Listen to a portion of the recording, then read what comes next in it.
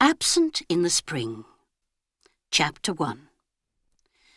Joan Scudamore screwed up her eyes as she peered across the dimness of the rest-house dining room. She was slightly short-sighted. Surely that's... No, it isn't. I believe it is. Blanche Haggard. Extraordinary. Right out in the wilds to come across an old school friend whom she hadn't seen for, quite 15 years. At first, Joan was delighted by the discovery. She was by nature a sociable woman, always pleased to run across friends and acquaintances. She thought to herself, but poor dear, how dreadfully she's changed. She looks years older, literally years. After all, she can't be more than, 48?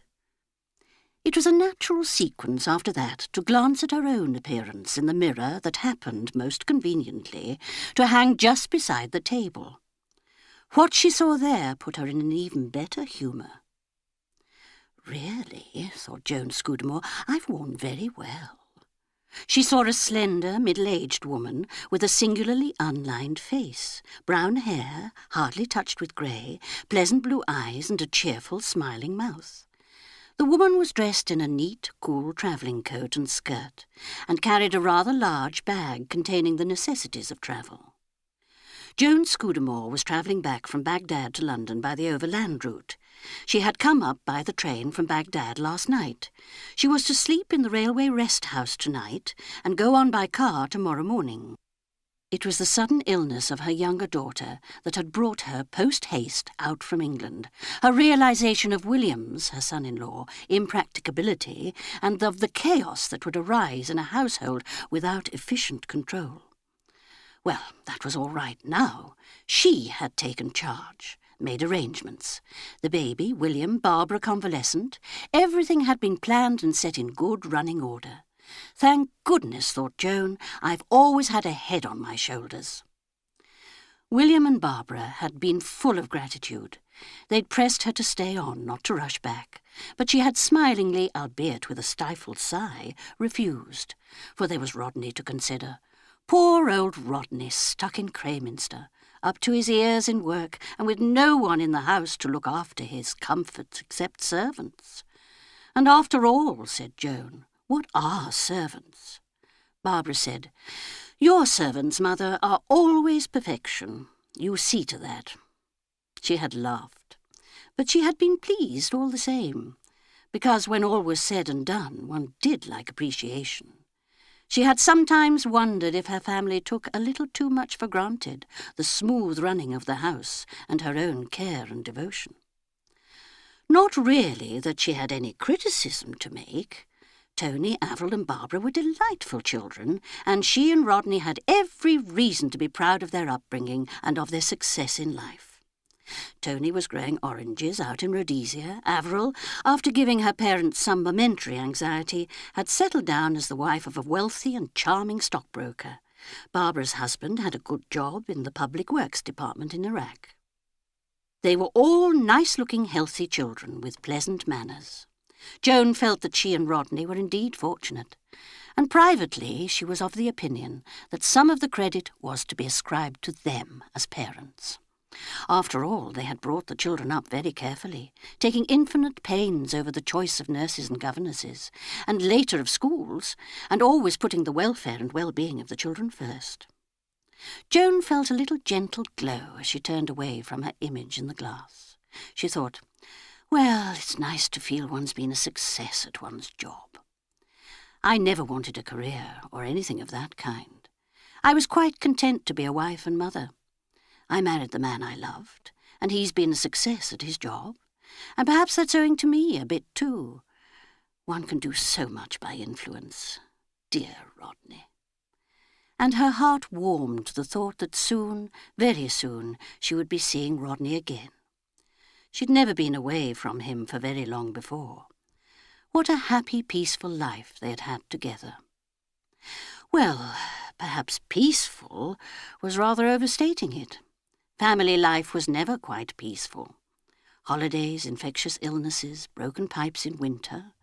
Life really was a series of petty dramas, and Rodney had always worked very hard, harder perhaps than was good for his health. He'd been badly run down that time 6 years ago. He hadn't, Joan thought with compunction, worn quite as well as she had. He stooped rather, and there was a lot of white in his hair. He had a tired look, too, about the eyes. Still, after all, that was life. And now, with the children married, and the firm doing so well, and the new partner bringing fresh money in, Rodney could take things more easily. He and she would have time to enjoy themselves. They must entertain more, have a week or two in London every now and then. Rodney perhaps might take up golf. Yes, really, she couldn't think why she hadn't persuaded him to take up golf before. So healthy, especially when he had to do so much office work. Having settled that point in her mind, Mrs. Scudamore looked across the dining room once more at the woman whom she believed to be her former school friend. Blanche Haggard. How she had adored Blanche Haggard when they were at St. Anne's together. Everyone was crazy about Blanche. She had been so daring, so amusing, and yet so absolutely lovely. Funny to think of that now, looking at that thin, restless, untidy, elderly woman. What extraordinary clothes. And she looked at least 60. Of course, thought Joan, she's had a very unfortunate life.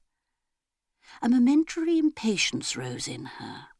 The whole thing seemed such a wanton waste. There was Blanche, 21, with the world at her feet, looks, position, everything, and she had had to throw in her lot with that quite unspeakable man. A vet, yes, actually a vet. A vet with a wife, too, which made it worse. Her people had behaved with commendable firmness, taking her round the world on one of those pleasure cruises, and Blanche had actually got off the boat somewhere, Algiers or Naples, and come home and joined her vet. And naturally had lost his patience and started drinking, and his wife hadn't wished to divorce him. Presently they'd left Crayminster, and after that Joan hadn't heard anything of Blanche for years. Not until she'd run across her one day in London at Harrods, where they had met in the shoe department, and after a little discreet conversation, discreet on Joan's part, Blanche had never set any store by discretion, she had discovered that Blanche was now married to a man called Holiday, who was in an insurance office.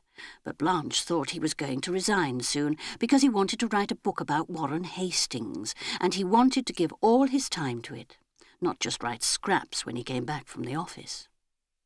Joan had murmured that in that case she supposed he had private means, and Blanche had replied cheerfully that he hadn't got a cent.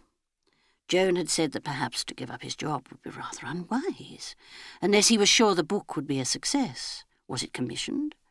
Oh, dear me, no, said Blanche cheerfully, and as a matter of fact she didn't really think the book would be a success, because though Tom was very keen on it, he really didn't write very well.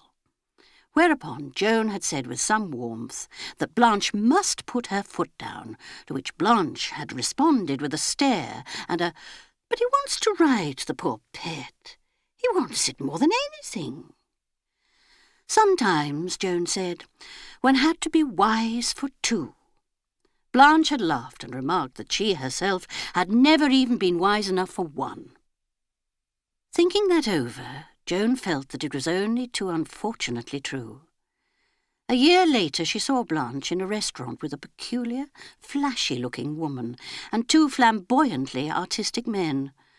After that, the only reminder she had had of Blanche's existence was 5 years later, when Blanche wrote and asked for a loan of £50. Her little boy, she said, needed an operation. Joan had sent her 25 and a kind letter asking for details.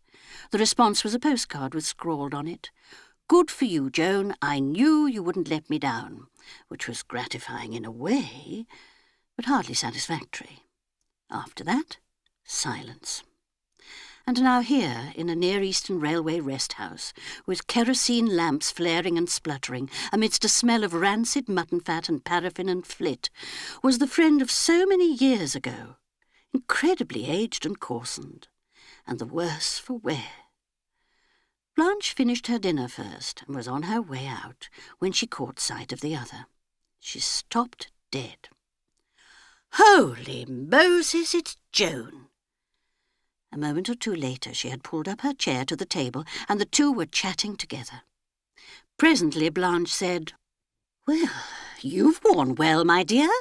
You look about 30. Where have you been all these years? In cold storage?"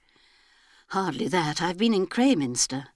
"Born, bred, married, and buried in Crayminster," said Blanche. Joan said with a laugh, "Is that so bad a fate?"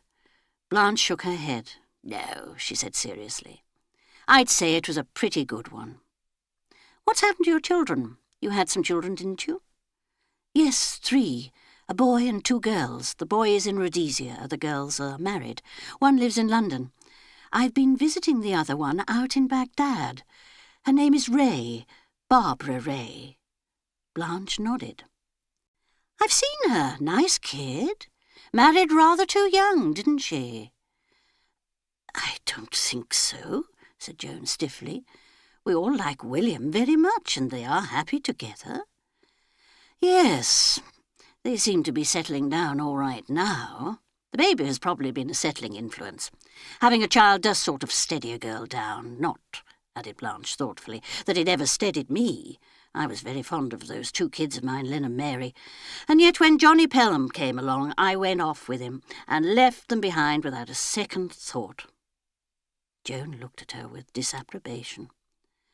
"Really, Blanche," she said warmly, "how could you?" "Rotten of me, wasn't it?" said Blanche.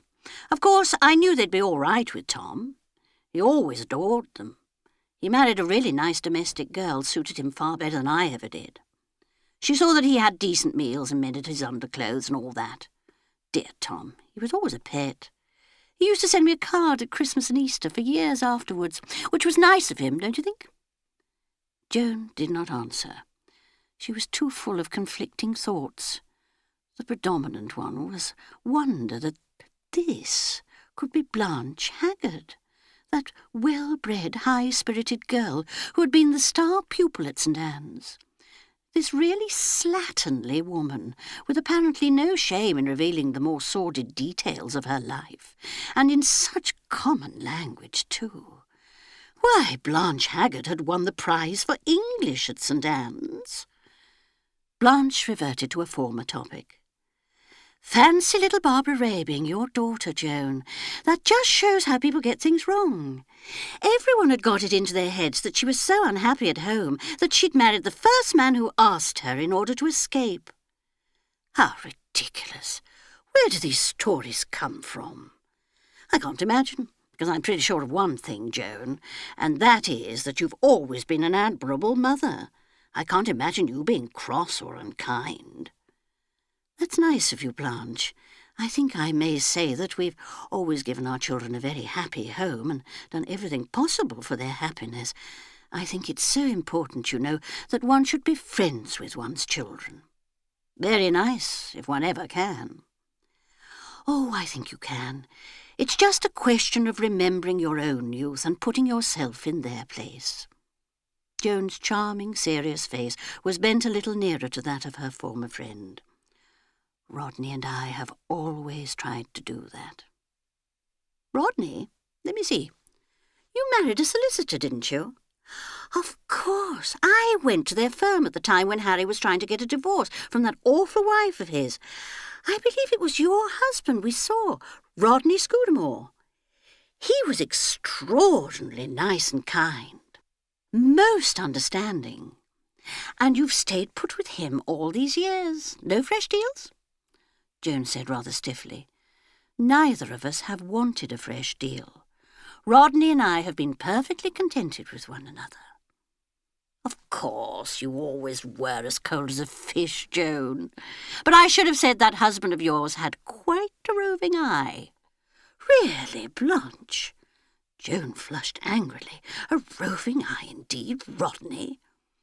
And suddenly, discordantly, a thought slipped and flashed sideways across the panorama of Joan's mind, much as she had noticed a snake flash and slip across the dust-coloured track in front of the car only yesterday.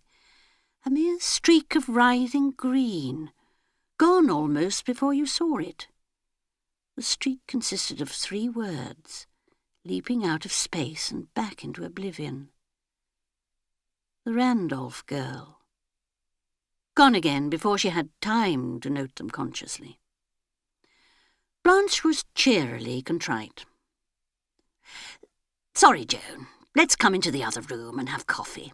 I always did have a vulgar mind, you know." "Oh, no." The protest came quickly to Joan's lips, genuine and slightly shocked. Blanche looked amused. "Oh, yes, don't you remember? Remember the time I slipped out to meet the baker's boy?" Joan winced. She had forgotten that incident. At the time it had seemed daring and, yes, actually romantic. Really a vulgar and unpleasant episode. Blanche, settling herself in a wicker chair and calling to the boy to bring coffee, laughed to herself.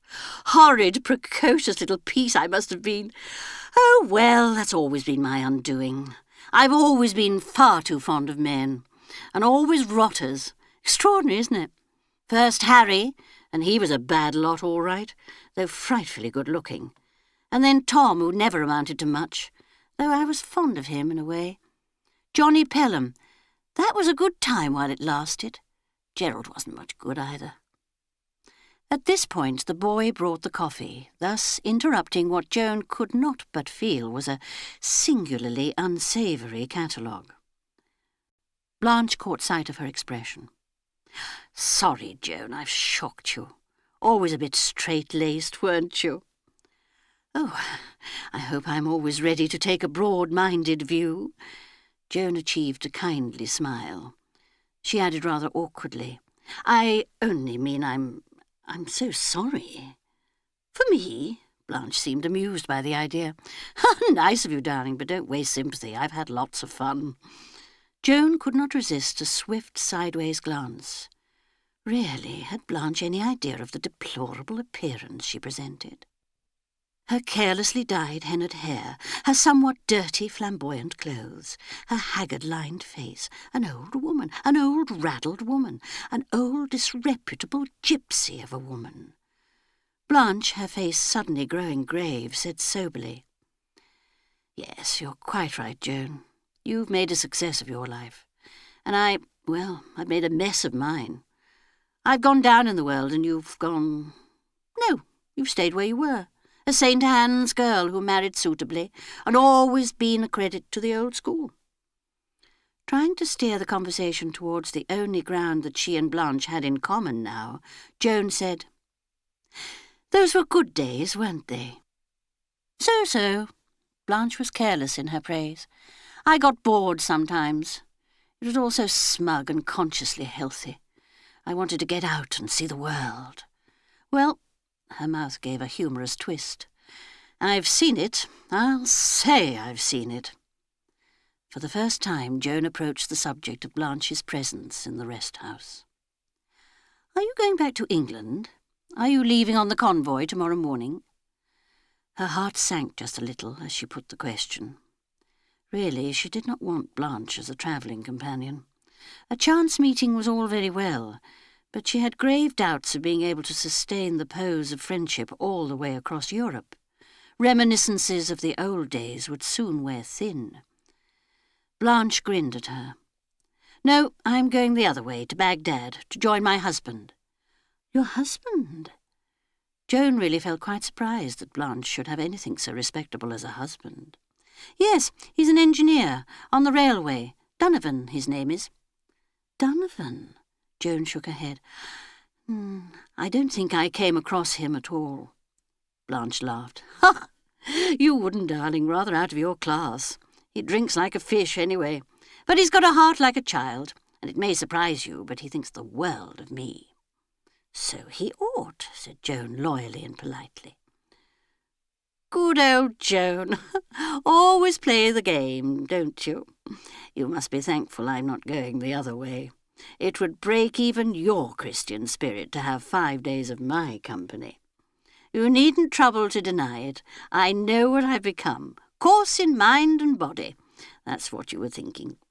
Well, there are worse things." Joan privately doubted very much whether there were. It seemed to her that Blanche's decadence was a tragedy of the first water. Blanche went on. "Hope you have a good journey, but I rather doubt it. Looks to me as though the rains are starting. If so, you may be stuck for days, miles from anywhere." "I hope not. It will upset all my train reservations." "Oh, well, desert travel is seldom according to schedule. So long as you get across the waddies all right, the rest will be easy. And of course the drivers take plenty of food and water along. Still, it gets a bit boring to be stuck somewhere with nothing to do but think." Joan smiled. "It might be rather a pleasant change. You know, one never has time, as a rule, to relax at all. I've often wished I could have just 1 week with really nothing to do." "I should have thought you could have had that whenever you liked." "Oh, no, my dear. I'm a very busy woman in my small way. I'm secretary of the Country Gardens Association, and I'm on the committee of our local hospital. And there's the Institute and the Guides, and I take quite an active part in politics. What with all that and running the house, and then Rodney and I go out a good deal and have people in to see us, and it's so good for a lawyer to have plenty of social background, I always think. And then I'm very fond of my garden and like to do quite a good deal in it myself. Do you know, Blanche, that there's hardly a moment, except perhaps a quarter of an hour before dinner, when I can really sit down and rest, and to keep up with one's reading is quite a task." "You seem to stand up to it all pretty well," murmured Blanche, her eyes on the other's unlined face. "Well, to wear out is better than to rust out. And I must admit, I've always had marvellous health. I really am thankful for that. But all the same, it would be wonderful to feel that one had a whole day, or even 2 days, with nothing to do but think." "I wonder," said Blanche, "what you'd think about." Joan laughed. It was a pleasant tinkling little sound. "There are always plenty of things to think about, aren't there?" she said. Blanche grinned. "One can always think of one's sins." "Yes, indeed." Joan assented politely, though without amusement. Blanche eyed her keenly. "Only that wouldn't give you occupation long." She frowned and went on abruptly. "You'd have to go on from them to think of your good deeds and all the blessings of your life. I don't know. Might be rather dull, I wonder." She paused. "If you'd nothing to think about but yourself for days and days, I wonder what you'd find out about yourself." Joan looked sceptical and faintly amused. "Would one find out anything one didn't know before?" Blanche said slowly, "I think one might." She gave a sudden shiver. "I shouldn't like to try it." "Of course," said Joan. "Some people have an urge towards the contemplative life. I've never been able to understand that myself.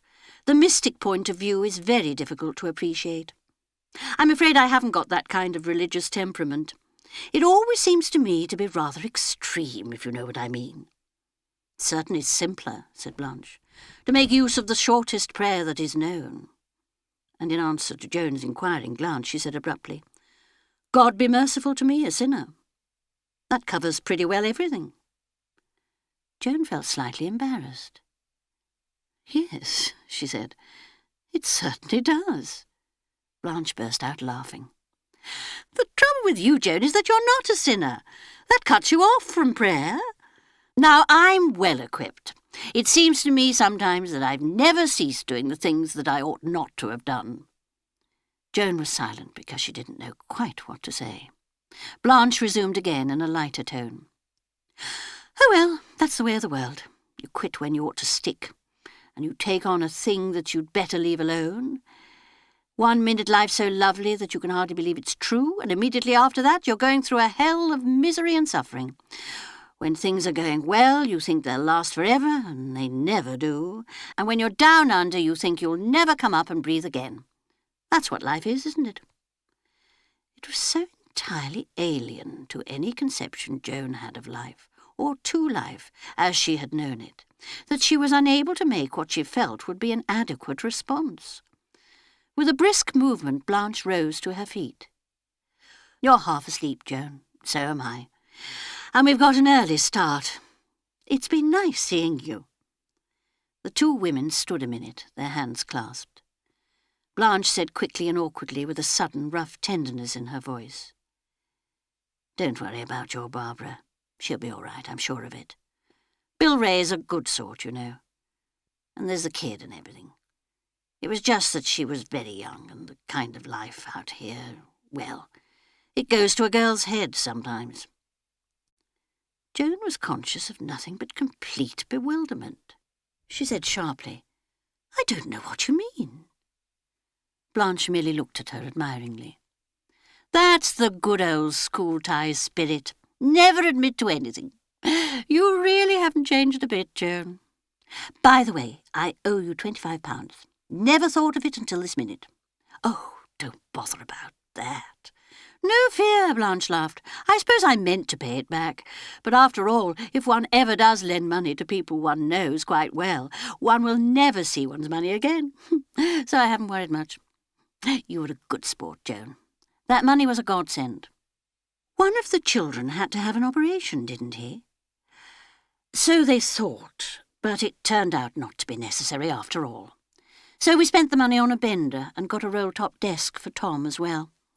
He'd had his eye on it for a long time." Moved by a sudden memory, Joan asked, "Did he ever write his book on Warren Hastings?" Blanche beamed at her.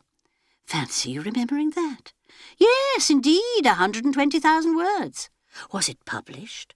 "Of course not. After that, Tom started on a life of Benjamin Franklin. That was even worse. Funny taste, wasn't it? I mean, such dull people. If I wrote a life, it would be someone like Cleopatra, some sexy piece, or Casanova, say, something spicy. So we can't all have the same ideas.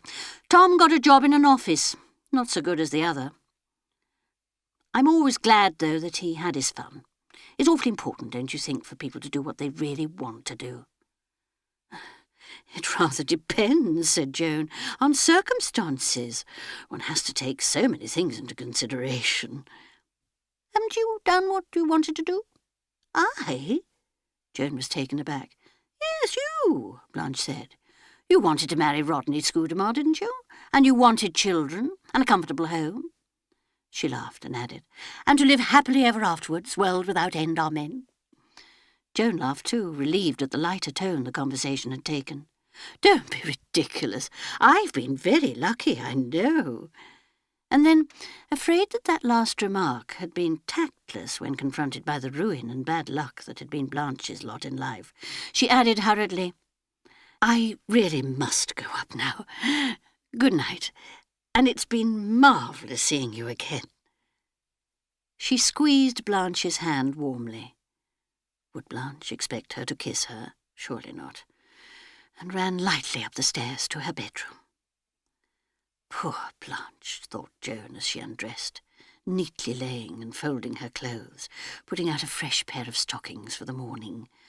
Poor Blanche! It's really too tragic. She slipped into her pyjamas and started to brush her hair. Poor Blanche, looking so awful and so coarse. She was ready for bed now, but paused irresolutely before getting in. One didn't, of course, say one's prayers every night. In fact, it was quite a long time since Joan had said a prayer of any kind, and she didn't even go to church very often.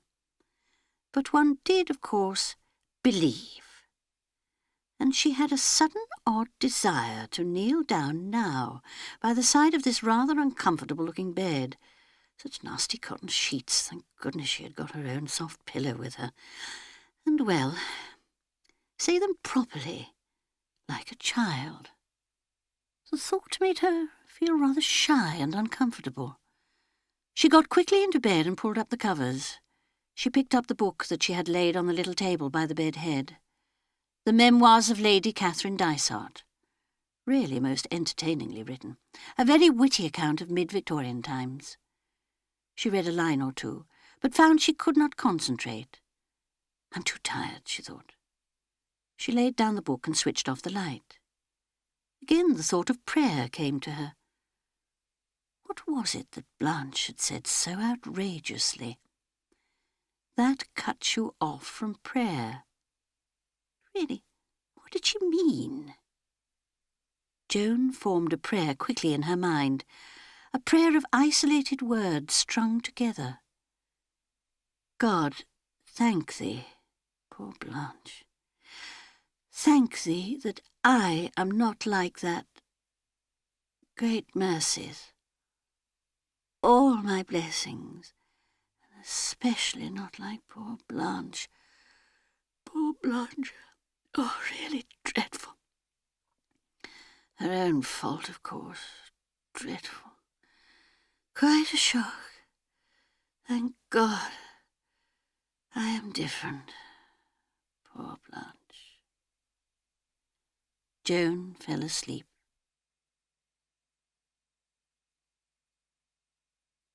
Chapter 2. It was raining when Joan Scudamore left the rest house the following morning. A fine, gentle rain that seemed somehow incongruous in this part of the world. She found that she was the only passenger going west. A sufficiently uncommon occurrence, it appeared.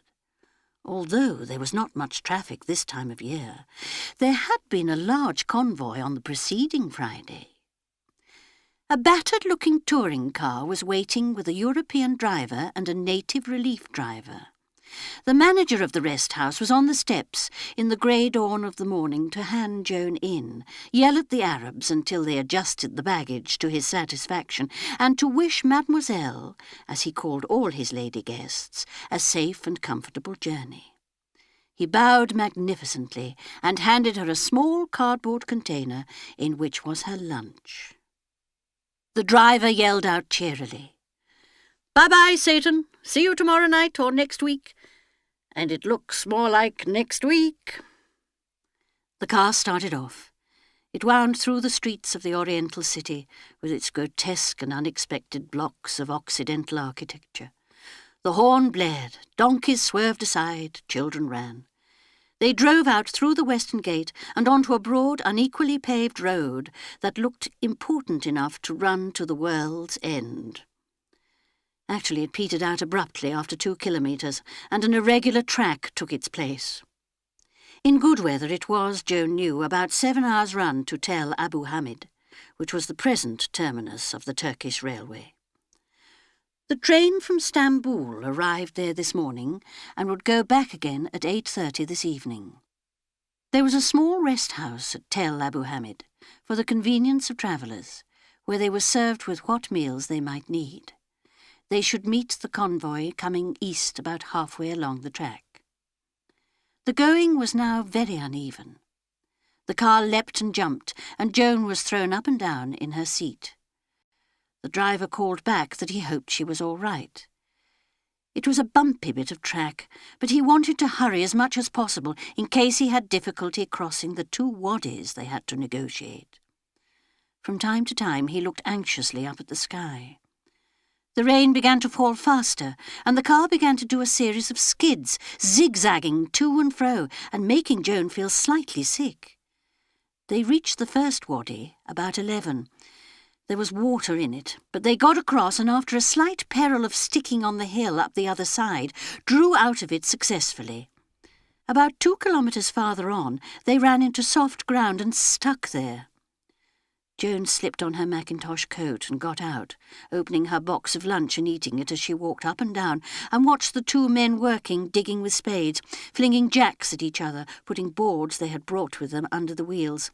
They swore and toiled, and the wheels spun angrily in the air. It seemed to Joan an impossible task, but the driver assured her that it wasn't a bad place at all. Finally, with unnerving suddenness, the wheels bit and roared, and the car quivered forward onto drier ground. A little farther on they encountered 2 cars coming in the opposite direction. All 3 stopped, and the drivers held a consultation, giving each other recommendations and advice. In the other cars were a woman and a baby, a young French officer, an elderly Armenian, and 2 commercial-looking Englishmen. Presently they went home. They stuck twice more, and again the long, laborious business of jacking up and digging out had to be undertaken. The second waddy was more difficult of negotiation than the first one.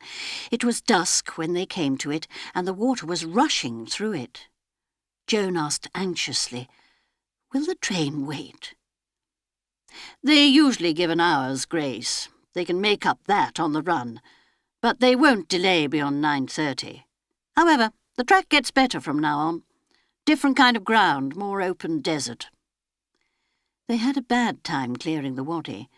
The farther bank was sheer slippery mud. It was dark when the car at last reached dry ground.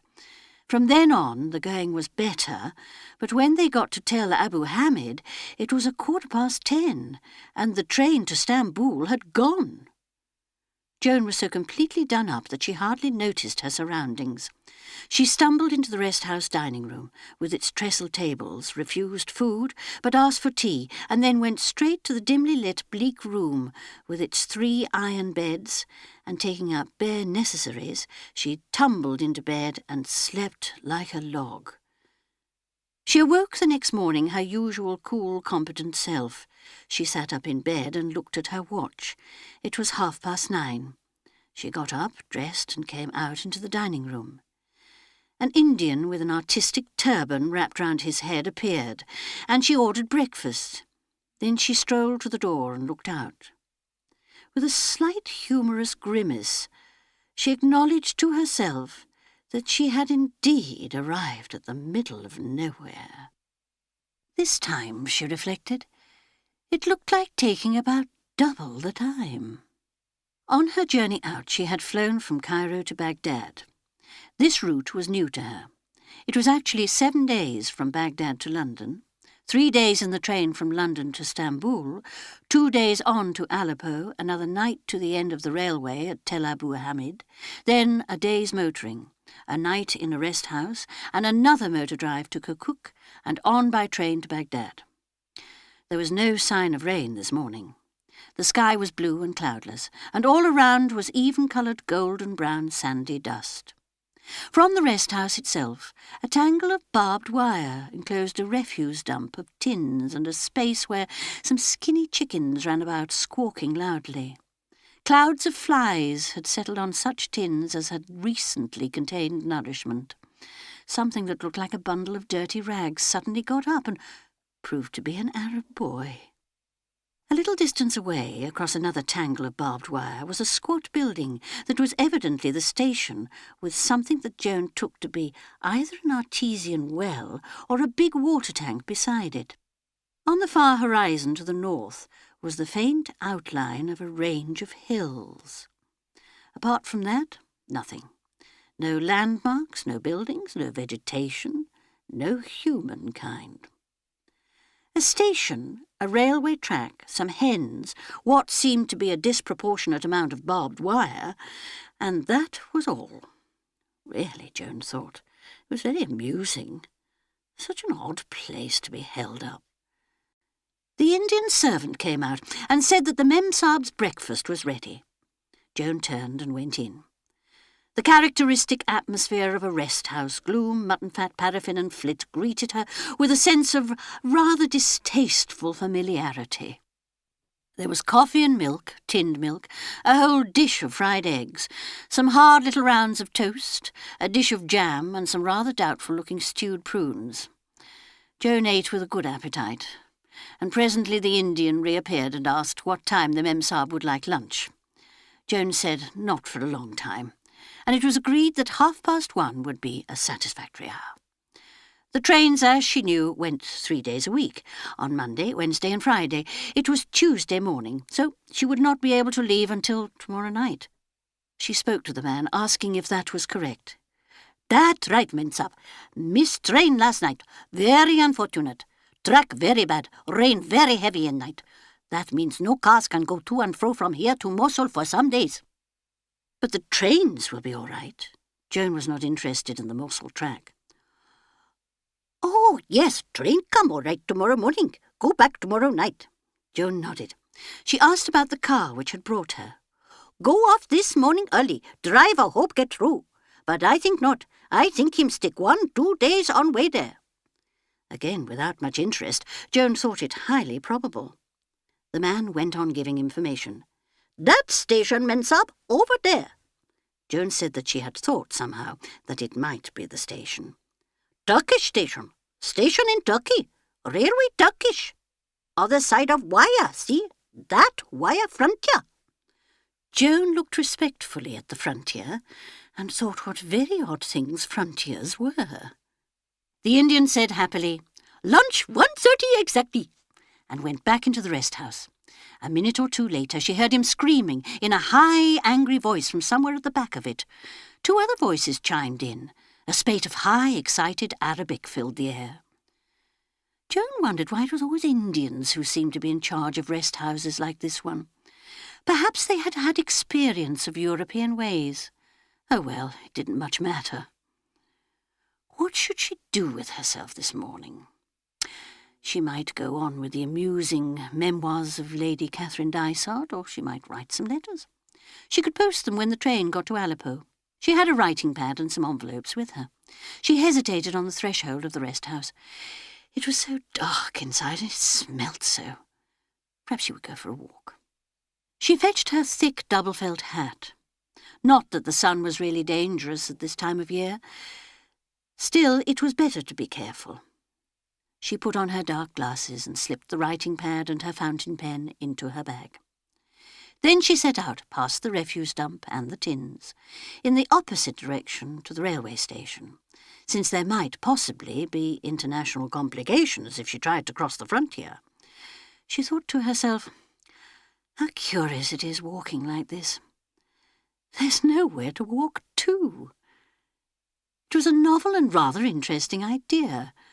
Walking on the downs, on moorland, on a beach, down a road, there was always some objective in view. Over that hill to that clump of trees, to that patch of heather, down this lane to the farm, along the high road to the next town, by the side of the waves to the next cove. But here it was from, not to. Away from the rest house, that was all. Right hand, left hand, straight ahead. Just bare, dun-coloured horizon. She strolled along, not too briskly. The air was pleasant. It was hot, but not too hot. A thermometer, she thought, would have registered 70. And there was a faint, very faint breeze. She walked for about 10 minutes before turning her head. The rest house and its sordid accompaniments had receded in a very accommodating manner. From here it looked quite pleasant. Beyond it, the station looked like a little cairn of stones. Joan smiled and strolled on. Really, the air was delicious. There was a purity in it, a freshness. No staleness here, no taint of humanity or civilization. Sun and sky and sandy earth. That was all. Something a little intoxicating in its quality. Joan took deep breaths into her lungs. She was enjoying herself. Really, this was quite an adventure, a most welcome break in the monotony of existence. She was quite glad she had missed the train. 24 hours of absolute quiet and peace would be good for her. It was not as though there were any absolute urgency in her return. She could wire to Rodney from Stamboul, explaining the delay. Dear old Rodney. She wondered what he was doing now. Not really that there was anything to wonder about, because she knew. He would be sitting in his office at Alderman Scudamore and Whitney's. Quite a nice room on the first floor, looking out over the market square. He had moved into it when old Mr. Whitney died. He liked that room. She remembered how she had come in one day to see him, and had found him standing by the window staring out at the market. It was market day, and at a herd of cattle that was being driven in. "Nice lot of shorthorns, those," he'd said. Or perhaps it wasn't shorthorns. Joan wasn't very good at farming terms. But something like that, anyway. And she had said, "About the new boiler for the central heating, I think Galbraith's estimate is far too high. Shall I see what Chamberlain would charge?" She remembered the slow way Rodney had turned, taking off his glasses and rubbing his eyes and looking at her in an absent, far-away manner, as though he didn't really see her, and the way he had said boiler.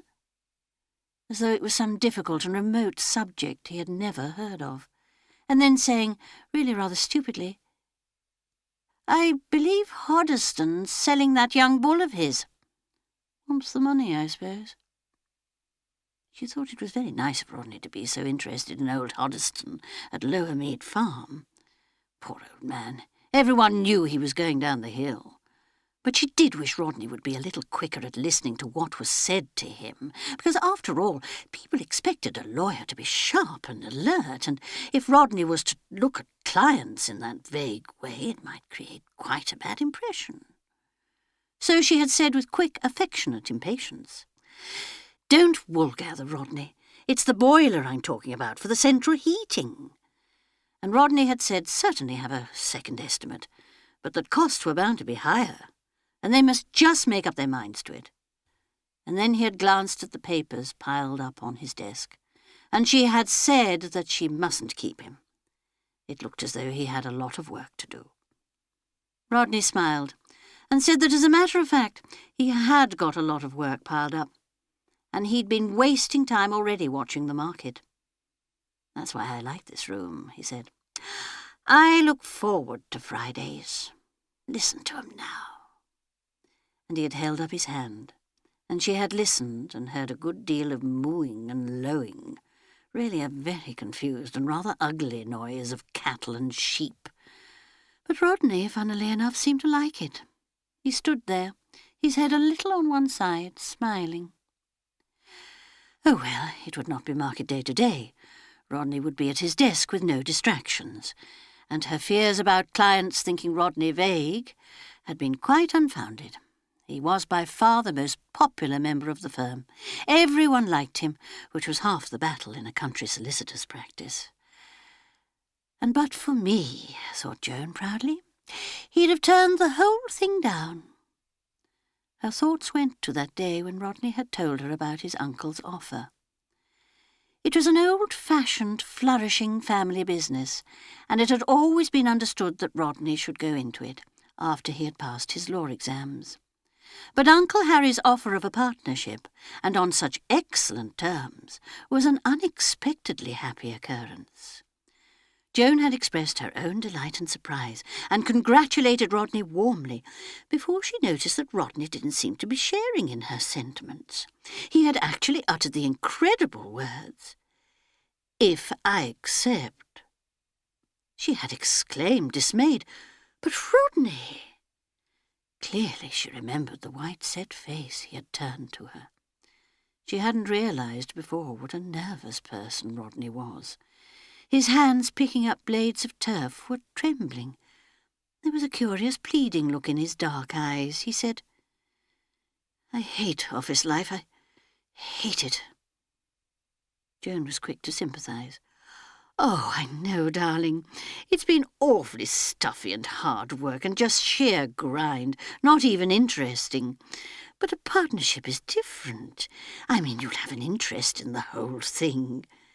In contracts, leases, messuages, covenants, whereas, in so much as heretofore." Some absurd legal rigmarole he had trotted out, his mouth laughing, his eyes sad and pleading so hard with her. And she loved Rodney so much. "But it's always been understood that you'd go into the firm." "Oh, I know. How was I to guess I'd hate it so?" "But, I mean, what else? What do you want to do?" And he had said, very quickly and eagerly, the words pouring out in a rush, "I want to farm. There's Littlemead coming into the market. It's in a bad state, Hawley's neglected it, but that's why one could get it cheap, and it's good land, mark you." And he had hurried on, outlining plans, talking in such technical terms that she had felt quite bewildered, for she herself knew nothing of wheat or barley or the rotation of crops or of pedigreed stocks or dairy herds.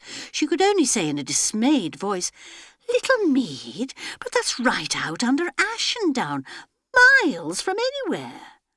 "It's good land, Joan, and a good position." He was off again.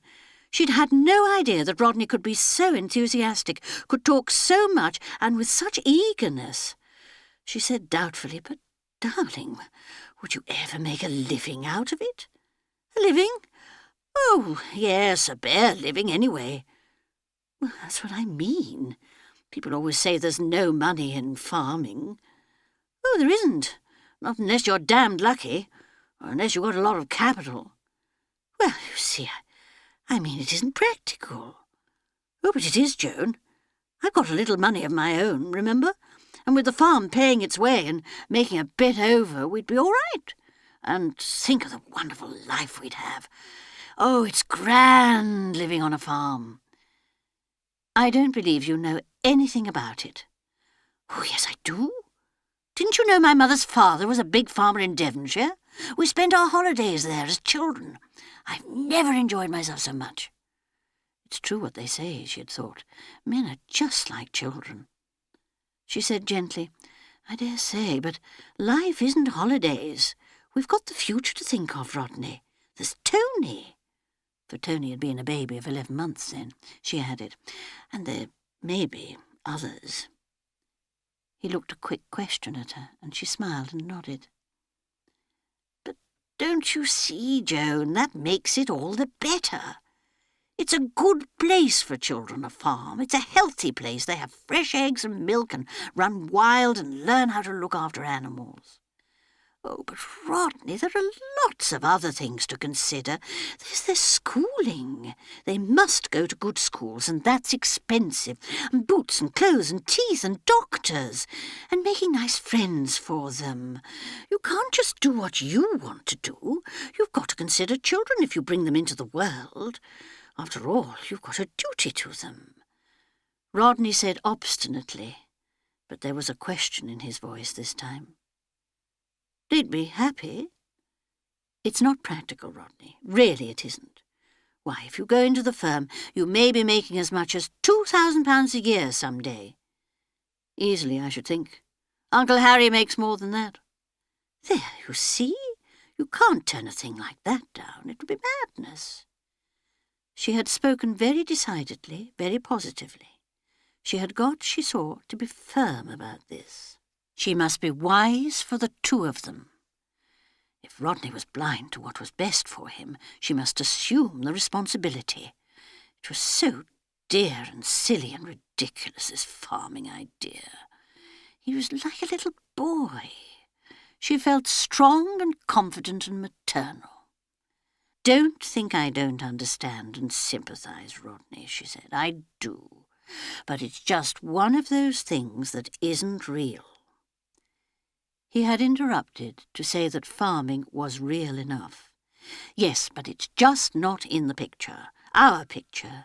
Here you've got a wonderful family business with a first-class opening in it for you, and a really quite amazingly generous proposition from your uncle.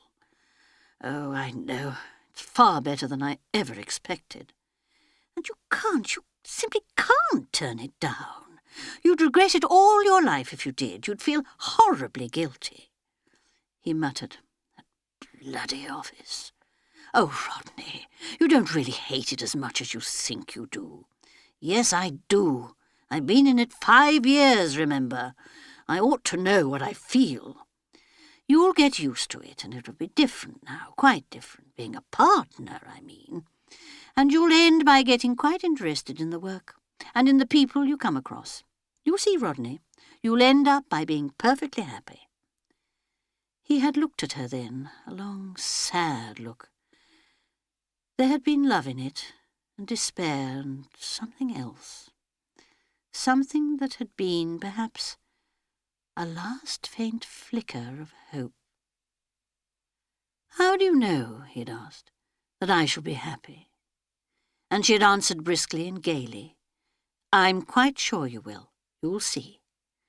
And she had nodded brightly and with authority. He had sighed and said abruptly, All right, then. Have it your own way. Yes, Joan thought, that was really a very narrow shave. How lucky for Rodney that she had held firm and not allowed him to throw away his career for a mere passing craze. Men, she thought, would make sad messes of their lives if it weren't for women. Women had stability, a sense of reality. Yes, it was lucky for Rodney that he'd had her. She glanced down at her wristwatch. 10:30. No point in walking too far, especially, she smiled, as there was nowhere to walk to. She looked over her shoulder. Extraordinary, the rest house was nearly out of sight. It had settled down into the landscape so that you hardly saw it. She thought, I must be careful not to walk too far. I might get lost. A ridiculous idea. No, perhaps not so ridiculous after all. Those hills in the distance, you could hardly see them now. They were indistinguishable from cloud. The station didn't exist. Joan looked round her with appreciation. Nothing. No one. She dropped gracefully to the ground. Opening her bag, she took out her writing pad and her fountain pen. She'd write a few letters. It would be amusing to pass on her sensations. Who would she write to? Lionel West? Janet Anismore? Dorothea? On the whole, perhaps, Janet. She unscrewed the cap of her fountain pen. In her easy, flowing handwriting, she began to write. Dearest Janet, you'll never guess where I'm writing this letter. In the middle of the desert. I'm marooned here between trains. They only go 3 times a week. There's a rest house with an Indian in charge of it, and a lot of hens and some peculiar-looking Arabs and me. There's no one to talk to and nothing to do. I can't tell you how I am enjoying it. The desert air is wonderful, so incredibly fresh, and the stillness, you'd have to feel it to understand. It's as though for the first time for years I could hear myself think. One leads such a dreadfully busy life, always rushing from one thing to the other.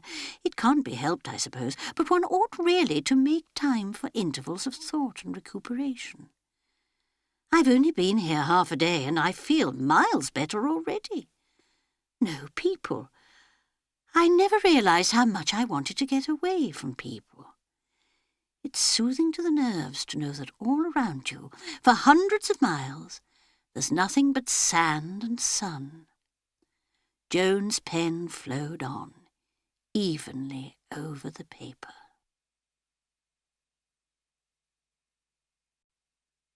Chapter 3. Joan stopped writing and glanced at her watch. 12:15. She had written 3 letters and her pen had now run out of ink. She noted, too, that she had nearly finished her writing pad. Rather annoying, that. There were several more people she could have written to. Although, she mused, there was a certain sameness in writing after a while. The sun and the sand and how lovely it was to have time to rest and think. All quite true, but one got tired of trying to phrase the same facts slightly differently each time. She yawned. The sun had really made her feel quite sleepy. After lunch she would lie on her bed and have a sleep. She got up and strolled slowly back towards the rest house. She wondered what Blanche was doing now. She must have reached Baghdad. She had joined her husband. The husband sounded rather a dreadful kind of man. Poor Blanche. Dreadful to come down in the world like that. If it hadn't been for that very good-looking young vet, Harry Marsden. If Blanche had met some nice man like Rodney. Blanche herself had said how charming Rodney was. Yes, and Blanche had said something else. What was it? Something about Rodney's having a roving eye. Such a common expression and quite untrue. Quite untrue. Rodney had never once. The same thought as before, but not so snake-like in its rapidity, passed across the surface of Joan's mind. The Randolph girl. Really, thought Joan indignantly, walking suddenly just a little faster, as though to outpace some unwelcome thought. I can't imagine why I keep thinking of the Randolph girl. It's not as though Rodney... I mean, there's nothing in it. Nothing at all. It was simply that Myrna Randolph was that kind of a girl, a big, dark, luscious-looking girl, a girl who, if she took a fancy to a man, didn't seem to have any reticence about advertising the fact. To speak plainly, she'd made a dead set at Rodney. Kept saying how wonderful he was, always wanting him for a partner at tennis. had even got a habit of sitting at parties devouring him with her eyes. Naturally, if Rodney had been a little flattered, any man would have been. In fact, it would have been quite ridiculous if Rodney hadn't been flattered and pleased by the attentions of a girl years younger than he was, and one of the best-looking girls in the town. Joan thought to herself, if I hadn't been clever and tactful about the whole thing. She reviewed her conduct with a gentle glow of self-approbation. She had handled the situation very well indeed. The light touch. "Your girlfriend's waiting for you, Rodney. Don't keep her waiting. Myrna Randolph, of course." "Oh, yes, she is, darling. Really, she makes herself quite ridiculous sometimes." Rodney had grumbled. "I don't want to play tennis with the girl. Put her in that other set." "Now, don't be ungracious, Rodney. You must play with her." That was the right way to handle things, lightly, playfully, showing quite well that she knew that there couldn't be anything serious in it. It must have been rather nice for Rodney, for all that he growled and pretended to be annoyed. Myrna Randolph was the kind of girl that practically every man found attractive. She was capricious and treated her admirers with deep contempt, saying rude things to them and then beckoning them back to her with a sideways glance of the eyes. Really, thought Joan with a heat that was unusual for her, a most detestable girl, doing everything she could to break up my married life. No, she didn't blame Rodney, she blamed the girl. Men were so easily flattered, and Rodney had been married then about 10 years. 11? 10 years was what writers called a dangerous period in married life, a time when one or the other party had a tendency to run off the rails, a time to get through warily until you settle down beyond it into comfortable, set ways. As she and Rodney had... No, she didn't blame Rodney. Not even for that kiss she had surprised. Under the mistletoe, indeed. That was what the girl had had the impudence to say when she came into the study. "We're christening the mistletoe, Mrs. Scudamore. Hope you don't mind." Well, Joan thought, I kept my head and didn't show anything. "Now, hands off my husband, Myrna. Go and find some young man of your own." And she had laughingly chivied Myrna out of the room, taking it all as a joke. And then Rodney had said, "Sorry, Joan, but she's an attractive wench, and it's Christmas time." He had stood there smiling at her, apologising, but not looking really sheepish or upset. It showed that the thing hadn't really gone far. And it shouldn't go any farther. She had made up her mind to that. She had taken every care to keep Rodney out of Myrna Randolph's way, and the following Easter Myrna had got engaged to the Arlington boy. So really the whole incident amounted to exactly nothing at all. Perhaps there had been just a little fun in it for Rodney. Poor old Rodney, he really deserved a little fun. He worked so hard. 10 years, yes, it was a dangerous time. Even she herself, she remembered, had felt a certain restlessness. That rather wild-looking young man, that artist, what was his name now? Really, she couldn't remember. Hadn't she been a little taken with him herself? She admitted to herself with a smile that she really had been. Yes, just a little silly about him. He had been so earnest, had stared at her with such disarming intensity. Then he had asked if she would sit for him. An excuse, of course. He had done 1 or 2 charcoal sketches and had torn them up. He couldn't get her on canvas, he had said. Joan remembered her own subtly flattered, pleased feelings. Poor boy, she had thought. I'm afraid he really is getting rather fond of me. Yes, that had been a pleasant month.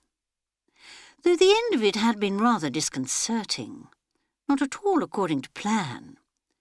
In fact, it just showed that Michael Calloway, that was his name, of course, was a thoroughly unsatisfactory sort of person. They had gone for a walk together, she remembered, in Hayling Woods, along the path where the Meadoway comes twisting down from the summit of Ashledown.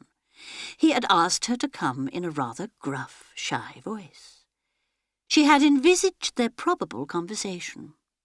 He would tell her, perhaps, that he loved her. And she would be very sweet and gentle and understanding, and just a little regretful.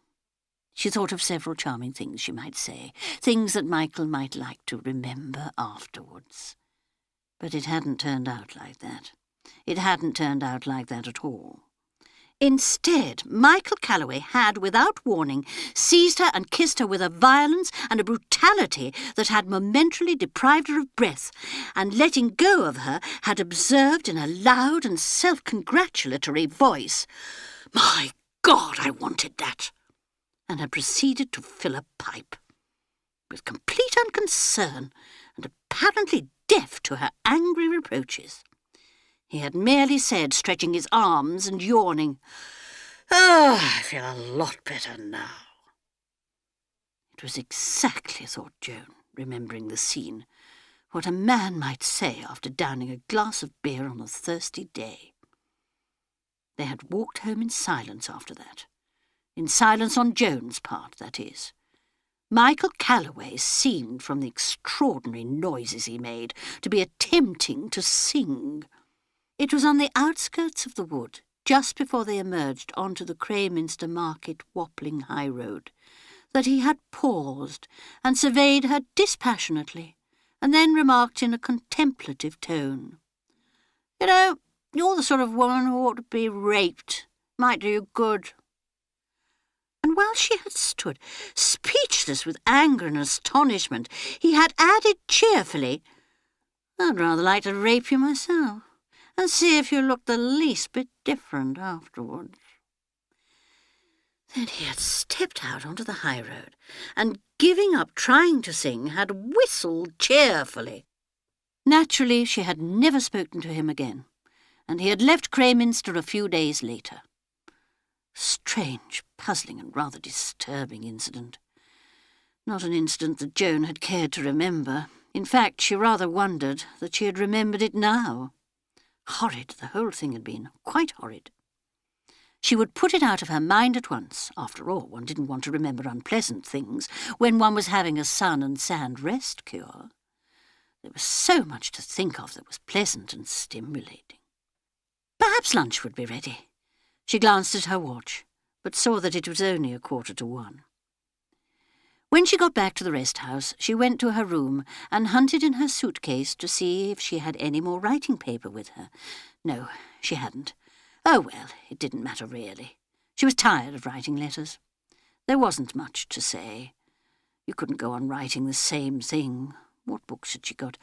Lady Catherine, of course, and a detective story that William had given her last thing. Kind of him, but she didn't really care for detective stories. And The Powerhouse by Buchan. Surely that was a very old book. She had read it years ago. Oh well, she would be able to buy some more books at the station at Aleppo. End of Side 1. Side 2. Lunch consisted of an omelette, rather tough and overcooked, curried eggs and a dish of salmon, tinned, and baked beans and tinned peaches. It was a rather heavy meal. After it, Joan went and lay down on her bed. She slept for 3/4 of an hour, and then woke up and read Lady Catherine Dysart until tea time. She had tea, tinned milk and biscuits, and went for a stroll and came back and finished Lady Catherine Dysart. Then she had dinner, omelette, curried salmon and rice, a dish of eggs and baked beans and tinned apricots. After that she started the detective story and finished it by the time she was ready for bed. The Indian said cheerfully, "Good night, Mensab. Train come in 7:30 tomorrow morning, but not go out till evening, 8:30. Joan nodded. There would be another day to put in. She'd got the powerhouse still, a pity it was so short. Then an idea struck her. There would be travellers coming in on the train. Oh, but they go straight off to Mosul, I suppose. The man shook his head. Not tomorrow, I think. No cars arrive today. I think track to Mosul very bad. Everything stick for many days. Joan brightened. There would be travellers off the train in the rest house tomorrow. That would be rather nice. There was sure to be someone to whom it would be possible to talk. She went to bed feeling more cheerful than she had 10 minutes ago. She thought, There's something about the atmosphere of this place. I think it's that dreadful smell of rancid fat. It quite depresses one. She awoke the next morning at 8 o'clock and got up and dressed. She came out into the dining room. One place only was laid at the table. She called, and the Indian came in. He was looking excited. "Train not come, Mem Sab." "Not come? You mean it's late?" "Not come at all. Very heavy rain down line, other side Nisibin. Line all wash away. No train get through for 3, 4, 5, 6 days perhaps." Joan looked at him in dismay. "But then, what do I do?" "You stay here, Mem Sab. Plenty food, plenty beer, plenty tea, very nice. You wait till train come." Oh dear, thought Joan, these Orientals. Time means nothing to them. She said, "Couldn't I get a car?" He seemed amused. "Motor car? Where would you get a motor car? Track to Mosul very bad. Everything stuck other side of Wadi." "Can't you telephone down the line?" "Telephone where? Turkish line. Turks very difficult people, not do anything. They just run train." Joan thought, rallying with what she hoped was amusement. This really is being cut off from civilization. No telephones or telegraphs, no cars. The Indian said comfortingly, "Very nice weather, plenty food, all very comfortable." Well, Joan thought, it's certainly nice weather, that's lucky. Awful if I had to sit inside this place all day. As though reading her thoughts, the man said, "Weather good here. Very seldom rain. Rain near a Mosul, rain down the line." Joan sat down at the laid place at the table and waited for her breakfast to be brought. She had got over her momentary dismay. No good making a fuss. She had much too much sense for that. These things couldn't be helped. It was rather an annoying waste of time. She thought with a half smile, "It looks as though what I said to Blanche was a wish that has come true. I said I would be glad of an interval to rest my nerves. Well, I've got it. Nothing whatever to do here.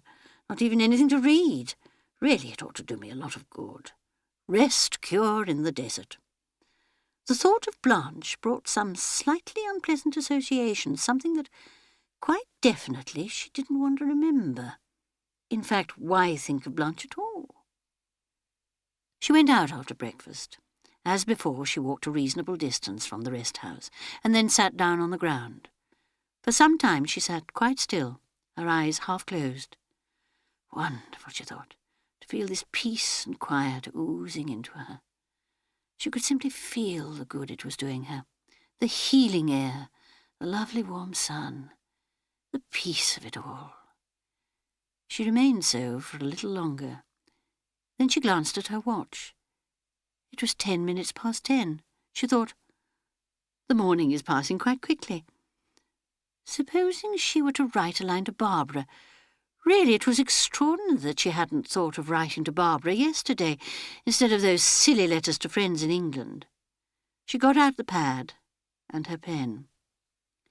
"Darling Barbara," she wrote, "I'm not having a very lucky journey. Missed Monday night's train, and now I'm held up here for days, apparently. It's very peaceful and lovely sunshine, so I'm quite happy." She paused. What to say next?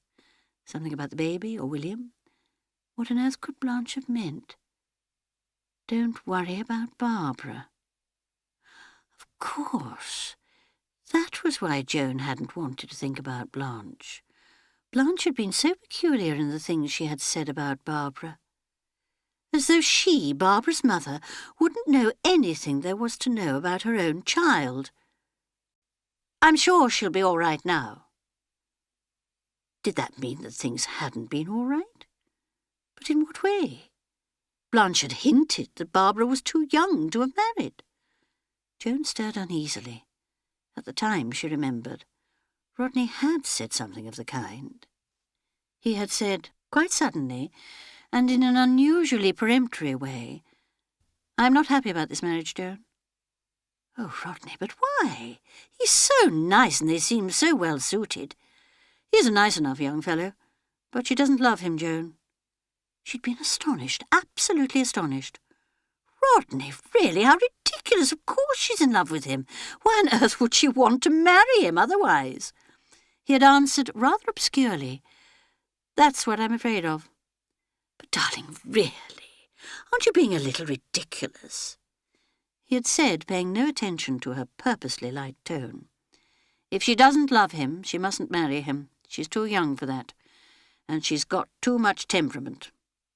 "Well, really, Rodney, what do you know about temperament?" She couldn't help being amused. But Rodney didn't even smile. He said, "Girls do marry sometimes, just to get away from home." At that she had laughed outright. "Not homes like Barbara's. Why, no girl ever had a happier home life." "Do you really think that's true, Joan?" "Why, of course. Everything's always been perfect for the children here," he said slowly. "They don't seem to bring their friends to the house much." "Why, darling, I'm always giving parties and asking young people. I make a point of it. It's Barbara herself who's always saying she doesn't want parties and not to ask people." Rodney had shaken his head in a puzzled, unsatisfied way, and later that evening she had come into the room just as Barbara was crying out impatiently, "It's no good, Daddy. I've got to get away. I can't stand it any longer. And don't tell me to go and take a job somewhere, because I should hate that." "What's all this?" Joan said. After a pause, a very slight pause, Barbara had explained, a mutinous flush on her cheeks. "Just Daddy thinking he knows best. He wants me to be engaged for years.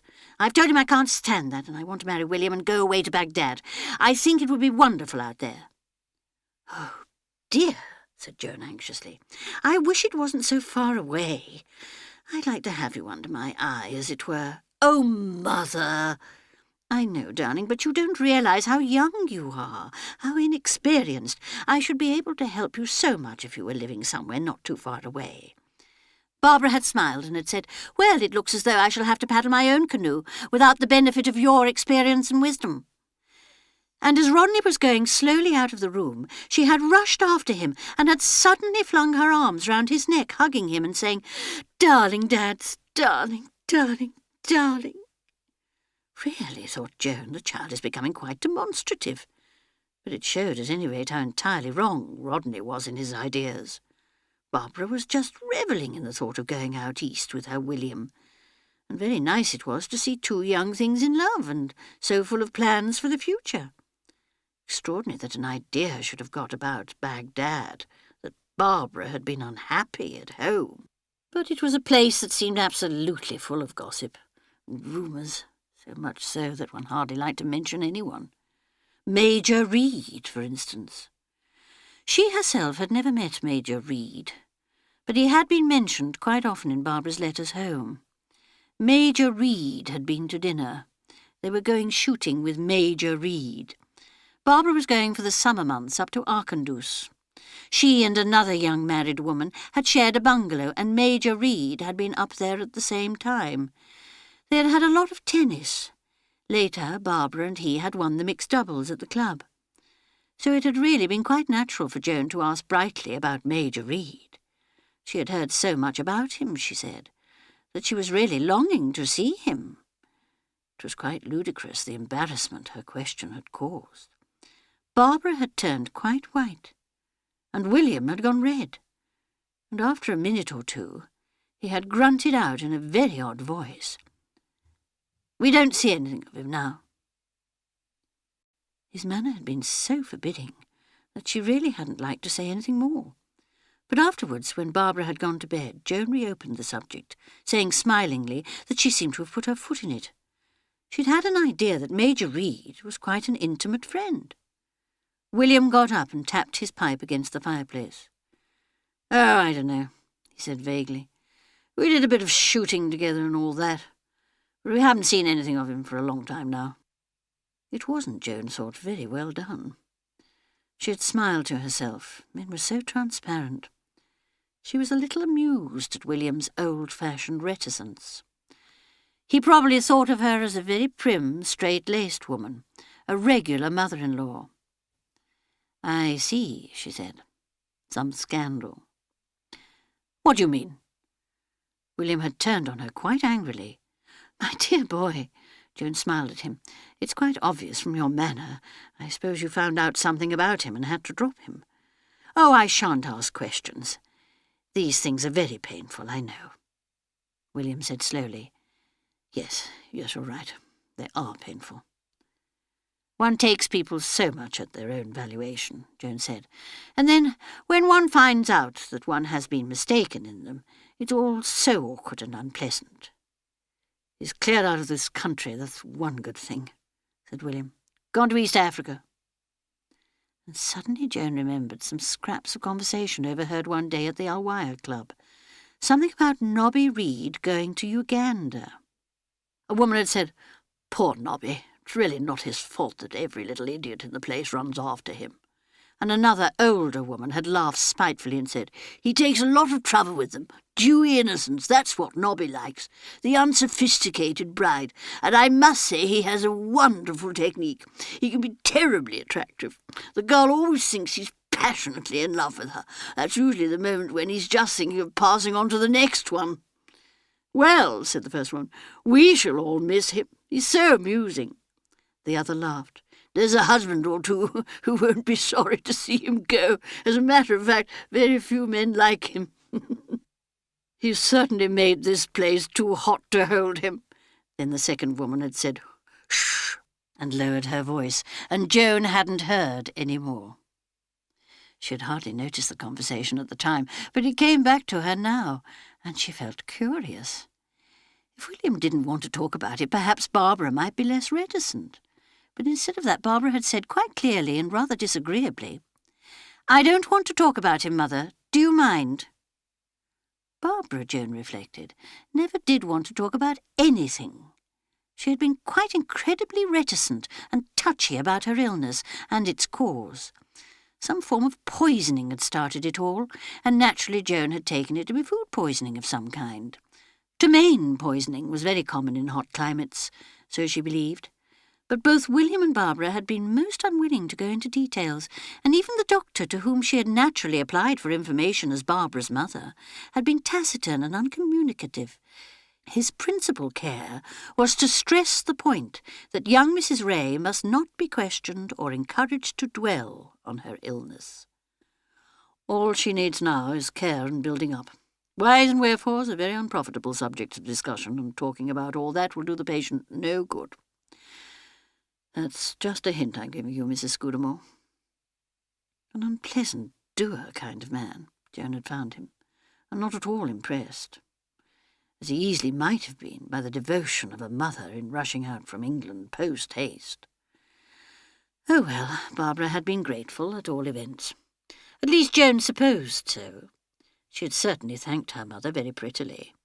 William, too, had said how good of her it was. She said how she wished she could have stayed on, and William had said, yes, he wished so too. And she had said now that they mustn't press her, because it was really too tempting, and she'd love to have a winter in Baghdad. But after all, there was Barbara's father to consider, and it wouldn't be fair on him. And Barbara, in a faint little voice, had said, "Darling, Dad," and after a moment or two had said, "Look here, Mother, why don't you stay? You must think of your father, darling." Barbara said in that rather curious dry voice she used sometimes that she was thinking of him. But Joan said no, she couldn't leave poor dear Rodney to servants. There was a moment, a few days before her departure, when she had almost changed her mind. She might, at any rate, stay another month.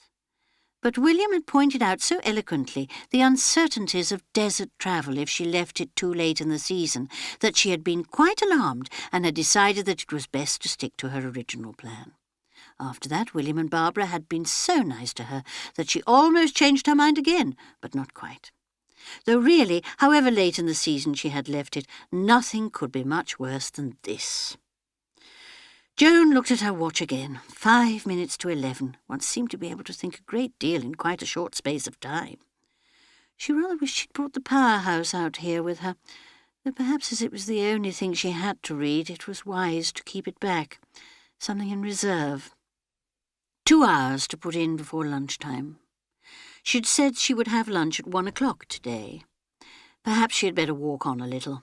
Only it seemed rather silly just walking aimlessly with nowhere particular to walk to. And the sun was quite hot. Oh well, how often she had wished she could have just a little time to herself, to think things out. Now, if ever, was her opportunity. What things were there that she had wanted to think out so urgently? Joan searched her mind, but they seemed mostly to have been matters of local importance, remembering where she had put this, that, or the other, deciding how to arrange the servants' summer holidays, planning the redecorating of the old schoolroom. All these things seemed now rather remote and unimportant. November was rather far in advance to plan the servants' holidays. Besides, she had to know when Whitsuntide was, and that needed next year's almanac. She could, however, decide about the schoolroom. The walls a light shade of beige, and oatmeal covers with some nice bright cushions. Yes, that would do very well. 10 minutes past 11. Redecorating and doing up the schoolroom hadn't taken long. Joan thought vaguely, if I'd only known, I could have brought along some interesting book on modern science and discoveries, something that would explain things like the quantum theory. And she wondered what had put the quantum theory into her head, and thought to herself, of course, the covers. And Mrs. Shurston. For she remembered that she had once been discussing the vexed question of chintzes or cratons for drawing-room covers with Mrs. Shurston, the bank manager's wife.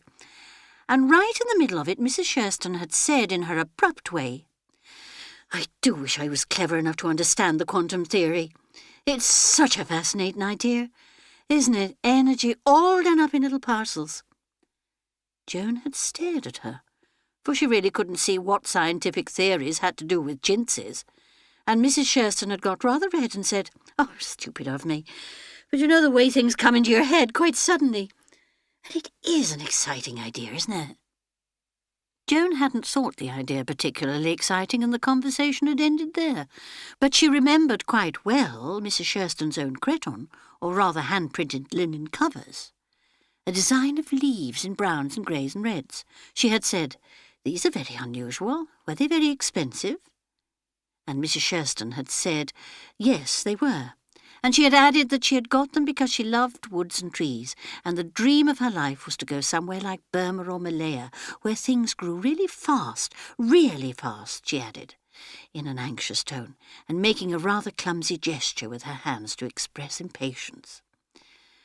Those linens, reflected Joan now, must have cost at least 18 and 6 a yard, a fantastic price for those days.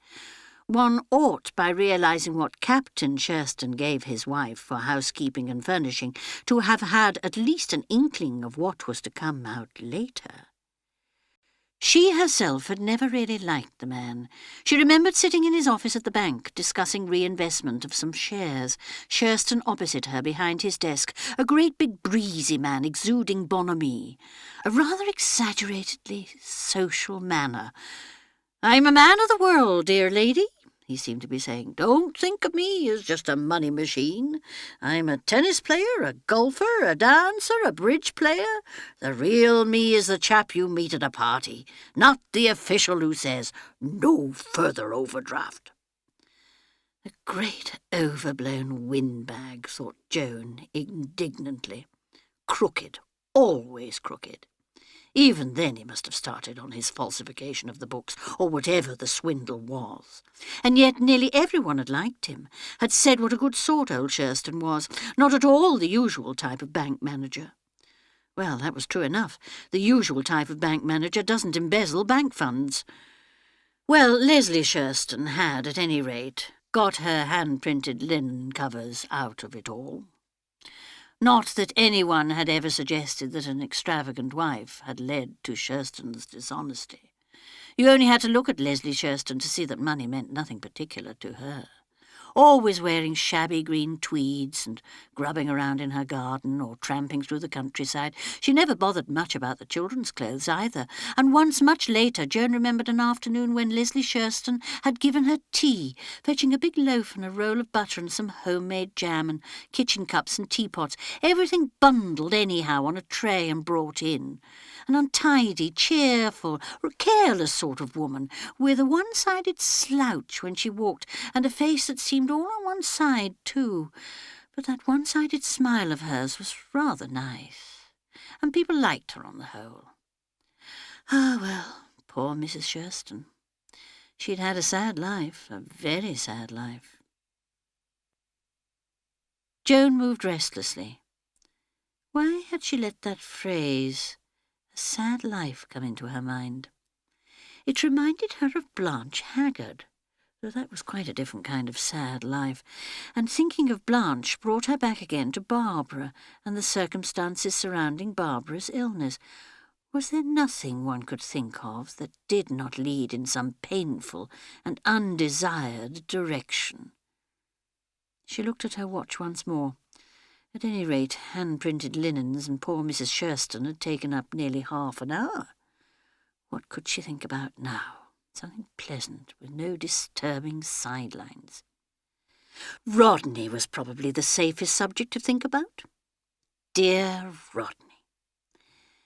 Joan's mind dwelt pleasurably on the thought of her husband, visualising him as she had last seen him on the platform at Victoria, saying goodbye to her just before the train pulled out.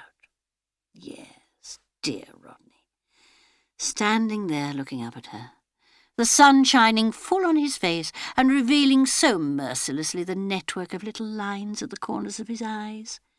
Such tired eyes. Yes, tired eyes, eyes full of a deep sadness. Not, she thought, that Rodney is sad. It's just a trick of construction. Some animals have sad eyes. Usually, too, he was wearing his glasses, and then you didn't notice the sadness of his eyes. But he certainly looked a very tired man. No wonder when he worked so hard. He practically never took a day off. I shall change all that when I get back, thought Joan. He must have more leisure. I ought to have thought of it before. Yes, seen there in the bright light, he looked as old or older than his years. She had looked down on him, and he up at her, and they had exchanged the usual idiotic last words. I don't think you have to go through any customs at Calais. No, I believe one goes straight through to the Simplon Express. Brindisi carriage, remember? I hope the Mediterranean behaves. I wish I could stop off for a day or two in Cairo. Why don't you? Darling, I must hurry to Barbara. It's only a weekly air service. Of course, I forgot. A whistle blew. He smiled up at her. Take care of yourself, little Joan. Goodbye. Don't miss me too much. The train started with a jerk. Joan drew her head in. Rodney waved, then turned away. On an impulse, she leaned out again. He was already striding up the platform. She felt a sudden thrill at seeing that well-known back. How young he looked suddenly, his head thrown back, his shoulders squared. It gave her quite a shock. She had an impression of a young, carefree man striding up the platform. It reminded her of the day she had first met Rodney Scudamore. She had been introduced to him at a tennis party, and they had gone straight onto the court. He had said, "Shall I play at the net?" And it was then that she had looked after him as he strode up to take his place at the net, and thought what a very attractive back he had. The easy, confident way he walked, the set of his head and neck. Suddenly she had been nervous. She had served 2 lots of double faults running, and had felt all hot and bothered. And then Rodney had turned his head and smiled at her encouragingly, that kind, friendly smile of his, and she had thought, what a very attractive young man, and she had proceeded straight away to fall in love with him. Looking out from the train, watching Rodney's retreating back until the sight of it was blotted out by the people on the platform, she relived that summer's day so many years ago. It was as though the years had fallen away from Rodney, leaving him once more an eager, confident young man. As though the years had fallen away. Suddenly, in the desert, with the sun pouring down on her, Joan gave a quick, uncontrollable shiver. She thought, No, I don't want to go on. I don't want to think about this. Rodney, striding up the platform, his head thrown back, the tired sag of his shoulders all gone, a man who had been relieved of an intolerable burden. Really, what was the matter with her? She was imagining things, inventing them.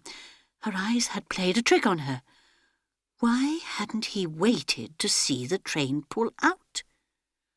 Well, why should he? He was in a hurry to get through what business he had to do in London. Some people didn't like to see trains go out of stations bearing away someone they loved. Really, it was impossible that anyone could remember so clearly as she did exactly how Rodney's back had looked. She was imagining. Stop, that didn't make it any better. If you imagined a thing like that, it meant that such an idea was already in your head. And it couldn't be true. The inference that she had drawn simply could not be true. She was saying to herself, wasn't she, that Rodney was glad she was going away. And that simply couldn't be true.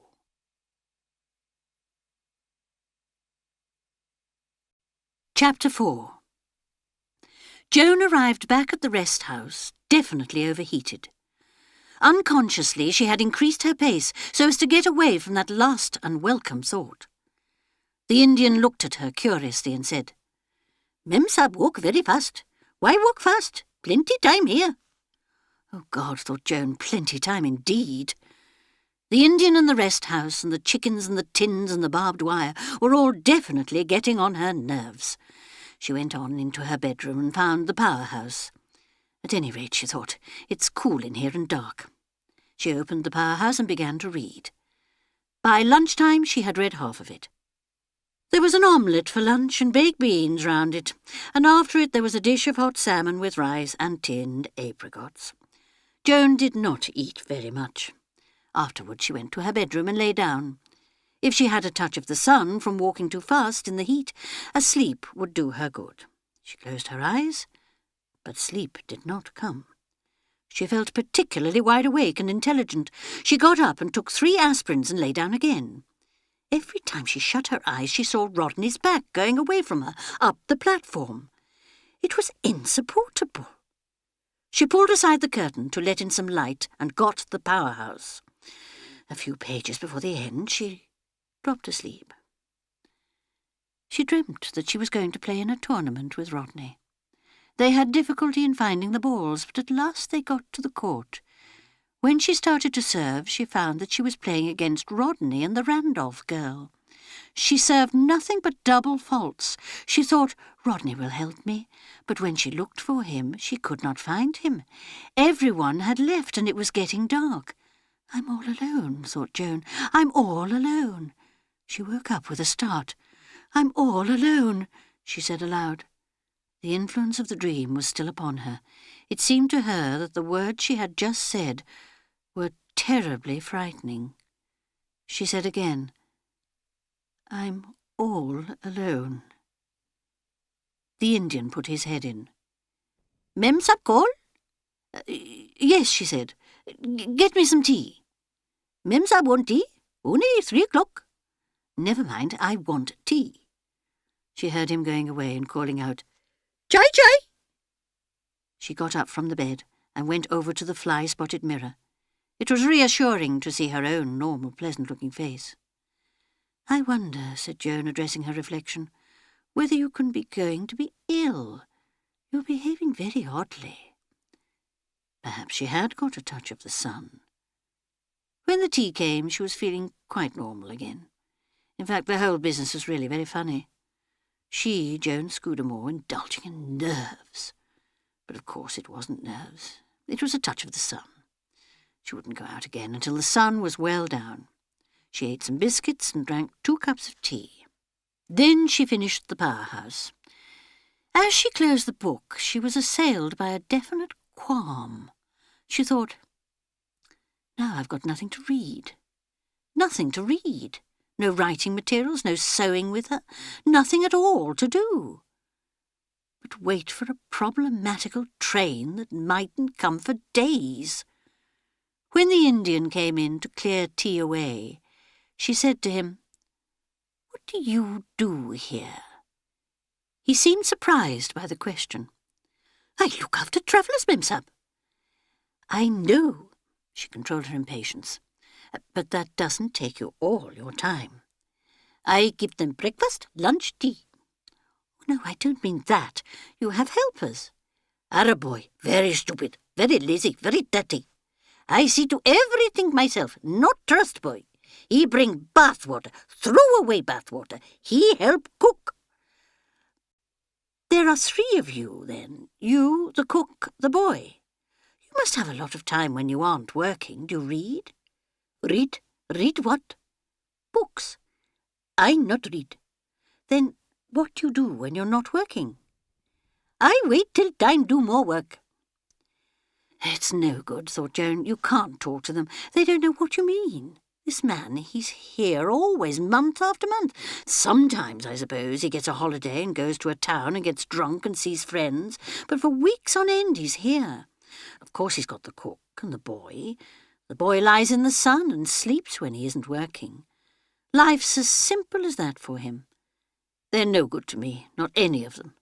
All the English this man knows is eating and drinking and nice weather.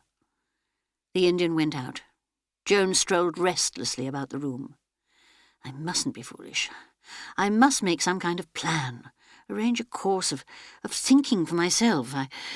I really must not allow myself to get, rattled.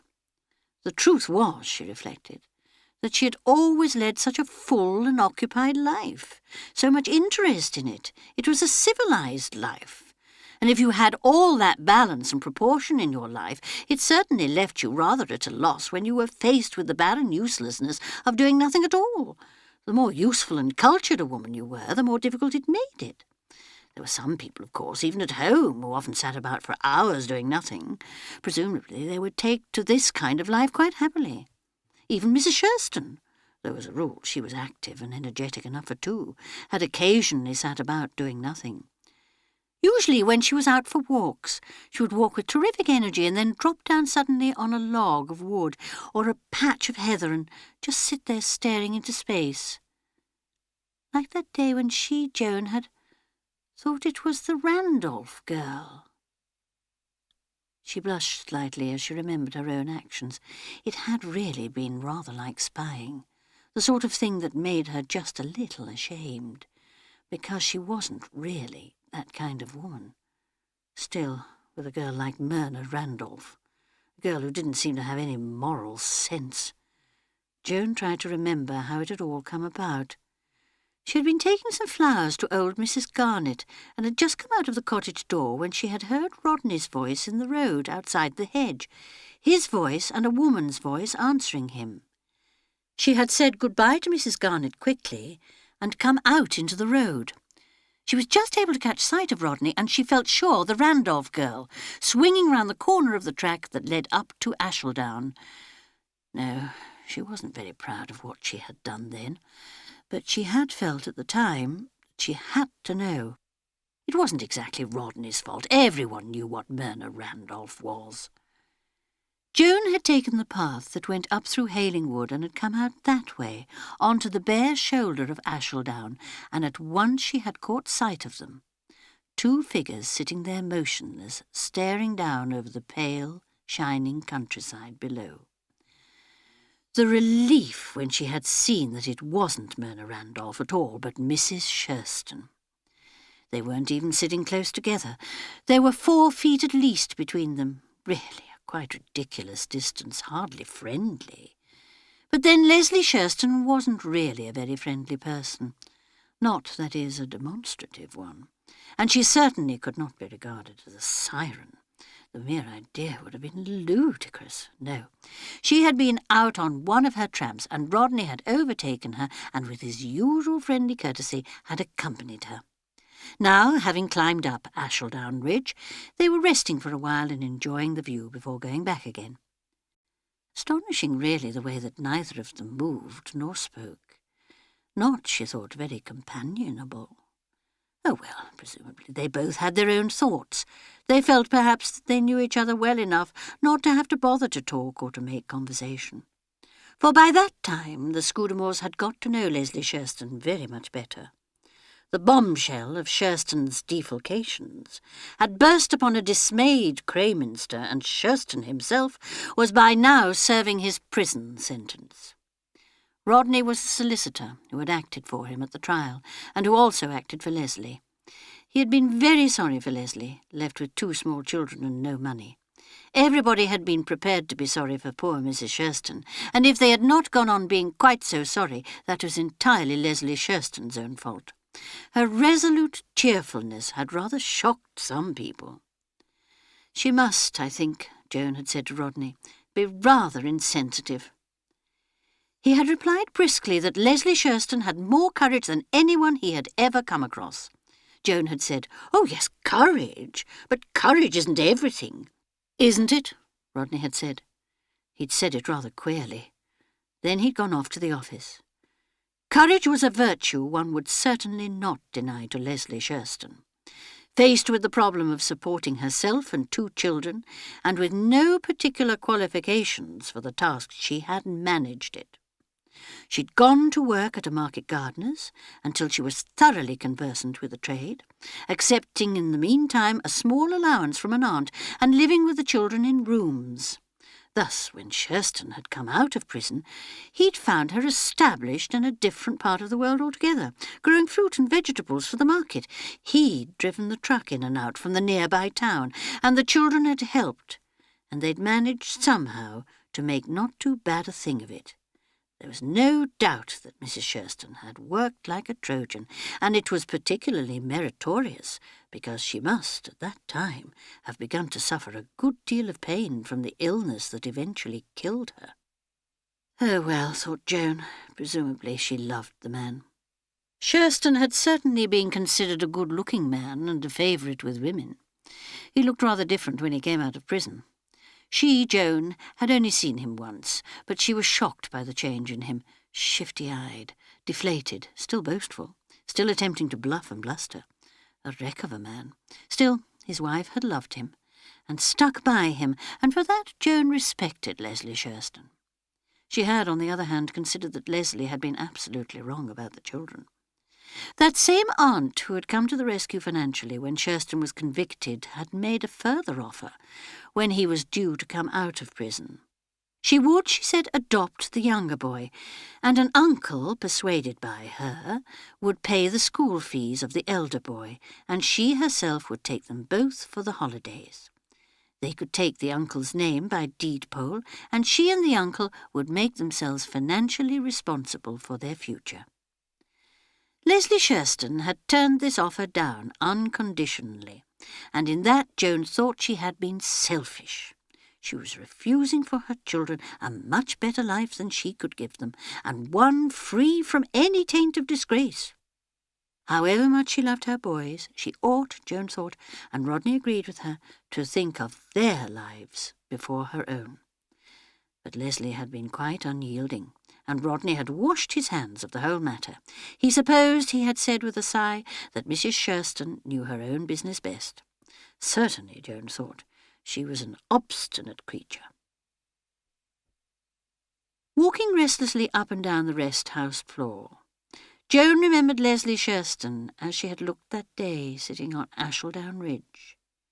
Sitting hunched forward, her elbows on her knees, her chin supported on her hands. Sitting curiously still, looking out across the farmland and the plough to where slopes of oaks and beeches and little Havering wood were turning golden brown. She and Rodney sitting there, so quiet, so motionless, staring in front of them. Quite why she did not speak to them or join them, Joan hardly knew. Perhaps it was the guilty consciousness of her suspicions of Myrna Randolph. Anyhow, she had not spoken to them. Instead, she had gone quietly back into the shelter of the trees and had taken her way home. It was an incident that she had never liked very much to think about, and she had certainly never mentioned it to Rodney. He might think she had ideas in her head, ideas about him and Myrna Randolph. Rodney, walking up the platform at Victoria. Oh, goodness! goodness, surely she wasn't going to begin that all over again. What on earth had put that extraordinary notion into her head that Rodney, who was and always had been devoted to her, was enjoying the prospect of her absence? As though you could tell anything by the way a man walked. She would simply put the whole ridiculous fancy out of her mind. She wouldn't think any more about Rodney, not if it made her imagine such curious and unpleasant things. Up to now she'd never been a fanciful woman. It must be the sun.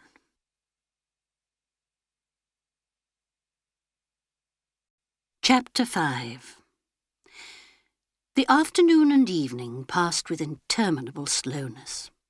Joan didn't like to go out in the sun again until it was quite low in the sky, so she sat in the rest-house. After about half an hour, she felt it unendurable to sit still in a chair. She went into the bedroom and began to unpack her cases and repack them. Her things, so she told herself, were not properly folded. She might as well make a good job of it. She finished the job neatly and expeditiously. It was 5 o'clock. She might safely go out now, surely. It was so depressing in the rest-house. If only she had something to read. Or even, thought Joan desperately, a wire puzzle. Outside, she looked with distaste at the tins and the hens and the barbed wire. What a horrible place this was. Utterly horrible. She walked, for a change, in a direction parallel with the railway line on the Turkish frontier. It gave her a feeling of agreeable novelty, but after a quarter of an hour the effect was the same. The railway line, running a quarter of a mile to her right, gave her no feeling of companionship. Nothing but silence, silence and sunlight. It occurred to Joan that she might recite poetry. She had always been supposed as a girl to recite and read poetry very well. Interesting to see what she could remember after all these years. There was a time when she had known quite a lot of poetry by heart. The quality of mercy is not strained. It droppeth as the gentle rain from heaven. What came next? Stupid. She simply couldn't remember. Fear no more the heat of the sun. That began comfortingly anyway. Now, how did it go on? Nor the furious winter's rages. Thou thy worldly task hast done, home art gone, and ta'en thy wages. Golden lads and girls all must, as chimney-sweepers, come to dust. No, not very cheerful on the whole. Could she remember any of the sonnets? She used to know them. The Marriage of True Minds, and that one that Rodney had asked her about. Funny the way he had said suddenly one evening, "And thy eternal summer shall not fade." That's from Shakespeare, isn't it? Yes, from the sonnets. And he had said, "Let me not unto the marriage of true minds admit impediment." That one. No, the one that begins, "Shall I compare thee to a summer's day?" And then she had quoted the whole sonnet to him, really rather beautifully, with a lot of expression and all the proper emphasis. At the end, instead of expressing approbation, he had only repeated thoughtfully, "Rough winds do shake the darling buds of May." But it's October now, isn't it? It was such an extraordinary thing to say that she had stared at him. Then he had said, "Do you know the other one? The one about the marriage of true minds?" "Yes." She paused a minute and then began. "Let me not to the marriage of true minds admit impediments. Love is not love which alters where it alteration finds, or bends with the remover to remove. Oh, no. It is an ever-fixed mark that looks on tempests and is never shaken. It is the star to every wandering bark whose worth's unknown, although his height be taken. Love's not time's fool, though rosy lips and cheeks within his bending sickle's compass come. Love alters not with his brief hours and weeks, but bears it out even to the edge of doom." If this be error, and upon me proved, I never writ, nor no man ever loved. She finished, giving the last lines full emphasis and dramatic fervour. Don't you think I recite Shakespeare rather well? I was always supposed to at school. They said I read poetry with a lot of expression. But Rodney had only answered absently, "It doesn't really need expression. Just the words will do." She had sighed and murmured, "Shakespeare is wonderful, isn't he?" And Rodney had answered, "What's really so wonderful is that he was just a poor devil like the rest of us." Rodney, what an extraordinary thing to say. He had smiled at her then, as though waking up. "Is it?" Getting up, he had strolled out of the room, murmuring as he went, "Rough winds do shake the darling buds of May, and summer's lease hath all too short a date." Why on earth, she wondered, had he said, "But it's October now"? What could he have been thinking about? She remembered that October, a particularly fine and mild one. Curious, now she came to think of it, the evening that Rodney had asked her about the sonnets had been the actual evening of the day when she had seen him sitting with Mrs. Shurston on Ashledown. Perhaps Mrs. Shurston had been quoting Shakespeare, but it wasn't very likely. Leslie Shurston was not, she thought, at all an intellectual woman. It had been a wonderful October that year. She remembered quite plainly a few days later, Rodney asking her in a bewildered tone, "Ought this thing to be out this time of year?" He was pointing to a rhododendron, one of the early flowering ones that normally bloom in March or the end of February. It had a rich blood-red blossom, and the buds were bursting all over it. "No," she had told him. "Spring is the time, but sometimes they do come out in autumn if it's unusually mild and warm." He had touched one of the buds gently with his fingers and had murmured under his breath, "The darling buds of May." "March," she told him, "not May." "It's like blood," he said. "Heart's blood." How unlike Rodney, she thought, to be so interested in flowers. But after that he had always liked that particular rhododendron. She remembered how, many years later, he had worn a great bud of it in his buttonhole. Much too heavy, of course, and it had fallen out as she knew it would. They'd been in the churchyard, of all extraordinary places at the time.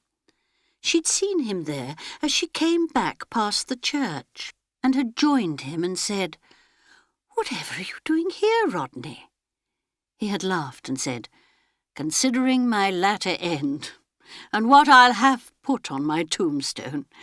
Not granite chips, I think, they're so genteel, and certainly not a stout marble angel."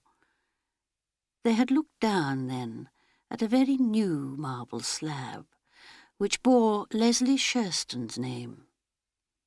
Following her glance, Rodney had spelled out slowly, "Leslie Adeline Shurston, dearly beloved wife of Charles Edward Shurston, who entered into rest on 11th of May, 1930, and God shall wipe away their tears."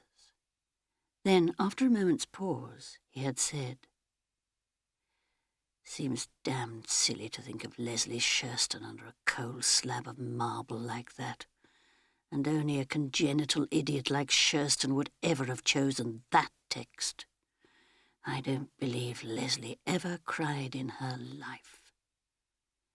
Joan had said, feeling just a little shocked and rather as though she was playing a slightly blasphemous game, "What would you choose?" "For her, I don't know. Isn't there something in the Psalms? 'In thy presence is the fullness of joy.' Something like that." "I really meant for yourself." "Oh, for me," he thought for a minute or two, smiled to himself. "The Lord is my shepherd, he leadeth me in green pastures. That'll do very well for me. Sounds rather a dull idea of heaven, I've always thought. What's your idea of heaven, Joan? Well, not all the golden gates and that stuff, of course.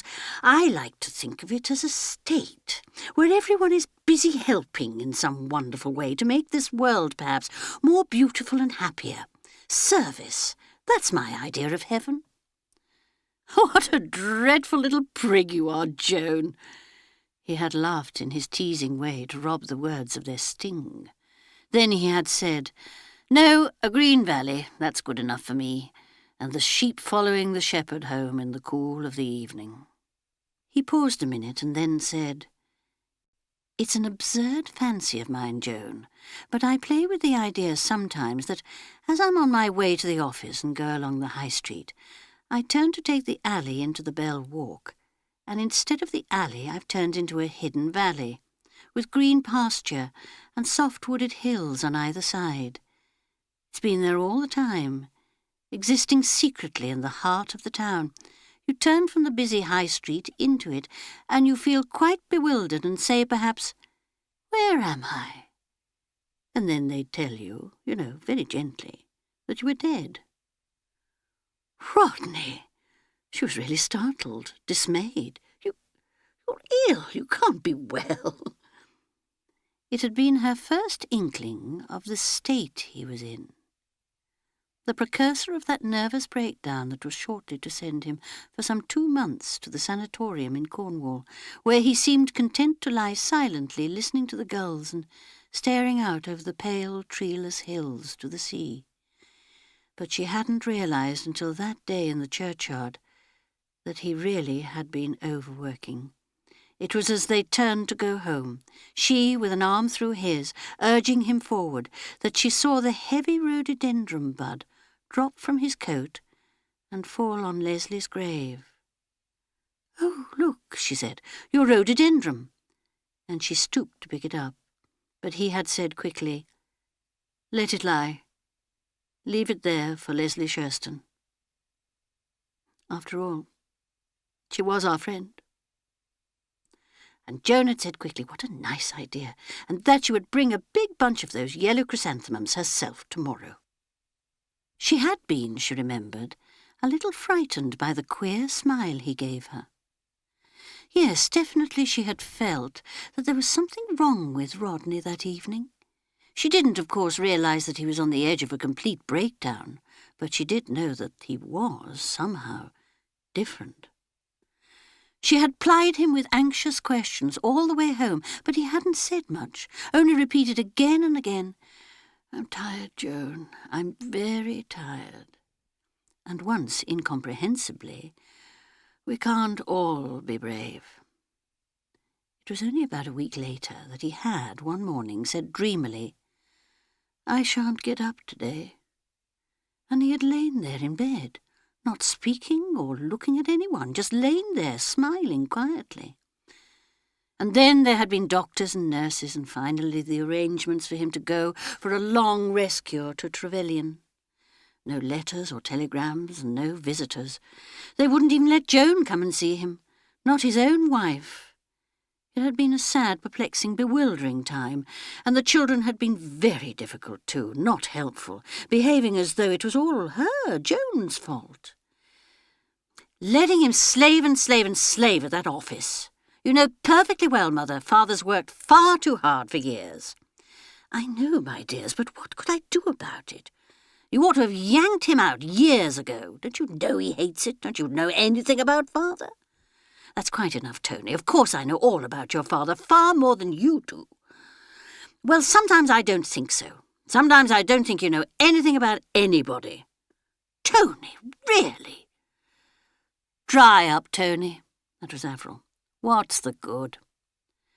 Avril was always like that, dry, unemotional, affecting a cynicism and a detached outlook beyond her years. Avril, Joan sometimes thought despairingly, had really no heart at all. She disliked caresses and was always completely unaffected by appeals to her better self. "Darling Daddy!" It was a wail from Barbara, younger than the other two, more uncontrolled in her emotions. "It's all your fault, Mother. You've been cruel to him, cruel, always." Barbara, Joan quite lost patience. What do you think you're talking about? If there's one person who comes first in this house, it's your father. How do you think you could all have been educated and clothed and fed if your father hadn't worked for you? He sacrificed himself for you. That's what parents have to do. And they do it without making any fuss about it. Let me take this opportunity of thanking you, Mother, said Avril, for all the sacrifices you have made for us. Joan looked at her daughter doubtfully. She suspected Avril's sincerity. But surely the child couldn't be so impertinent. Tony distracted her attention. He was asking gravely, "It's true, isn't it, that Father once wanted to be a farmer?" "A farmer? No, of course he didn't." "Oh, well, I believe years ago, just a kind of boyish fancy. But the family have always been lawyers. It's a family firm, and really quite famous in this part of England. You ought to be very proud of it, and glad that you're going into it." "But I'm not going into it, Mother. I want to go to East Africa and farm." "Nonsense, Tony. Don't let's have this silly nonsense all over again. Of course you're going into the firm. You're the only son." "I'm not going to be a lawyer, Mother. Father knows, and he's promised me." She stared at him, taken aback, shaken by his cool certainty. Then she sank into a chair. Tears came to her eyes. So unkind, all of them, browbeating her like this. "I don't know what's come over you all, talking to me like this. If your father were here, I think you are all behaving very unkindly." Tony had muttered something and, turning, had slouched out of the room. Avril, in her dry voice, said, "Tony's quite set on being a farmer, Mother. He wants to go to an agricultural college. Seems quite batty to me. I'd much rather be a lawyer if I was a man. I think the law is jolly interesting." "I never thought," sobbed Joan, "that my children could be so unkind to me." Avril had sighed deeply. Barbara, still sobbing hysterically in a corner of the room, had called out, "I know Daddy will die, I know he will, and then we'll be all alone in the world. I can't bear it, oh, I can't bear it." Avril sighed again, looking with distaste from her frenziedly sobbing sister to her gently sobbing mother. "Well," she said, "if there isn't anything I can do." And with that she had quietly and composedly left the room, which was exactly like Avril. Altogether a most distressing and painful scene, and one that Joan hadn't thought of for years. Easily understandable, of course, the sudden shock of their father's illness, and the mystery of the words "nervous breakdown." Children always felt better if they could feel a thing was someone's fault. They had made a kind of scapegoat of their mother because she was nearest to hand. Both Tony and Barbara had apologised afterwards. Avril did not seem to think that there was anything for which she needed to apologise, and perhaps from her own point of view she was justified. It wasn't the poor child's fault that she really seemed to have been born without any heart. It had been a difficult, unhappy time altogether while Rodney was away. The children had sulked and been bad-tempered. As far as possible they had kept out of her way, and that had made her feel curiously lonely. It was, she supposed, the effect of her own sadness and preoccupation. They all loved her dearly, as she knew. Then, too, they were all at difficult ages. Barbara at school still, Avril a gawky and suspicious 18.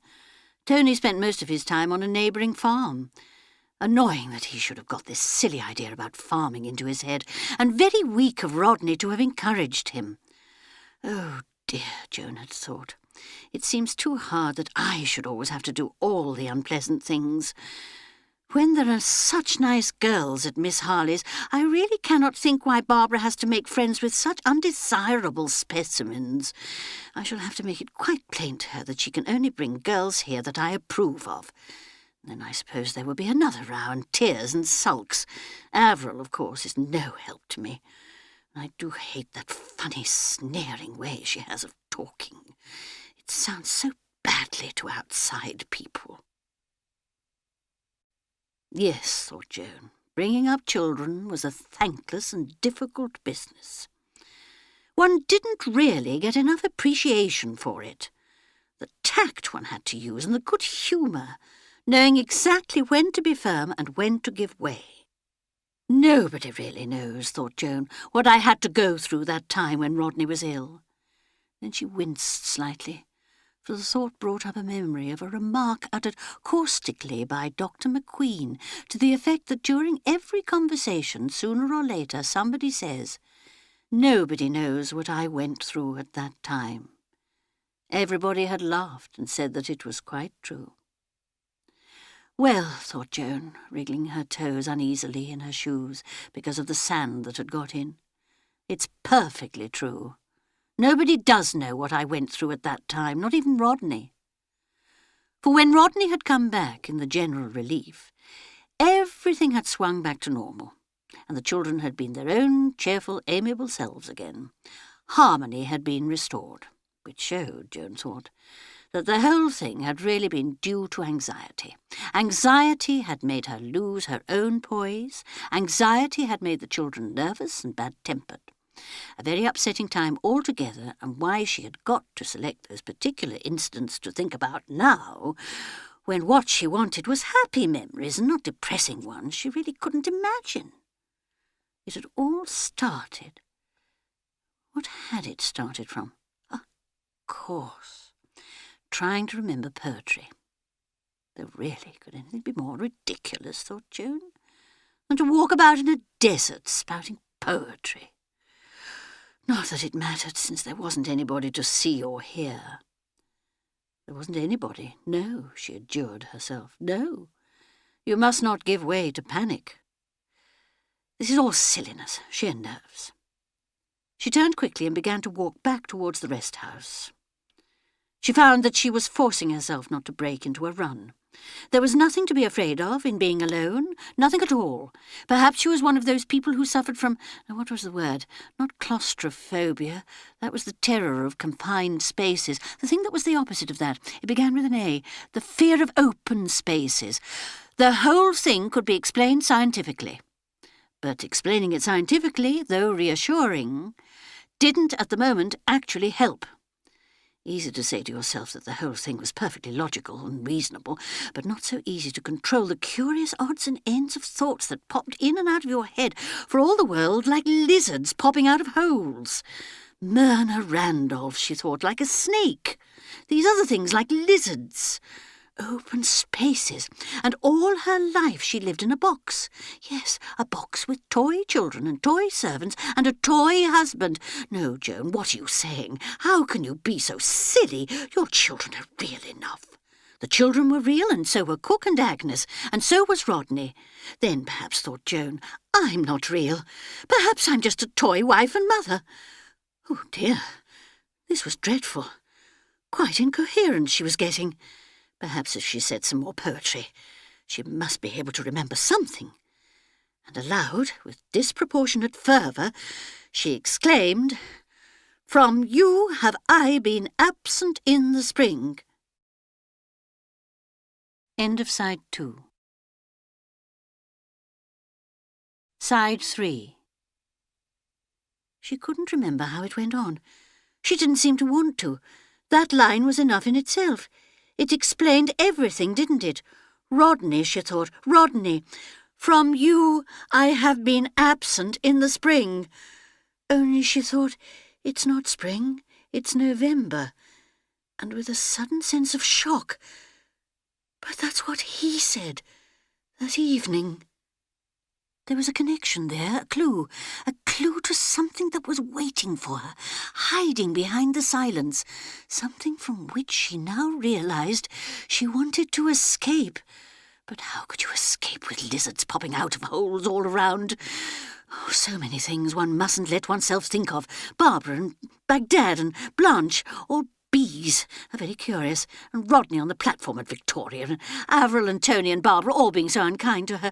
Really, Joan was exasperated with herself. Why didn't she think of the pleasant things?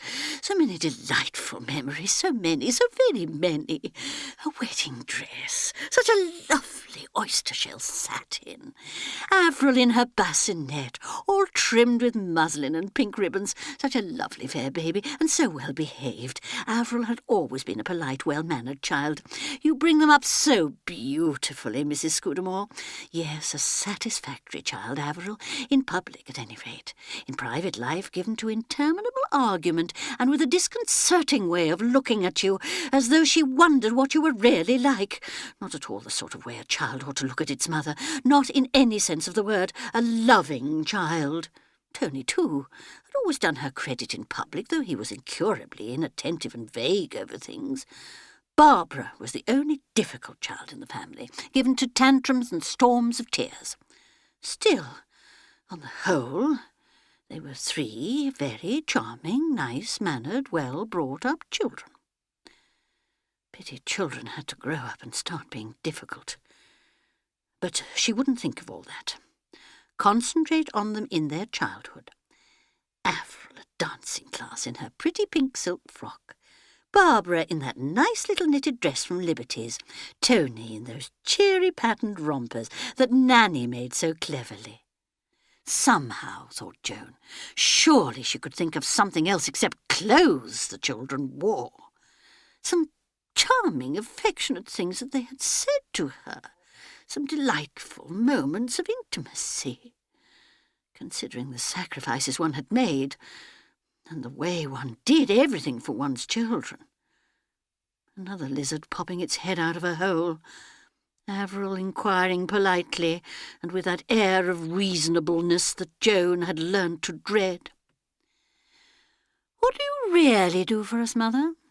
You don't bathe us, do you?" "No. You don't give us our dinners or brush our hair. Nanny does all that. And she puts us to bed and gets us up. You don't make our clothes. Nanny does that too. And she takes us for walks. Yes, dear, I employ Nanny to look after you. That is to say, I pay her wages." "I thought Father paid her wages. Doesn't Father pay for all the things we have?" "In a way, dear, but it's all the same thing." "But you don't have to go to the office every morning, only Father. Why don't you have to go to the office?" "Because I look after the house." "But don't Kate and cook, and that will do, Avril." There was one thing to be said for Avril. She always subsided when told. She was never rebellious or defiant, and yet her submission was often more uncomfortable than rebellion would have been. Rodney had laughed once and said that with Avril the verdict was always non-proven. "I don't think you ought to laugh, Rodney. I don't think a child of Avril's age ought to be so critical. You think she's too young to determine the nature of evidence?" "Oh, don't be so legal," he said with his teasing smile. "Who made me into a lawyer? No, but seriously, I think it's disrespectful. I call Avril unusually polite for a child. There's none of the usual devastating frankness children can employ. Not like Babs." It was true, Joan admitted. Barbara, in one of her states, would shout out, "You're ugly! You're horrible! I hate you! I wish I was dead! You'd be sorry if I was dead!" Joan said quickly, "With Babs it's just temper, and she's always sorry afterwards. Yes, poor little devil, and she doesn't mean what she says. But Avril has got quite a flair for detecting humbug." Joan flushed angrily. "Humbug? I don't know what you mean." "Oh, come now, Joan, the stuff we feed them up with. Our assumption of omniscience. The necessity we are under of pretending to do what is best, to know what is best, for those helpless little creatures who are so absolutely in our power. You talk as though they were slaves, not children. Aren't they slaves? They eat the food we give them and wear the clothes we put on them and say more or less what we tell them to say. It's the price they pay for protection. But every day they live, they're growing nearer to freedom." "Freedom?" Joan said scornfully. "Is there any such thing?" Rodney said slowly and heavily. "No, I don't think there is. How right you are, Joan." And he had gone slowly out of the room, his shoulders sagging a little, and she had thought with a sudden pang, "I know what Rodney will look like when he is old." Rodney on Victoria platform, the light showing up the lines in his tired face, telling her to take care of herself. And then, a minute later, why must she eternally come back to that? It wasn't true. Rodney was missing her a great deal. It was miserable for him in the house alone with the servants, and he probably never thought of asking people in for dinner, or only somebody stupid like Hargrave Taylor. Such a dull man. She never could think why Rodney liked him. Or that tiresome Major Mills, who never talked of anything but pasture and cattle breeding. Of course Rodney was missing her. Chapter 6. She arrived back at the rest house, and the Indian came out and asked, "Mem Sahib have nice walk?" Yes, Joan said. She had had a very nice walk. "Dinner ready soon. Very nice dinner, Mem Sahib." Joan said she was glad of that, but the remark was clearly a ritual one, for dinner was exactly the same as usual, with peaches instead of apricots. It might be a nice dinner, but its disadvantage was that it was always the same dinner. It was far too early to go to bed when dinner was over, and once again Joan wished fervently that she had brought either a large supply of literature or some sewing with her. She even attempted to reread the more entertaining passages of Lady Catherine Dysart's memoirs, but the attempt was a failure. If there was anything to do, Joan thought, anything at all, a pack of cards even, she could have played patience, or a game, backgammon, chess, draughts. She could have played against herself, any game, Halma, snakes and ladders. Really, a very curious fancy she had had out there. Lizards popping their heads out of holes, thoughts popping up out of your mind, frightening thoughts, disturbing thoughts, thoughts that one didn't want to have. But if so, why have them? After all, one could control one's thoughts, or couldn't one? Was it possible that in some circumstances one's thoughts controlled oneself, popping up out of holes like lizards, or flashing across one's mind like a green snake, coming from somewhere? Very odd, that feeling of panic that she had had. It must be agoraphobia. Of course, that was the word, agoraphobia. It showed that one could always remember things if one only thought hard enough. Yes, that was it, the terror of open spaces. Curious that she had never known before that she suffered from it. But of course she had never before had any experience of open spaces. She had always lived in the midst of houses and gardens with plenty to do and plenty of people. Plenty of people, that was the thing. If only there was someone here to talk to, even Blanche. Funny to think how she had been appalled by the possibility that Blanche might be making the journey home with her. Why, it would have made all the difference in the world to have had Blanche here. They could have talked over the old days at St. Anne's. How very long ago that seemed. What was it Blanche said? "You've gone up in the world and I've gone down." No, she had qualified it afterwards. She had said, "You've stayed where you were, a St. Anne's girl, who's been a credit to the school." Was there really so little difference in her since those days? Nice to think so. Well, nice in a way, but in another way not so nice. It seemed rather stagnant somehow. What was it Miss Gilby had said on the occasion of the leave-taking talk? Miss Gilby's leave-taking talks to her girls were famous, a recognised institution of St. Anne's. Joan's mind swept back over the years, and the figure of her old headmistress loomed immediately into her field of vision with startling clarity. The large, aggressive nose, the pince-nez, the mercilessly sharp eyes with their compelling gaze, the terrific majesty of her progress through the school, slightly preceded by her bust, a restrained, disciplined bust that had about it only majesty and no suggestion of softness. A terrific figure, Miss Gilby, justly feared and admired, and who could produce just as frightening an effect on parents as on pupils. No denying it, Miss Gilby was St. Anne's. Joan saw herself entering that sacred room, with its flowers, its Medici prints, its implications of culture, scholarship, and social graces. Miss Gilby turning majestically from her desk. "Come in, Joan. Sit down, dear child." Joan had sat down, as indicated, in the cretonne-covered armchair. Miss Gilby had removed her pince-nez, had produced suddenly an unreal and distinctly terrifying smile.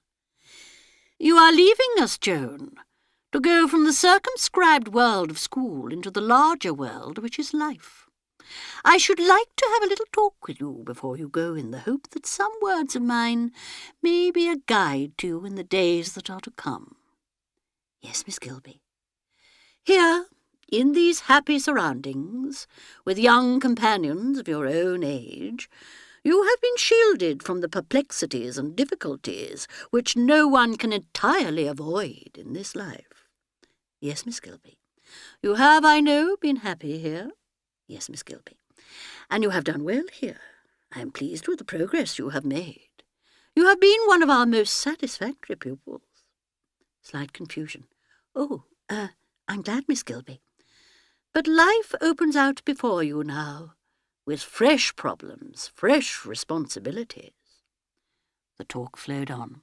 At the proper intervals, Joan murmured, "Yes, Miss Gilby." She felt slightly hypnotized.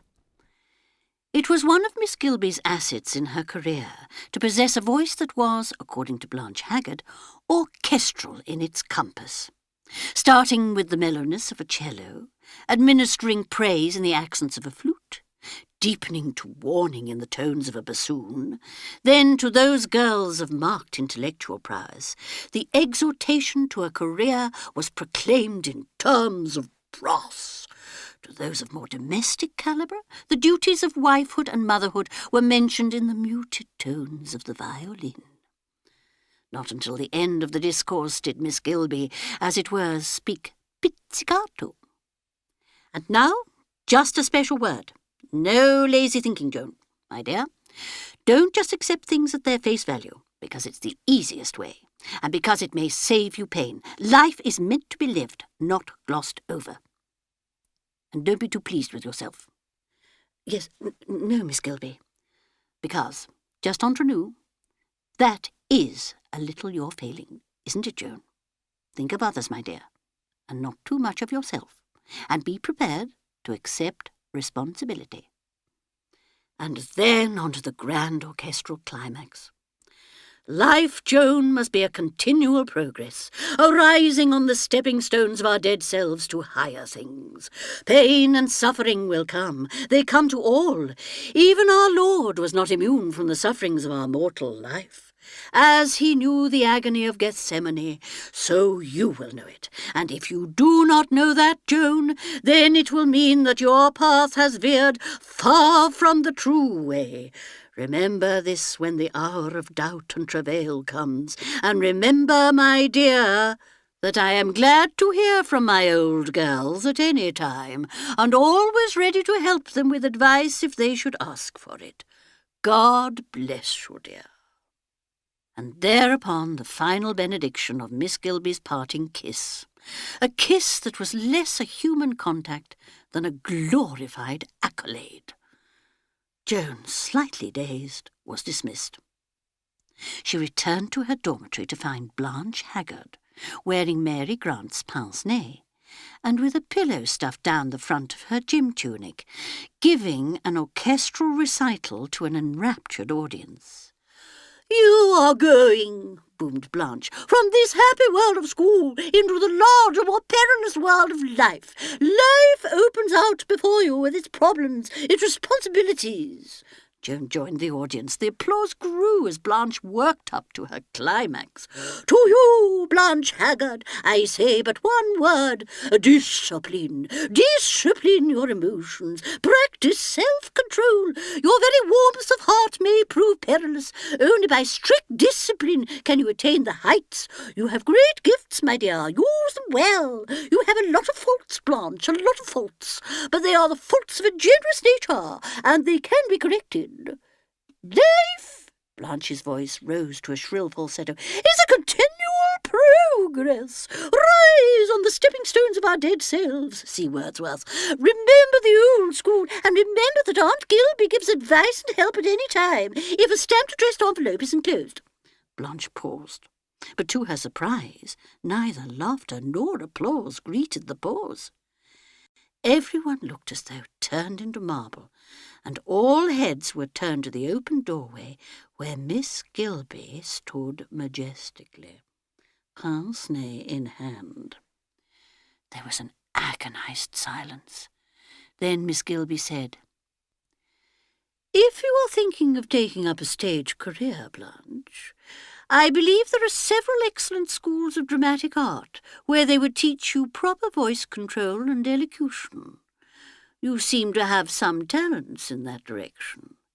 Kindly return that pillow to its proper place at once." And with that she moved swiftly away. "Phew," said Blanche, "the old Tartar. Pretty sporting of her, but she does know how to make you feel small." Yes, thought Joan, Miss Gilby had been a great personality. She had finally retired from St. Anne's just a term after Avril had been sent there. The new headmistress had lacked her dynamic personality, and the school had started to go down in consequence. Blanche had been right. Miss Gilby had been a Tartar, but she had known how to make herself felt, and she had certainly, Joan reflected, been quite right about Blanche. Discipline. That was what Blanche had needed in her life. Generous instincts, yes, possibly, but self-control had been notably lacking. Still, Blanche was generous. That money, for instance, the money that Joan had sent her, Blanche hadn't spent it on herself. It had bought a roll-top desk for Tom Holliday. A roll-top desk was the last thing in the world that Blanche would have wanted. A warm-hearted, kindly creature, Blanche. And yet she had left her children, gone off callously, and deserted the two little creatures she herself had brought into the world. It just showed that there were people who had simply no maternal instinct whatsoever. One's children, thought Joan, should always come first. She and Rodney had always agreed on that. Rodney was really very unselfish, if it was put to him, that is, in the right way. She had pointed out to him, for instance, that nice sunny dressing room of his really ought to be the children's day nursery, and he had agreed quite willingly to move into the little room overlooking the stable yard. Children should have all the sun and light there was. She and Rodney had really been very conscientious parents, and the children had really been very satisfactory, especially when they were quite small. Such attractive, handsome children. Much better brought up than the Shurston boys, for instance. Mrs. Shurston never seemed to mind what those children looked like. And she herself seemed to join them in most curious activities, crawling along the ground as a red Indian, uttering wild whoops and yells, and once when they were attempting a reproduction of a circus, giving a most lifelike imitation of a sea lion. The fact was, Joan decided, that Leslie Shurston herself had never properly grown up. Still, she'd had a very sad life, poor woman. Joan thought of the time when she had so unexpectedly run across Captain Shurston in Somerset. She had been staying with friends in that part of the world, and had had no idea the Shurstons were living there. She had come face to face with Captain Shurston as he emerged, so typical, from the local pub. She had not seen him since his release, and it was really quite a shock to see the difference from the old days of the jaunty, confident bank manager. That curiously deflated look that big, aggressive men got when they had failed in the world. The sagging shoulders, the loose waistcoat, the flabby cheeks, the quick, shifty look of the eyes. To think that anyone could ever have trusted this man. He was taken aback by meeting her, but he rallied well and greeted her with what was a painful travesty of his old manner. "Well, well, well, Mrs. Scudamore, the world is indeed a small place. What brings you to Skipton Haines?" Standing there, squaring his shoulders, endeavouring to put into his voice the old heartiness and self-assurance. It was a pitiful performance, and Joan had, in spite of herself, felt quite sorry for him. How dreadful to come down in the world like that. to feel that at any moment you might come across someone from the old life, someone who might refuse even to recognise you. Not that she had any intention herself of behaving that way. Naturally, she was quite prepared to be kind. Sherston was saying, "You must come back and see my wife. You must have tea with us. Yes, dear lady, I insist." And the parody of his old manner was so painful that Joan, albeit rather unwillingly, allowed herself to be piloted along the street, Sherston continuing to talk in his new, uneasy way. He'd like her to see their little place, at least not so little, quite a good acreage, hard work, of course, growing for the market. Anemones and apples were their best line. Still talking, he unlatched a somewhat dilapidated gate that needed painting, and they walked up a weedy drive. Then they saw Leslie, her back bent over the anemone beds. "Look who's here," Sherston called, and Leslie had pushed her hair back from her face and had come over and said this was a surprise. Joan had noticed at once how much older Leslie looked and how ill. There were lines carved by fatigue and pain on her face. But otherwise she was exactly the same as usual, cheerful and untidy and terrifically energetic.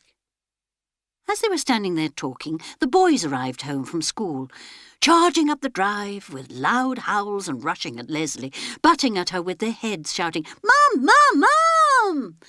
And Leslie, after enduring the onslaught for some minutes, suddenly said in a very peremptory voice, "Quiet! Visitors!" And the boys had suddenly transformed themselves into two polite angels who shook hands with Mrs. Scudamore and spoke in soft, hushed voices. Joan was reminded a little of a cousin of hers who trained sporting dogs. On the word of command, the dogs would sit, dropping to their haunches, or on another word dash wildly for the horizon. Leslie's children, she thought, seemed trained much on the same plan. They went into the house, and Leslie went to get tea with the boys helping her, and presently it came in on a tray with the loaf and butter and the homemade jam, and the thick kitchen cups, and Leslie and the boys laughing. But the most curious thing that happened was the change in Sherston. That uneasy, shifty, painful manner of his vanished. He became suddenly the master of his house, and the host, and a very good host. Even his social manner was in abeyance. He looked suddenly happy, pleased with himself and with his family. It was as though within these four walls the outer world and its judgment ceased to exist for him. The boys clamoured for him to help them with some carpentry they were doing. Leslie adjured him not to forget that he had promised to see to the hoe for her, and ought they to bunch the anemones tomorrow, or could they do it Thursday morning? Joan thought to herself that she had never liked him better. She understood, she felt, for the first time Leslie's devotion to him. Besides, he must have been a very good-looking man once. But a moment or two later she got rather a shock. Peter was crying eagerly, "Tell us that funny story about the water and the plum pudding."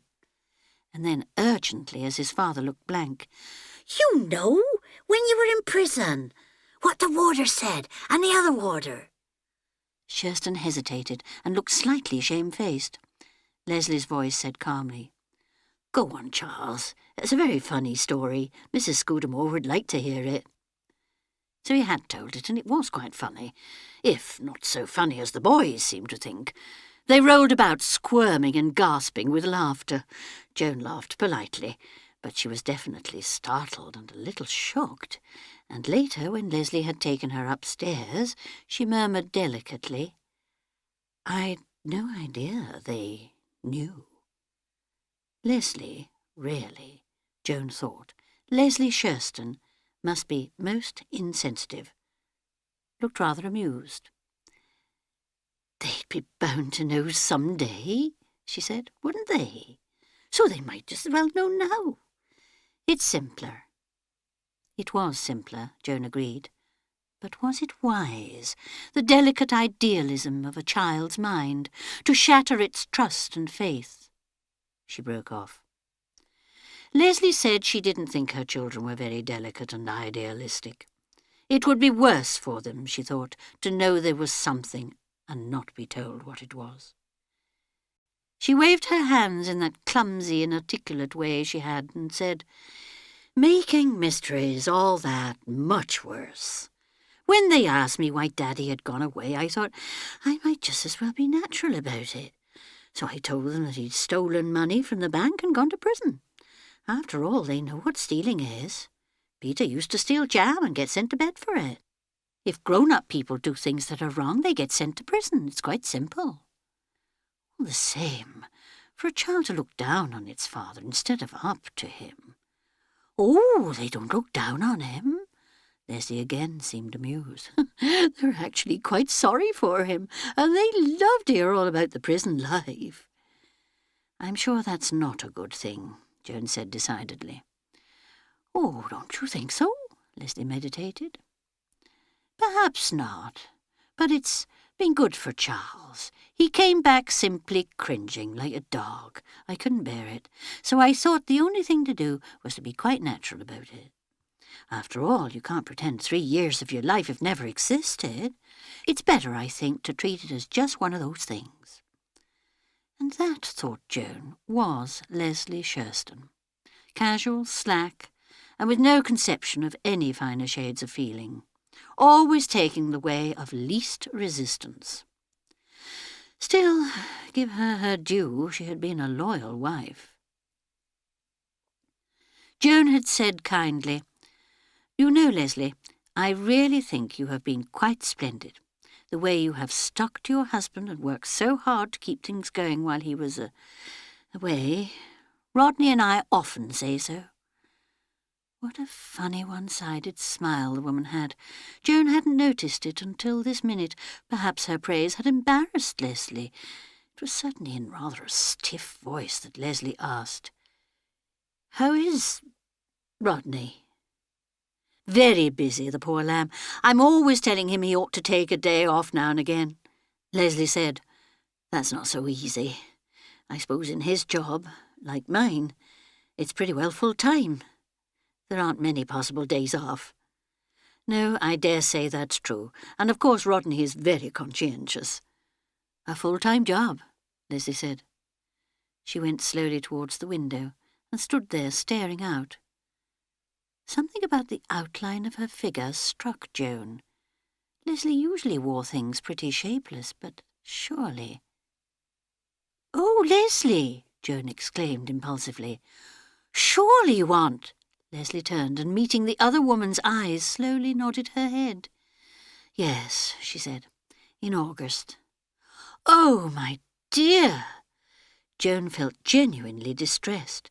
And suddenly, surprisingly, Leslie broke into passionate speech. She was no longer casual and slack. She was like a condemned prisoner who puts up a defence. "It's made all the difference to Charles. All the difference, do you see? I can't tell you how he feels about it. It's a kind of symbol that he's not an outcast, that everything's the same as it always was. He's even tried to stop drinking since he's known."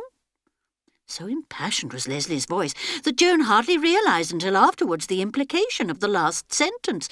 She said, "Of course you know your own business best, but I should have thought it was unwise at the moment." "Financially, you mean?" Leslie laughed. "Oh, we'll weather the storm. We grow pretty well all we eat anyway." "And you know, you don't look very strong." "Strong? I'm terribly strong, too strong. Whatever kills me won't kill me easily, I'm afraid." And she had given a little shiver as though, even then, she had had some strange prevision of disease and racking pain. And then they had gone downstairs again, and Shurston had said he would walk with Mrs. Scudamore to the corner and show her the short-cut across the fields. And, turning her head as they went down the drive, she saw Leslie and the boys all tangled up and rolling over and over on the ground with shrieks of wild mirth. Leslie rolling about with her young, quite like an animal, thought Joan with slight disgust, and then bent her head attentively to listen to what Captain Shurston was saying. He was saying in rather incoherent terms that there never was, never had been, never would be any woman like his wife. "You've no idea, Mrs. Scudamore, what she's been to me. No idea. Nobody could. I'm not worthy of her. I know that." Joan observed with alarm that the easy tears were standing in his eyes. He was a man who could quickly become maudlin. "Always the same, always cheerful. Seems to think that everything that happens is interesting and amusing. And never a word of reproach, never a word. But I'll make it up to her. I swear I'll make it up to her." It occurred to Joan that Captain Shurston could best show his appreciation by not visiting the Anchor and Bell too frequently. She very nearly said so. She got away from him at last, saying, of course, and what he said was so true, and it had been so nice to see them both. She went away across the fields, and looking back as she crossed the stile, she saw Captain Shurston at a standstill, outside the Anchor and Bell, looking at his watch to decide how long it was to opening time. "The whole thing," she said to Rodney when she got back, "was very sad." And Rodney, seeming purposefully dense, had said, "I thought you said that they all seemed very happy together." "Well, yes, in a way." Rodney said that it seemed to him as though Leslie Shurston was making quite a success of a bad business. "She's certainly being very plucky about it all, and just think she's actually going to have another child." Rodney had got up on that and walked slowly across to the window. He had stood there looking out, very much, now she came to think of it, as Leslie had stood. He said, after a minute or two, "When?" "August," she said. "I think it's extremely foolish of her." "Do you?" "My dear, just consider. They're living hand to mouth as it is. A young baby will be an added complication." He said slowly, "Leslie's shoulders are broad. Well, she'll crack up if she tries to take on too much. She looks ill now. She looked ill when she left here. She looks years older, too. It's all very well to say that this will make all the difference to Charles Shurston." "Is that what she said?" "Yes, she said it had made all the difference." Rodney said thoughtfully, "That's probably true. Shurston is one of those extraordinary people who live entirely on the esteem in which other people hold them. When the judge passed sentence on him, he collapsed, just like a pricked balloon.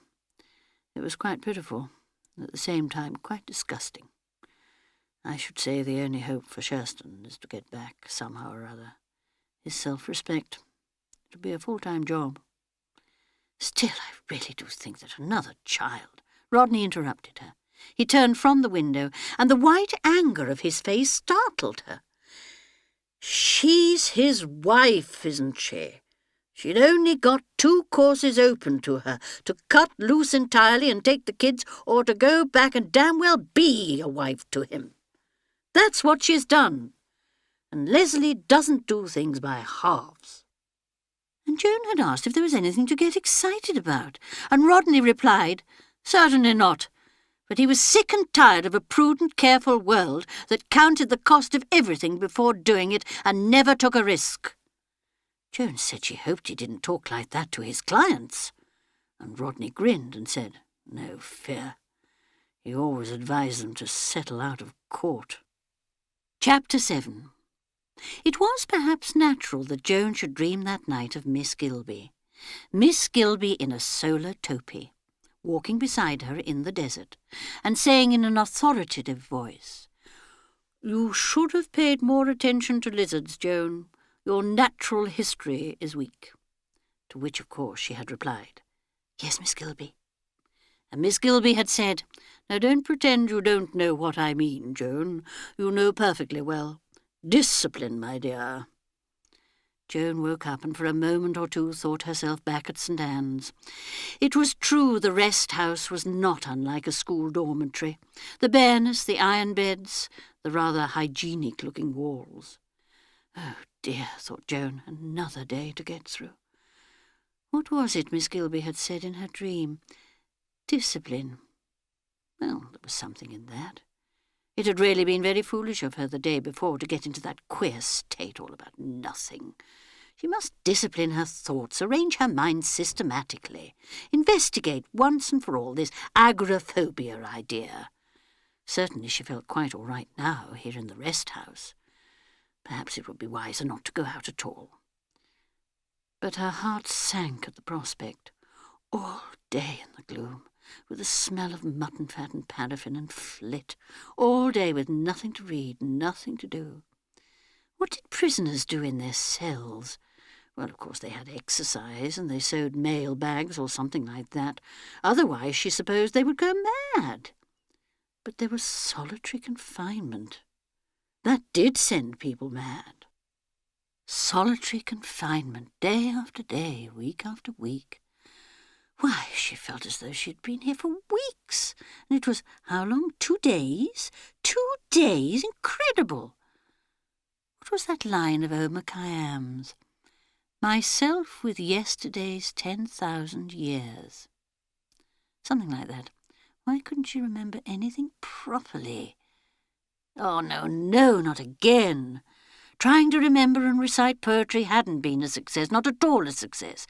The truth is, there was something very upsetting about poetry. It had a poignancy, a way of striking through to the spirit. What was she talking about? Surely the more spiritual one's thoughts were, the better, and she had always been a rather spiritual type of person. You always were as cold as a fish. Why should Blanche's voice come cutting through to her thoughts? A very vulgar and uncalled-for remark, really, just like Blanche. Well, she supposed that was what it must seem like to someone like Blanche, someone who allowed themselves to be torn to pieces by their passions. You couldn't really blame Blanche for being coarse. She was simply made that way. It hadn't been noticeable as a girl, because she had been so lovely and so well-bred, but the coarseness must always have been there underneath. Cold as a fish, indeed. Nothing of the kind. It would have been a good deal better for Blanche if she had been a little more fish-like in temperament herself. She seemed to have led the most deplorable life. Really quite deplorable. What had she said? One can always think of one's sins. Poor Blanche. But she had admitted that wouldn't give Joan occupation long. She did realise then the difference between herself and Joan. She had pretended to think that Joan would soon get tired of counting her blessings. True, perhaps. One did tend to take one's blessings for granted. What was it she had said after that? Something rather curious. Oh, yes, she had wondered what, if you had nothing to do but think about yourself for days and days, you might find out about yourself. In a way, rather an interesting idea. In fact, quite an interesting idea. Only Blanche had said that she herself wouldn't like to try it. She had sounded almost afraid. I wonder, thought Joan, if one would make any discoveries about oneself. Of course, I'm not used to thinking of myself. I've never been a self-centred sort of woman. I wonder, thought Joan, how I appear to other people. I don't mean in general, I mean in particular. She tried to remember any instances of things people had said to her. Barbara, for instance. Oh, your servants, mother, are always perfection. You see to that. Quite a tribute, in a way, showing that her children did consider her a good manager and housewife. And it was true, she did run her house well and efficiently, and her servants liked her. At least they did what she told them. They weren't perhaps very sympathetic if she had a headache or wasn't feeling well, but then she hadn't encouraged them on those lines. And what was it that very excellent cook had said when she had given her notice? Something about not being able to go on for ever without any appreciation. Something quite ridiculous. Always being told when a thing's wrong, Ma'am, and never a word of praise when it's right. Well, it takes the heart out of you. She had answered coldly. Surely you realise, cook, that if nothing is said, it is because everything is all right and perfectly satisfactory. That may be, Ma'am, but it's disheartening. After all, I'm a human being, and I did take a lot of trouble over that Spanish ragout you asked for, though it was a lot of trouble, and I'm not one that cares for made-up dishes myself. It was quite excellent, cook. Yes, Ma'am, I thought it must have been, as you finished it all in the dining-room, but nothing was said. Joan said impatiently. "Don't you think you are being rather silly? After all, you are engaged to do the cooking at a very good salary." "Oh, the wages are quite satisfactory, ma'am, and therefore the understanding is that you are a sufficiently good cook. If anything is not satisfactory, I mention it." "You do indeed, ma'am, and apparently you resent the fact." "It's not that, ma'am, but I think we'd best say no more about it, and I'll leave at the end of my month." Servants, thought Joan, were very unsatisfactory, so full of feelings and resentments. They all adored Rodney, of course, simply because he was a man. Nothing was ever too much trouble to do for the master, and Rodney would sometimes come out with the most unexpected knowledge concerning them. "Don't pitch into Edna," he would say surprisingly. "Her young man's taken up with another girl, and it's thrown her right out of gear. That's why she's dropping things and handing the vegetables twice and forgetting everything." "How on earth do you know, Rodney?" "You told me this morning." "Very extraordinary that she should talk to you about it." "Well, I asked her what was wrong, as a matter of fact. I noticed her eyes were red, as though she'd been crying." Rodney, thought Joan, was an unusually kind person. She had said to him once, "I should think that with your experience as a lawyer you would get tired of human tangles." And he had answered thoughtfully, "Yes, one might think so, but it doesn't work that way. I suppose a country family solicitor sees more of the seamy side of human relationships than almost anybody else, except a doctor. But it only seems to deepen one's pity for the whole human race. So vulnerable, so prone to fear and suspicion and greed, and sometimes so unexpectedly unselfish and brave. That is perhaps the only compensation there is. The widening of one's sympathies."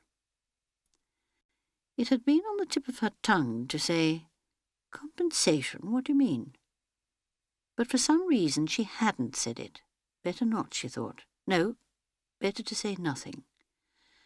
But she had been disturbed sometimes by the practical expression of Rodney's easily awakened sympathies. The question, for instance, of old Hoddesden's mortgage. She had learned about that, not from Rodney, but from the garrulous wife of Hoddesden's nephew, and she had come home seriously perturbed. Was it true that Rodney had advanced the money out of his private capital? Rodney had looked vexed. He had flushed and answered heatedly, "Who's been talking?" She told him, and then said, "Why couldn't he borrow the money in the ordinary way?" Security isn't good enough from the strictly business point of view. It's difficult to raise mortgages on farmland just now. Then why on earth are you lending it? "Oh, I shall be all right. Hoddesden's a good farmer, really. It's lack of capital and 2 bad seasons that have let him down." "The fact remains that he's in a bad way and has to raise money. I really can't feel that this is good business, Rodney." And quite suddenly and unexpectedly, Rodney had lost his temper. Did she understand the first thing he had asked her, about the plight that farmers all over the country were in? Did she realise the difficulties, the obstacles, the short-sighted policy of the government? He had stood there pouring out a welter of information concerning the whole agricultural position of England, passing from that to a warm, indignant description of old Hoddesden's particular difficulties. It might happen to anyone, no matter how intelligent and hard-working he was. It might have happened to me if I'd been in his position. It's lack of capital to begin with, and bad luck following on. And anyway, if you don't mind my saying so, it isn't your business, Joan. I don't interfere with your management of the house and the children. That's your department. This is mine." She had been hurt, quite bitterly hurt. To take such a tone was most unlike Rodney. It was really the nearest they had come to having a quarrel. And all over that tiresome old Hoddesden. Rodney was besotted about the stupid old man. On Sunday afternoons he would go out there and spend the afternoon walking round with Hoddesden and come back full of information about the state of the crops and cattle diseases and other totally uninteresting subjects of conversation. He even used to victimise their guests with the same kind of talk. Why, Joan remembered how at a garden party she had noticed Rodney and Mrs. Shurston sitting together on one of the garden seats with Rodney talking. So much so that she had wondered what on earth he had been talking about and had gone up to them.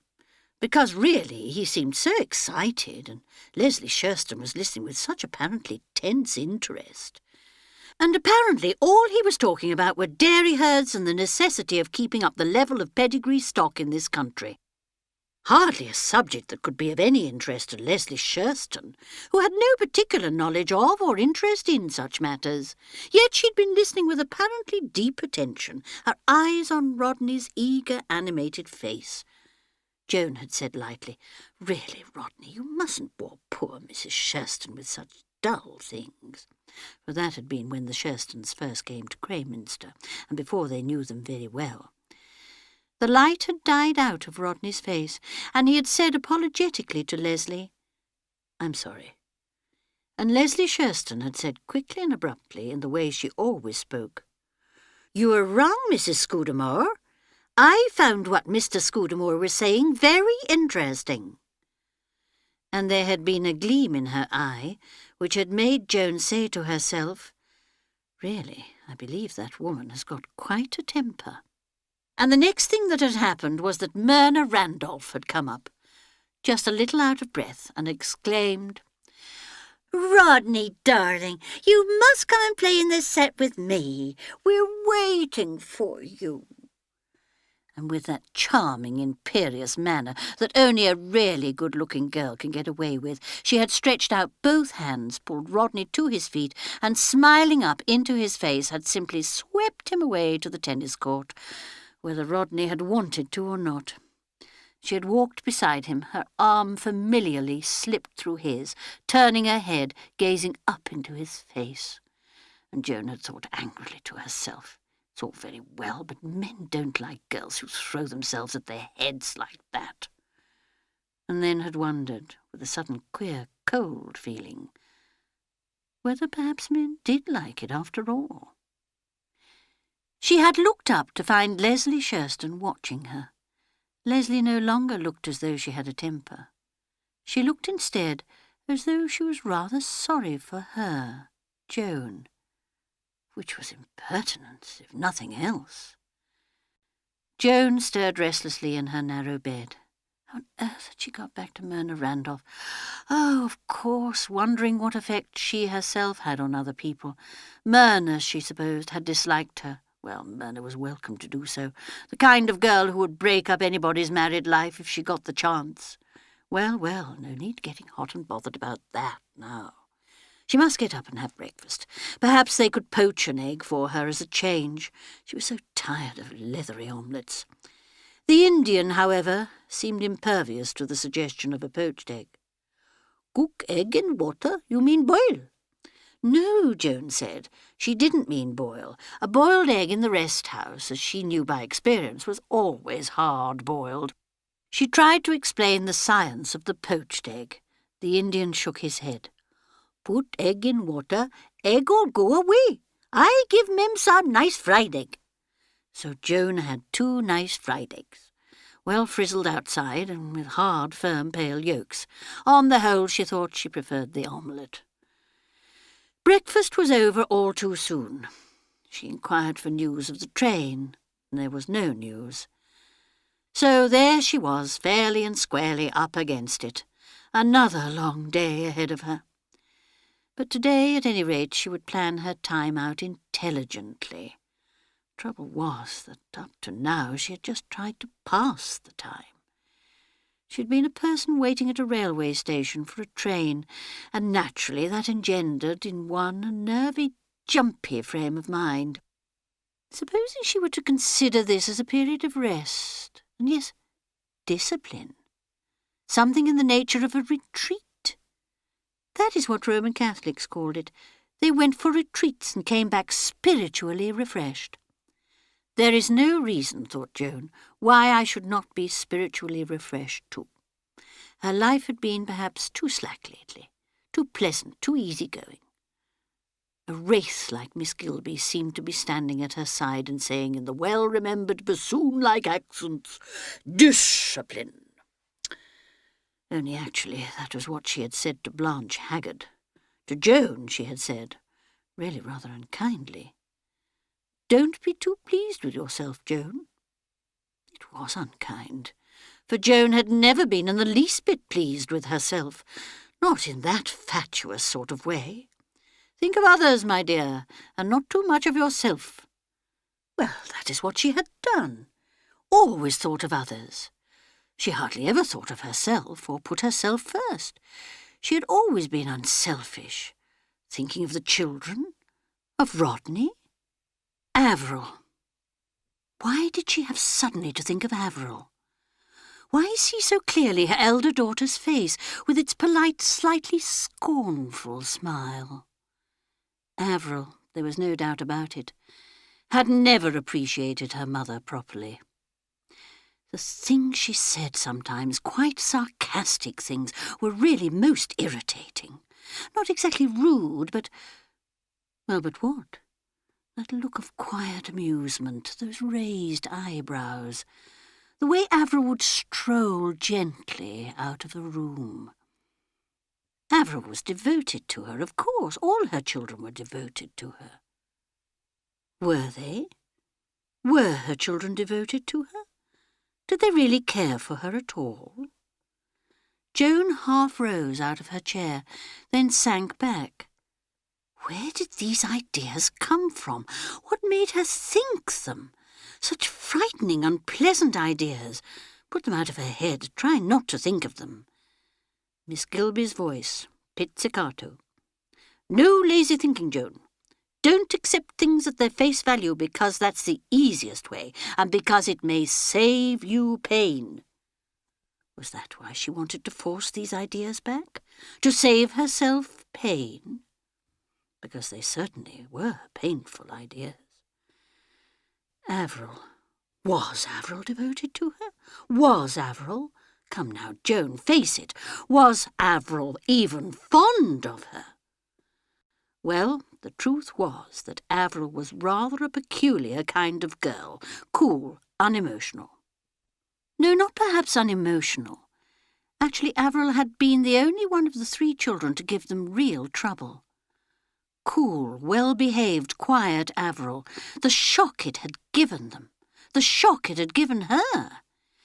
She had opened the letter without the least suspicion of its contents.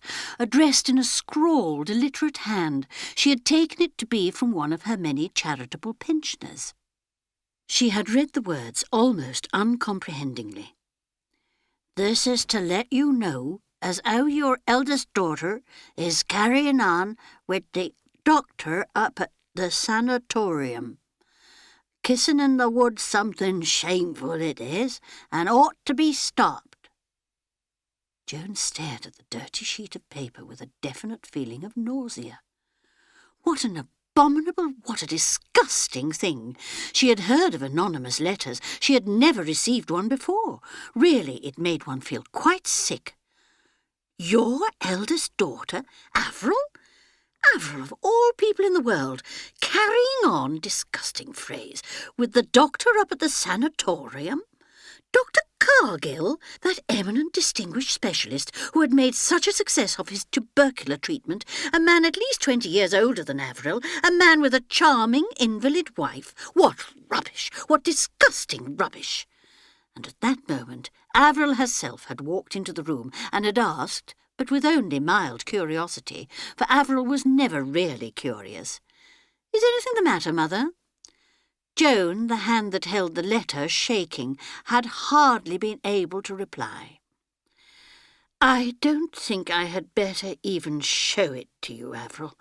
It's too disgusting." Her voice had trembled. Averil, raising those cool, delicate eyebrows of hers in surprise, said, "Something in a letter?" "Yes." "About me?" "You'd better not even see it, dear."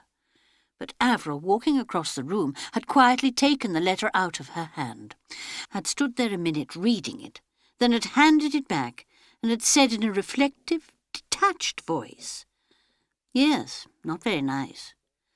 "Nice? It's disgusting, quite disgusting. People should be punished by law for telling such lies." Averil said quietly, "It's a foul letter, but it's not a lie." The room had turned a somersault and revolved round and round. Joan had gasped out, What do you mean? What can you mean? You needn't make such a fuss, Mother. I'm sorry this has come to you this way, but I suppose you would have been bound to know sooner or later. You mean it's true that you and Dr. Cargill? Yes, Avril had just nodded her head. But it's wicked, it's disgraceful. A man of that age, a married man, and a young girl like you. Avril said impatiently, You needn't make a kind of village melodrama out of it. It's not in the least like that. It's all happened very gradually. Rupert's wife is an invalid, has been for years. We've simply come to care for each other, that's all. That's all indeed. Joan had plenty to say, and said it. Avril merely shrugged her shoulders and let the storm play round her. In the end, when Joan had exhausted herself, Avril remarked, I can quite appreciate your point of view, Mother. I dare say I should feel the same in your place, though I don't think I should have said some of the things you've chosen to say. But you can't alter facts. Rupert and I care for each other, and although I'm sorry, I really don't see what you can do about it. Do about it? I shall speak to your father at once. Poor father, must you really worry him about it? I'm sure he'll know just what to do. He really can't do anything at all. It will simply worry him dreadfully. That had been the beginning of a really shattering time. Avril, at the heart of the storm, had remained cool and apparently unperturbed, but also completely obdurate. Joan had repeated to Rodney again and again, I can't help feeling it's all a pose on her part. It's not as though Avril were given to really strong feeling of any kind. But Rodney had shaken his head. You don't understand, Avril. With Avril it is less her senses than her mind and heart. When she loves so deeply that I doubt if she will ever quite get over it. Oh, Rodney, I really do think that is nonsense. After all, I know Avril better than you do. I'm her mother. That doesn't mean that you really know the least thing about her. Avril has always understated things from choice. No, perhaps from necessity. Feeling a thing deeply, she belittles it purposely in words. That sounds very far-fetched to me. Rodney said slowly, Well, you can take it from me that it isn't. It's true. I can't help thinking that you are exaggerating what is simply a silly schoolgirl flirtation. She's been flattered and likes to imagine— Rodney had interrupted her. Joan, my dear, it's no good trying to reassure yourself by saying things that you yourself don't believe. Avril's passion for Cargill is serious. Then it's disgraceful of him, absolutely disgraceful. Yes, that's what the world will say, all right. But put yourself in the poor devil's place.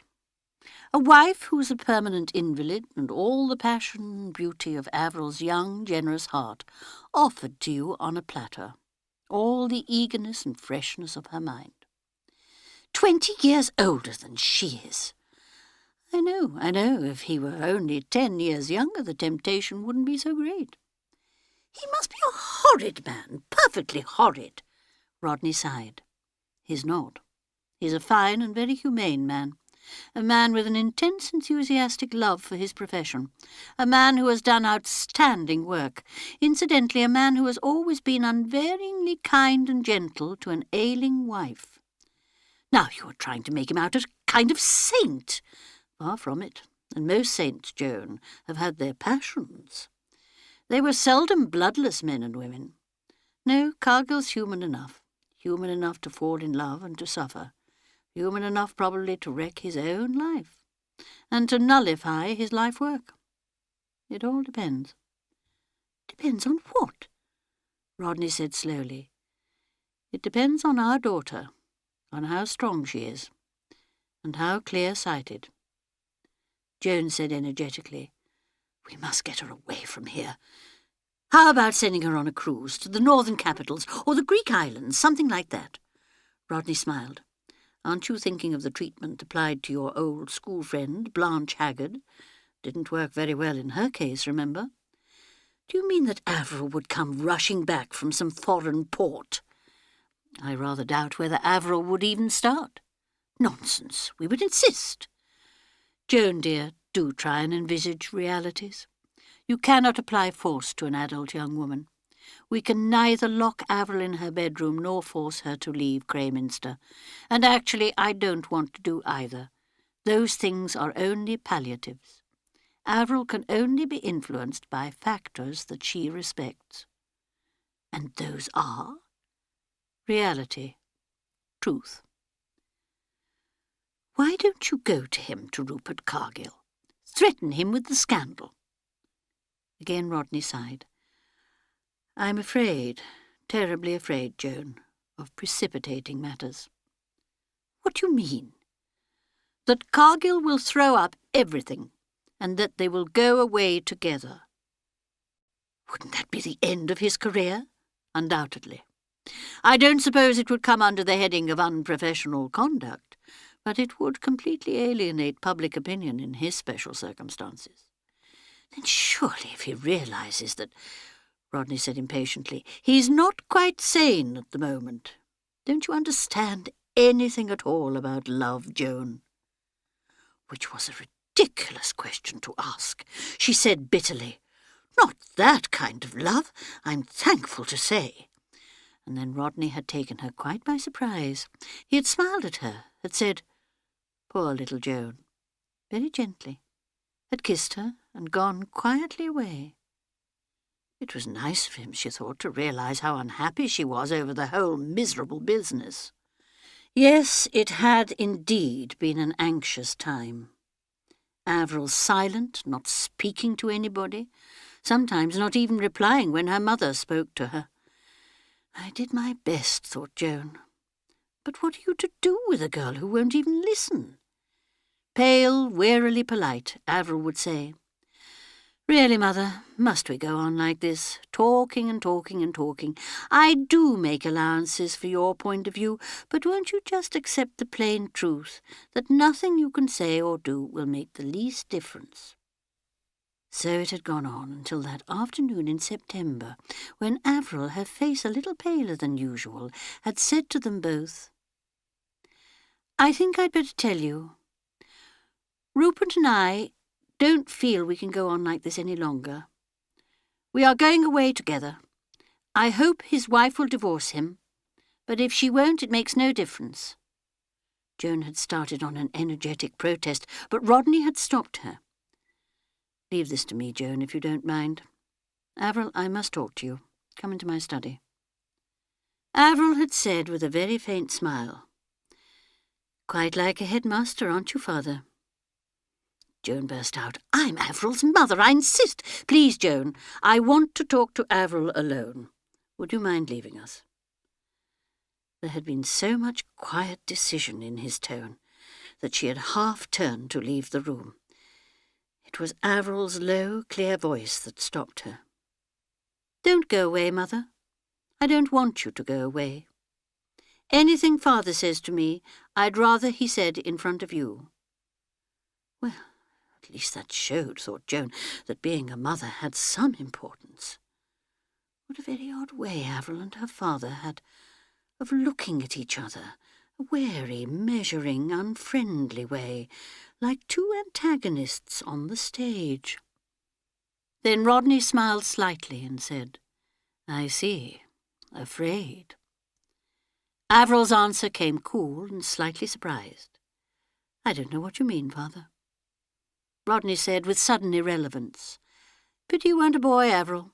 There are times when you are quite uncannily like your great-uncle Henry. He had a wonderful eye for the best way to conceal the weakness in his own case, or to expose the weakness of his opponent's case. Avril said quickly, There isn't any weakness in my case. Rodney said deliberately, I shall prove to you that there is. Joan exclaimed sharply, Of course you are not going to do anything so wicked or so foolish, Avril. Your father and I will not allow it. And at that Avril had smiled just a little, and had looked not at her mother, but at her father, offering, as it were, her mother's remark to him. Rodney said, Please, Joan, leave this to me. I think, said Avril, that Mother is perfectly entitled to say just what she thinks. Thank you, Avril, said Joan. I am certainly going to do so. My dear child, you must see that what you propose is quite out of the question. You are young and romantic, and you see everything in quite a false light. What you do on an impulse now, you will bitterly regret later. And think of the sorrow you will cause your father and me. Have you thought of that? I'm sure you don't want to cause us pain. We have always loved you so dearly." Avril listened quite patiently, but she did not reply. She had never taken her eyes from her father's face. When Joan finished, Avril was still looking at Rodney, and there was still a faint, slightly mocking smile on her lips. "Well, father," she said, "have you anything to add?" "Not to add," said Rodney, "but I have something of my own to say." Avril looked at him inquiringly. "Avril," said Rodney, "do you understand exactly what a marriage is?" Avril's eyes opened slightly. She paused and then said, "Are you telling me that it is a sacrament?" "No," said Rodney. "I may consider it as a sacrament, or I may not. What I am telling you is that marriage is a contract." "Oh," said Avril. She seemed just a little, taken aback. "Marriage," said Rodney, "is a contract entered into by two people, both of adult years, in the full possession of their faculties, and with a full knowledge of what they are undertaking.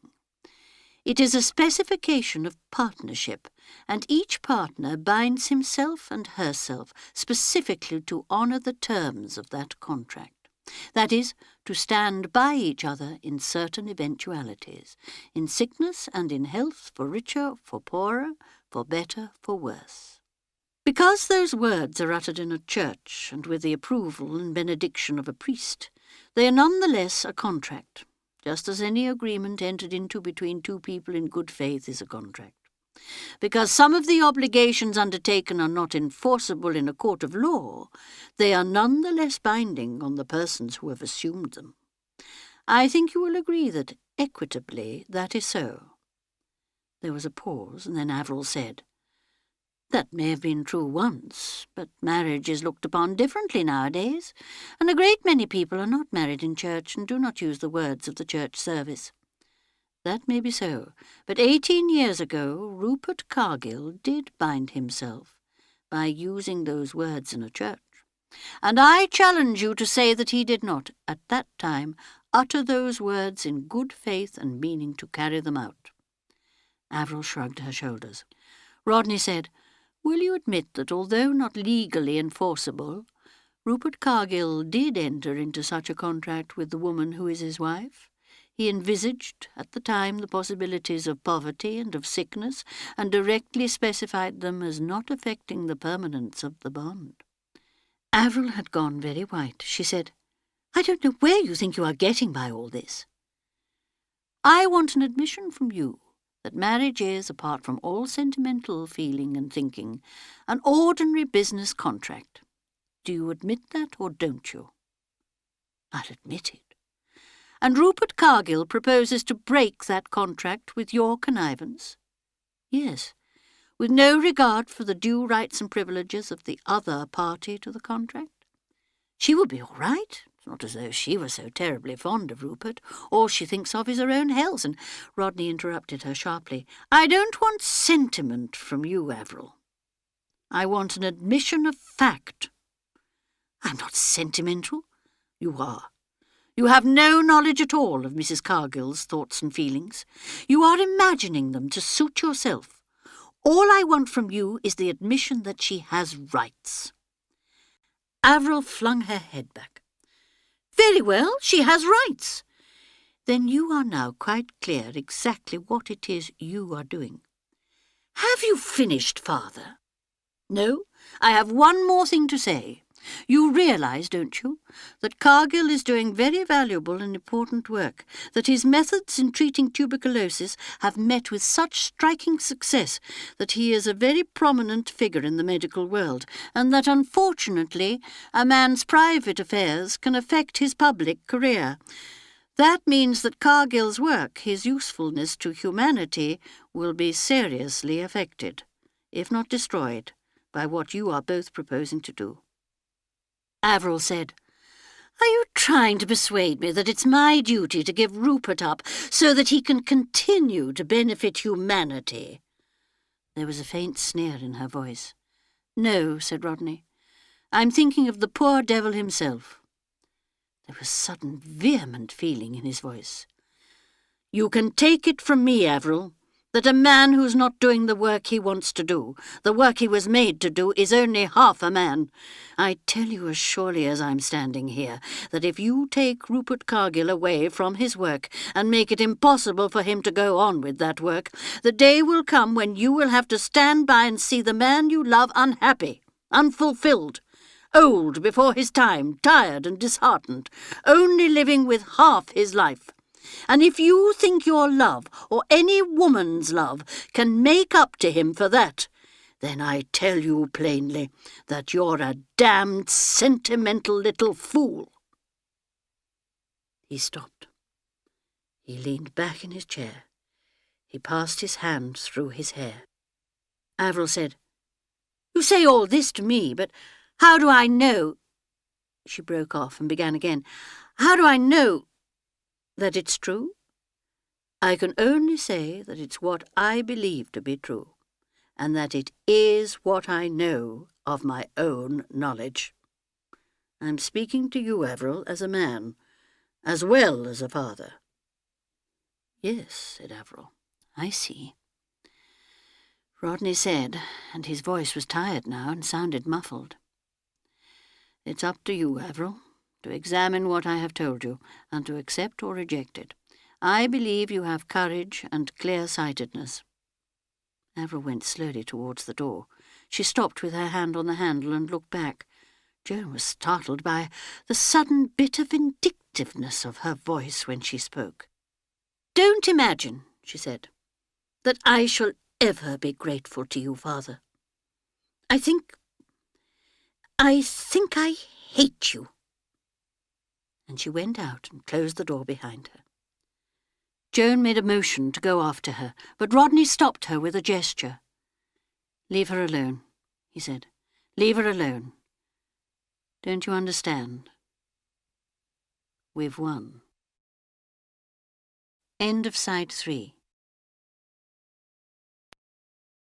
Side 4. Chapter 8. And that, Joan reflected, had been the end of that.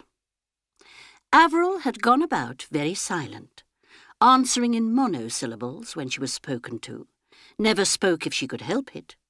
She had got thinner and paler. A month later she had expressed a wish to go to London and train in a secretarial school. Rodney had assented at once. Averil had left them with no pretence of distress over the parting. When she had come home on a visit 3 months later, she had been quite normal in manner, and had seemed, from her account, to be having quite a gay life in London. Joan was relieved, and expressed her relief to Rodney. "The whole thing has blown over completely. I never thought for a moment it was really serious. Just one of those silly fancies girls get." Rodney looked at her, smiled, and said, "Poor little Joan." That phrase of his always annoyed her. "Well, you must admit it was worrying at the time." "Yes," he said, "it was certainly worrying. But it wasn't your worry, was it, Joan?" "What do you mean? Anything that affects the children upsets me far more than it upsets them." "Does it?" Rodney said. "I wonder."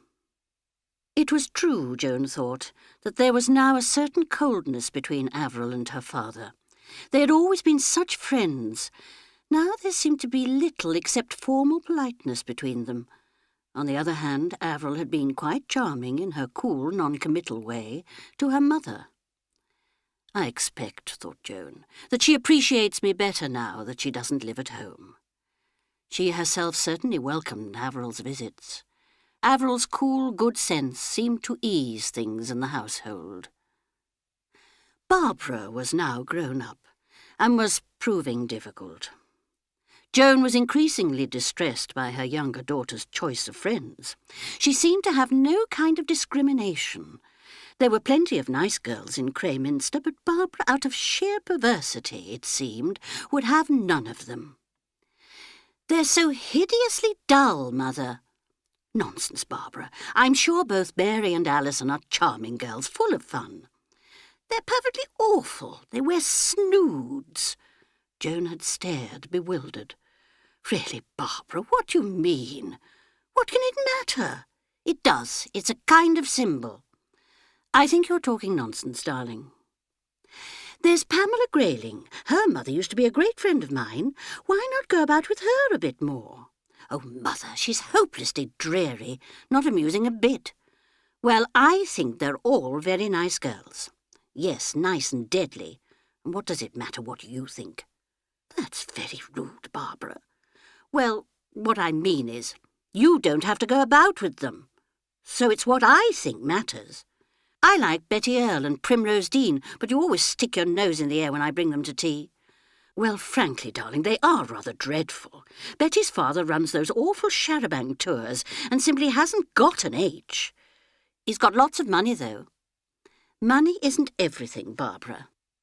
"The whole point is, Mother, can I choose my own friends or can't I?" "Of course you can, Barbara, but you must let yourself be guided by me. You are very young still." "That means I can't. It's pretty sickening the way I can't do a single thing I want to do.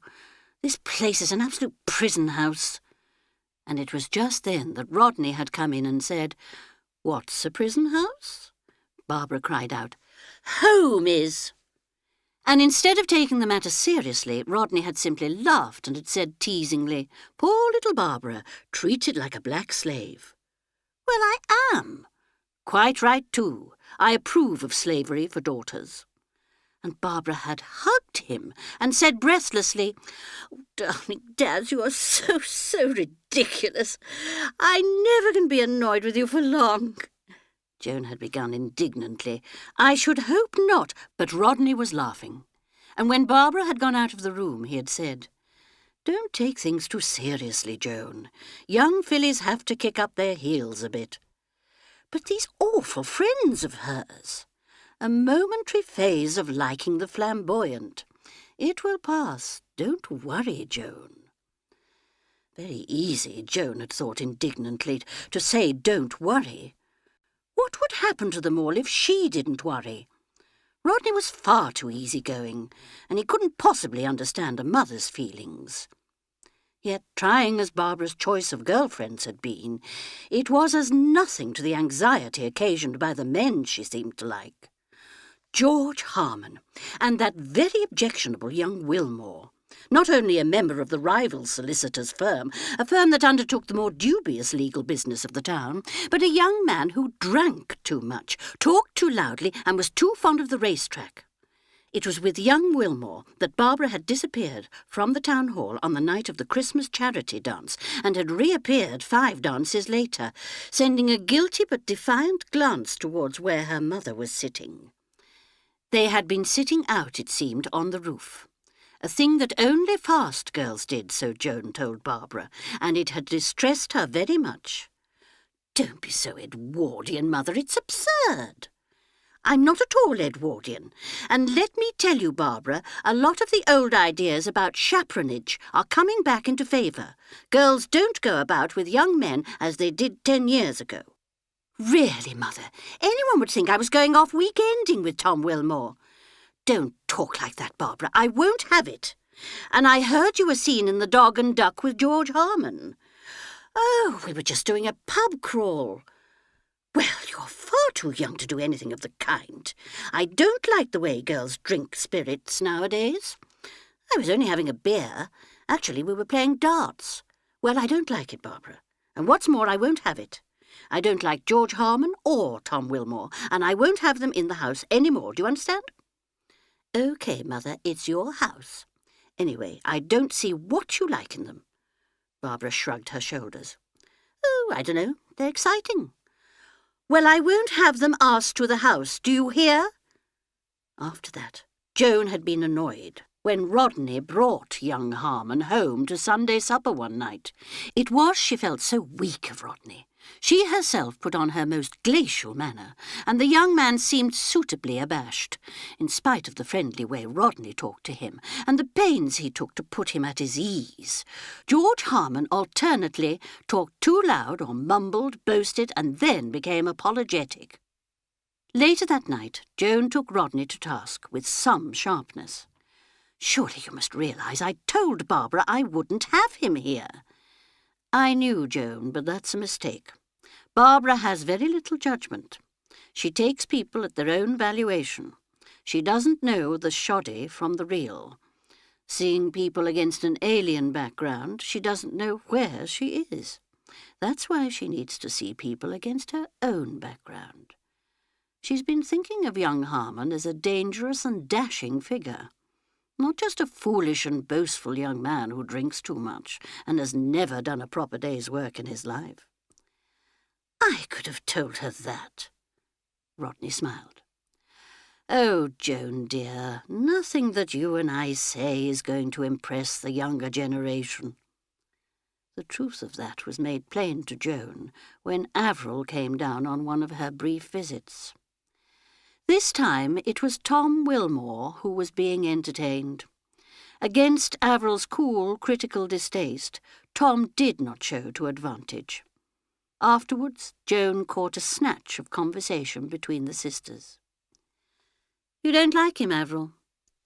And Avril, hunching disdainful shoulders, had replied crisply, "I think he's dreadful. Your taste in men, Barbara, is really too awful." Thereafter, Wilmore had disappeared from the scene, and the fickle Barbara had murmured one day, "Tom Wilmore? Oh, but he's dreadful," with complete and wide-eyed conviction. Joan set herself to have tennis parties and ask people to the house, but Barbara refused stoutly to cooperate. "Don't fuss so, Mother. You're always wanting to ask people. I hate having people, and you always will ask such terrible duds." Offended, Joan said sharply that she washed her hands of Barbara's amusement. "I'm sure I don't know what you want." "I just want to be let alone." Barbara was really a most difficult child, Joan said sharply to Rodney. Rodney agreed, a little frown between his eyes. "If she would only just say what she wants," Joan continued. "She doesn't know herself. She's very young, Joan." "That's just why she needs to have things decided for her." "No, my dear. She's got to find her own feet. Just let her be. Let her bring her friends here if she wants to, but don't organise things. That's what seems to antagonise the young." So, like a man, Joan thought with some exasperation. All for leaving things alone and being vague. Poor dear Rodney. He always had been rather vague, now she came to think of it. It was she who had been the practical one, and yet everyone said that he was such a shrewd lawyer. Joan remembered an evening when Rodney had read from the local paper an announcement of George Harman's marriage to Primrose Dean, and had added with a teasing smile, "An old flame of yours, eh, Babs?" Barbara had laughed with considerable amusement. "I know, I was awfully keen on him. He really is pretty dreadful, isn't he? I mean, he really is. I always thought him a most unprepossessing young man. I couldn't imagine what you saw in him. No more can I now." Barbara, at 18, spoke detachedly of the follies of 17. "But really, you know, Dads, I did think I was in love with him. I thought Mother would try to part us, and then I was going to run away with him, and if you or Mother stopped us, then I made up my mind I should put my head in the gas oven and kill myself." "Quite the Juliet touch." With a shade of disapproval, Barbara said, "I meant it, Daddy. After all, if you can't bear a thing, you just have to kill yourself." And Joan, unable to bear keeping silent any longer, broke in sharply, "Don't say such wicked things, Barbara. You don't know what you're talking about." "I forgot you were there, Mother. Of course, you wouldn't ever do a thing like that. You'd always be calm and sensible, whatever happened." "I should hope so, indeed."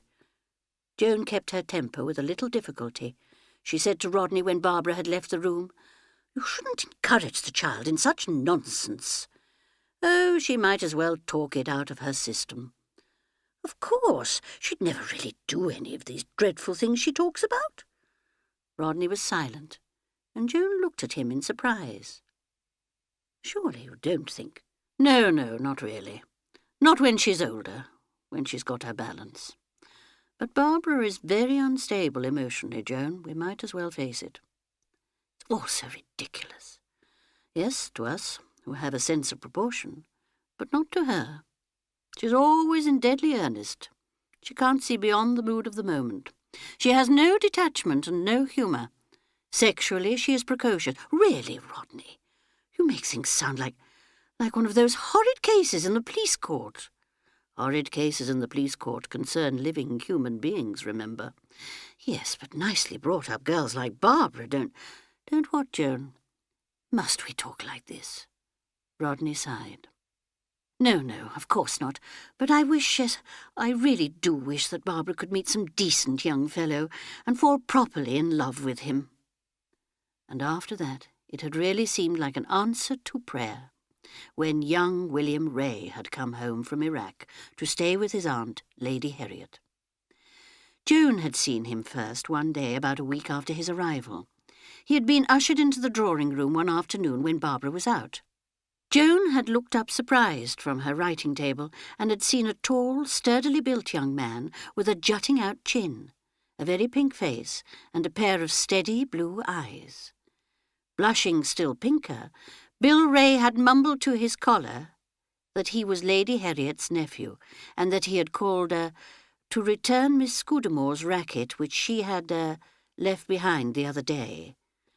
Joan pulled her wits together and greeted him graciously. Barbara was so careless, she said. Left her things all over the place. Barbara was out at the moment, but probably she would be back before long. Mr. Ray must stay and have some tea. Mr. Ray was quite willing, it seemed. So Joan rang the bell for tea and inquired after Mr. Ray's aunt. Lady Harriet's health occupied about 5 minutes, and then conversation began to halt a little. Mr. Ray was not very helpful. He remained very pink in the face and sat bolt upright and had a vague look of suffering some internal agony. Luckily tea came and made a diversion. Joan was still prattling kindly, but with a slight sense of effort, when Rodney, much to her relief, returned a little earlier than usual from the office. Rodney was very helpful. He talked of Iraq, drew the boy out with some simple questions, and presently some of Bill Ray's agonized stiffness began to relax. Soon he was talking almost easily. Presently Rodney took him off to his study. It was nearly 7 o'clock when Bill, still it seemed reluctantly, took his departure. "Nice lad," said Rodney. "Yes, quite. Rather shy." "Decidedly." Rodney seemed amused. "But I don't think he's usually quite so diffident." "What a frightfully long time he stayed." "Over 2 hours." "You must be terribly tired, Rodney." "Oh, no, I enjoyed it. He's got a very good headpiece, that boy, and rather an unusual outlook on things.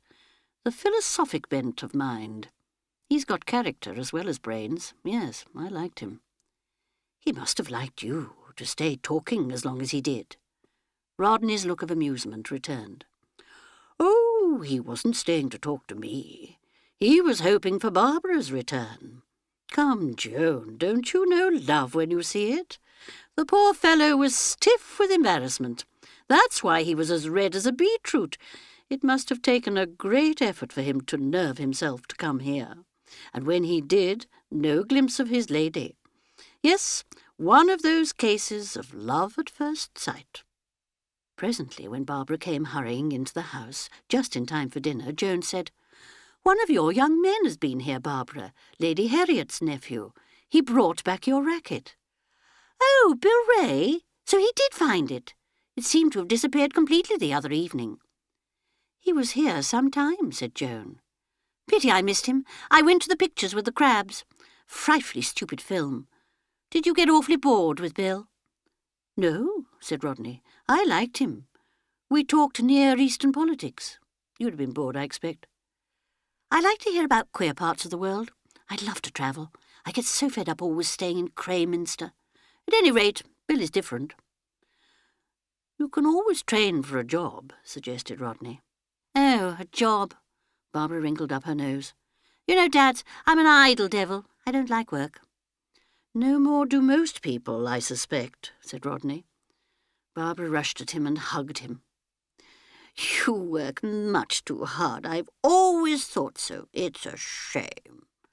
Then, releasing her hold, she said, "I'll give Bill a ring. He said something about going to the point-to-point over at Marsden." Rodney stood looking after her as she walked away towards the telephone at the back of the hall. It was an odd look, questioning, uncertain. He had liked Bill Ray, yes. Undoubtedly he had liked Bill from the first. Why then had he looked so worried, so harassed, when Barbara had burst in and announced that she and Bill were engaged, and they meant to be married at once, so that she could go back to Baghdad with him?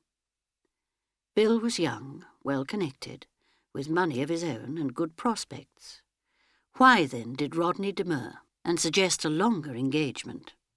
Why did he go about frowning, looking uncertain and perplexed? And then, just before the marriage, that sudden outburst, that insistence that Barbara was too young. Oh, well, Barbara had soon settled that objection, and 6 months after she had married her Bill and departed for Baghdad, Avril in her turn had announced her engagement to a stockbroker, a man called Edward Harrison Wilmot. He was a quiet, pleasant man of about 34 and extremely well off.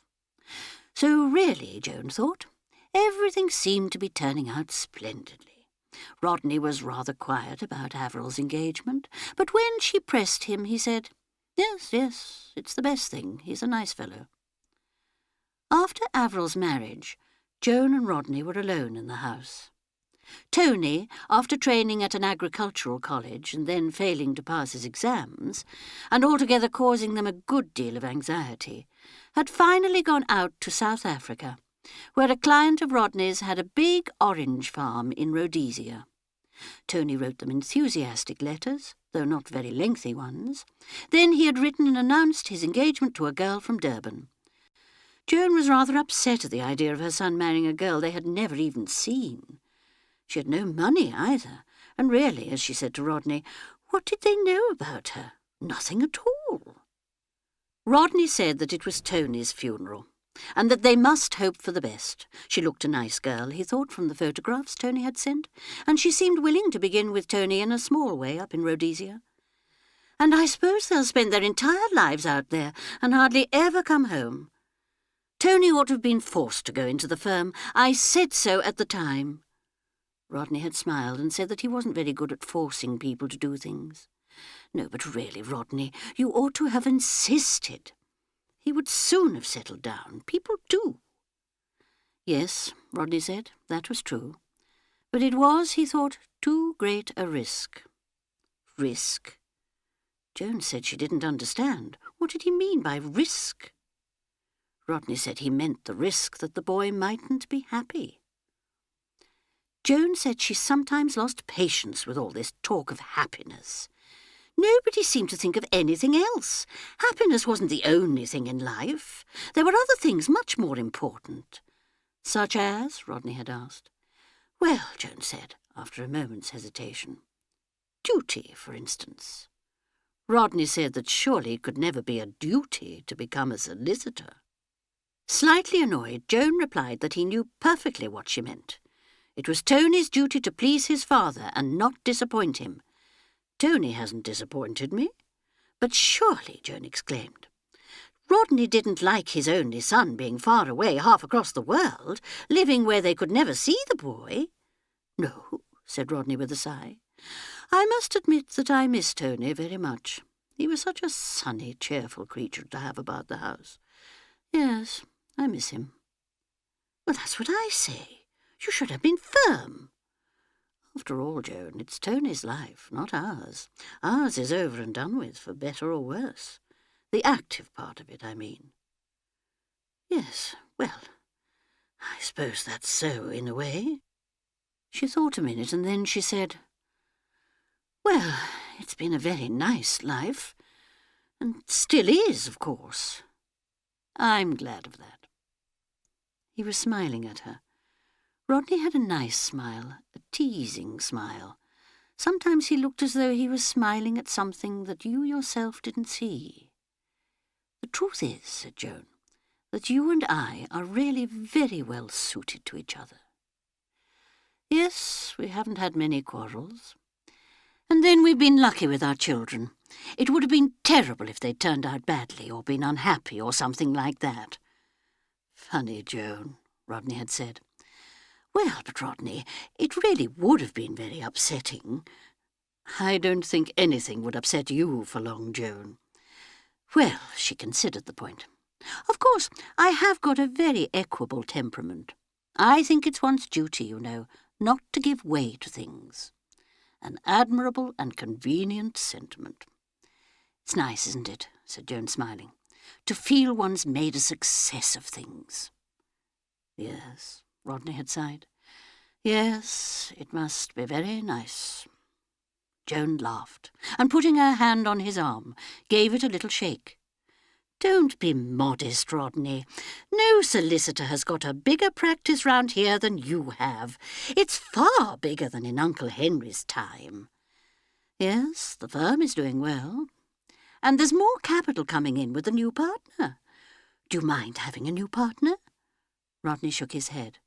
"Oh, no, we need young blood. Both Alderman and I are getting on." Yes, she thought, it was true. There was a lot of grey in Rodney's dark hair. Joan roused herself and glanced at her watch. The morning was passing quite quickly, and there had been no recurrence of those distressing, chaotic thoughts which seemed to force themselves into her mind so inopportunely. Well, that showed, didn't it, that discipline was the watchword needed. To arrange one's thoughts in an orderly manner, recalling only those memories that were pleasant and satisfactory. That is what she had done this morning, and see how quickly the morning had passed. In about an hour and a half it would be lunchtime. Perhaps she had better go out for a short stroll, keeping quite near the rest house. That would just make a little change before coming in to eat another of those hot, heavy meals. She went into the bedroom, put on her double felt hat, and went out. The Arab boy was kneeling on the ground, his face turned towards Mecca, and was bending forward and straightening himself, uttering words in a high nasal chant. The Indian, coming up unseen, said instructively just behind Joan's shoulder, "Him make midday prayer." Joan nodded. The information, she felt, was unnecessary. She could see perfectly well what the boy was doing. "Him say Allah very compassionate, Allah very merciful." "I know," said Joan, and moved away, strolling gently towards the barbed wire conglomeration that marked the railway station. She remembered having seen 6 or 7 Arabs trying to move a dilapidated Ford that had stuck in the sand, all pulling and tugging in opposite directions, and how her son-in-law, William, had explained to her that in addition to these well-meant but abortive efforts, they were saying hopefully, "Allah is very merciful." Allah, she thought, had need to be, since it was certain that nothing but a miracle would extract the car if they all continued to tug in opposite directions. The curious thing was that they all seemed quite happy about it and enjoying themselves. "Inshallah," they would say, "if God wills," and would thereupon bend no intelligent endeavour on the satisfaction of their desires. It was not a way of living that commended itself to Joan. One should take thought and make plans for the morrow. Though perhaps if one lived in the middle of nowhere like Tel Abu Hamid, it might not be so necessary. If one were here for long, reflected Joan, one would forget even what day of the week it was. And she thought, let me see, today is Thursday. Yes, Thursday. I got here on Monday night. She had arrived now at the tangle of barbed wire, and she saw, a little way beyond it, a man in some kind of uniform with a rifle. He was leaning up against a large case, and she supposed he was guarding the station or the frontier. He seemed to be asleep, and Joan thought she had better not go any farther in case he might wake up and shoot her. It was the sort of thing, she felt, that would not be at all impossible at Tel Abu Hamid. She retraced her steps, making a slight detour so as to encircle the rest house. In that way she would eke out the time and run no risk of that strange feeling of agoraphobia, if it had been agoraphobia. Certainly, she thought with approval, the morning had gone very successfully. She had gone over in her mind the things for which she had to be thankful. Averil's marriage to dear Edward. Such a solid, dependable sort of man, and so well off, too. Averil's house in London was quite delightful, so handy for Harrods. And Barbara's marriage, and Tony's, though that really wasn't quite so satisfactory. In fact, they knew nothing about it, and Tony himself was not as entirely satisfactory as a son should be. Tony should have remained in Crayminster, and gone into Alderman Scudamore and Whitney's. He should have married a nice English girl, fond of outdoor life, and followed in his father's footsteps. Poor Rodney, with his dark hair streaked with grey, and no son to succeed him at the office. The truth was that Rodney had been much too weak with Tony. He should have put his foot down. Firmness, that was the thing. Why, thought Joan, where would Rodney be, I should like to know, if I hadn't put my foot down? She felt a warm little glow of self-approval. Crippled with debts, probably, and trying to raise a mortgage like Farmer Hoddesdon. She wondered if Rodney really quite appreciated what she had done for him. Joan stared ahead of her at the swimming line of the horizon. A queer, watery effect. Of course, she thought, a mirage. Yes, that was it, mirage. Just like pools of water in the sand. Not at all what one thought of as mirage. She had always imagined trees and cities. Something much more concrete. But even this unspectacular watery effect was queer. It made one feel... What was reality? Mirage, she thought. Mirage. The word seemed important. What had she been thinking of? Oh, of course, Tony, and how exceedingly selfish and thoughtless he had been. It had always been extremely difficult to get at Tony. He was so vague, so apparently acquiescent, and yet, in his quiet, amiable, smiling way, he did exactly as he liked. Tony had never been quite so devoted to her as she felt a son ought to be to his mother. In fact, he really seemed to care for his father most.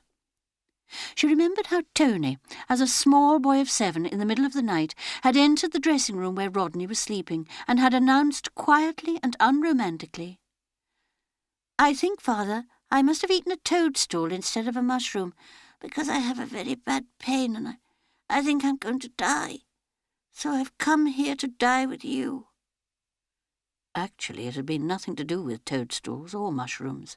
It had been acute appendicitis, and the boy had been operated on within 24 hours. But it still seemed to Joan queer that the child should have gone to Rodney and not to her. Far more natural for Tony to have come to his mother. Yes, Tony had been trying in many ways. Lazy at school, slack over games. And though he was a very good-looking boy, and the kind of boy she was proud to take about with her, he never seemed to want to be taken about, and had an irritating habit of melting into the landscape just when she was looking for him. Protective colouring, Avril had called it, Joan remembered. Tony is much cleverer at protective colouring than we are, she had said. Joan had not quite understood her meaning, but she had felt vaguely a little hurt by it. Joan looked at her watch. No need to get too hot walking. Back to the rest house now. It had been an excellent morning, no incidents of any kind, no unpleasant thoughts, no sensations of agoraphobia. Really, some inner voice in her exclaimed, "You are talking just like a hospital nurse. What do you think you are, Joan Scudamore? An invalid, a mental case? And why do you feel so proud of yourself and yet so tired? Is there anything extraordinary in having passed a pleasant, normal morning? She went quickly into the rest house, and was delighted to see there were tinned pears for lunch as a change. After lunch she went and lay down on her bed. If she could sleep until tea-time. But she did not feel even inclined to sleep. Her brain felt bright and wakeful. She lay there with closed eyes, but her body felt alert and tense, as though it were waiting for something, as though it were watchful, ready to defend itself against some lurking danger. All her muscles were taut. I must relax, Joan thought. I must relax. But she couldn't relax. Her body was stiff and braced. Her heart was beating a little faster than was normal. Her mind was alert and suspicious. The whole thing reminded her of something. She searched, and at last the right comparison came to her. A dentist's waiting room. The feeling of something definitely unpleasant just ahead of you, the determination to reassure yourself, to put off thinking of it, and the knowledge that each minute was bringing the ordeal nearer. But what ordeal? What was she expecting? What was going to happen? The lizards, she thought, have all gone back into their holes. That's because there's a storm coming. The quiet before a storm. Waiting, waiting. Good heavens, she was getting quite incoherent again. Miss Gilby, discipline, a spiritual retreat. A retreat! She must meditate. There was something about repeating Om.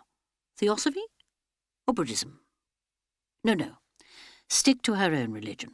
Meditate on God, on the love of God. God. Our Father, which art in heaven. Her own father, his squarely trimmed navel brown beard, his deep piercing blue eyes, his liking for everything to be trim and shipshape in the house, a kindly martinet. That was her father, a typical retired admiral. And her mother, tall, thin, vague, untidy, with a careless sweetness that made people, even when she most exasperated them, find all kinds of excuses for her. Her mother going out to parties with odd gloves and a crooked skirt, and a hat pinned askew to a bun of iron-grey hair, and happily and serenely unconscious of anything amiss about her appearance, and the anger of the Admiral, always directed on his daughters, never on his wife. Why can't you girls look after your mother? What do you mean by letting her go out like that? I will not have such slackness, he would roar. And the three girls would say submissively, No, father, and afterwards to each other, It's all very well, but really mother is impossible. Joan had been very fond of her mother, of course.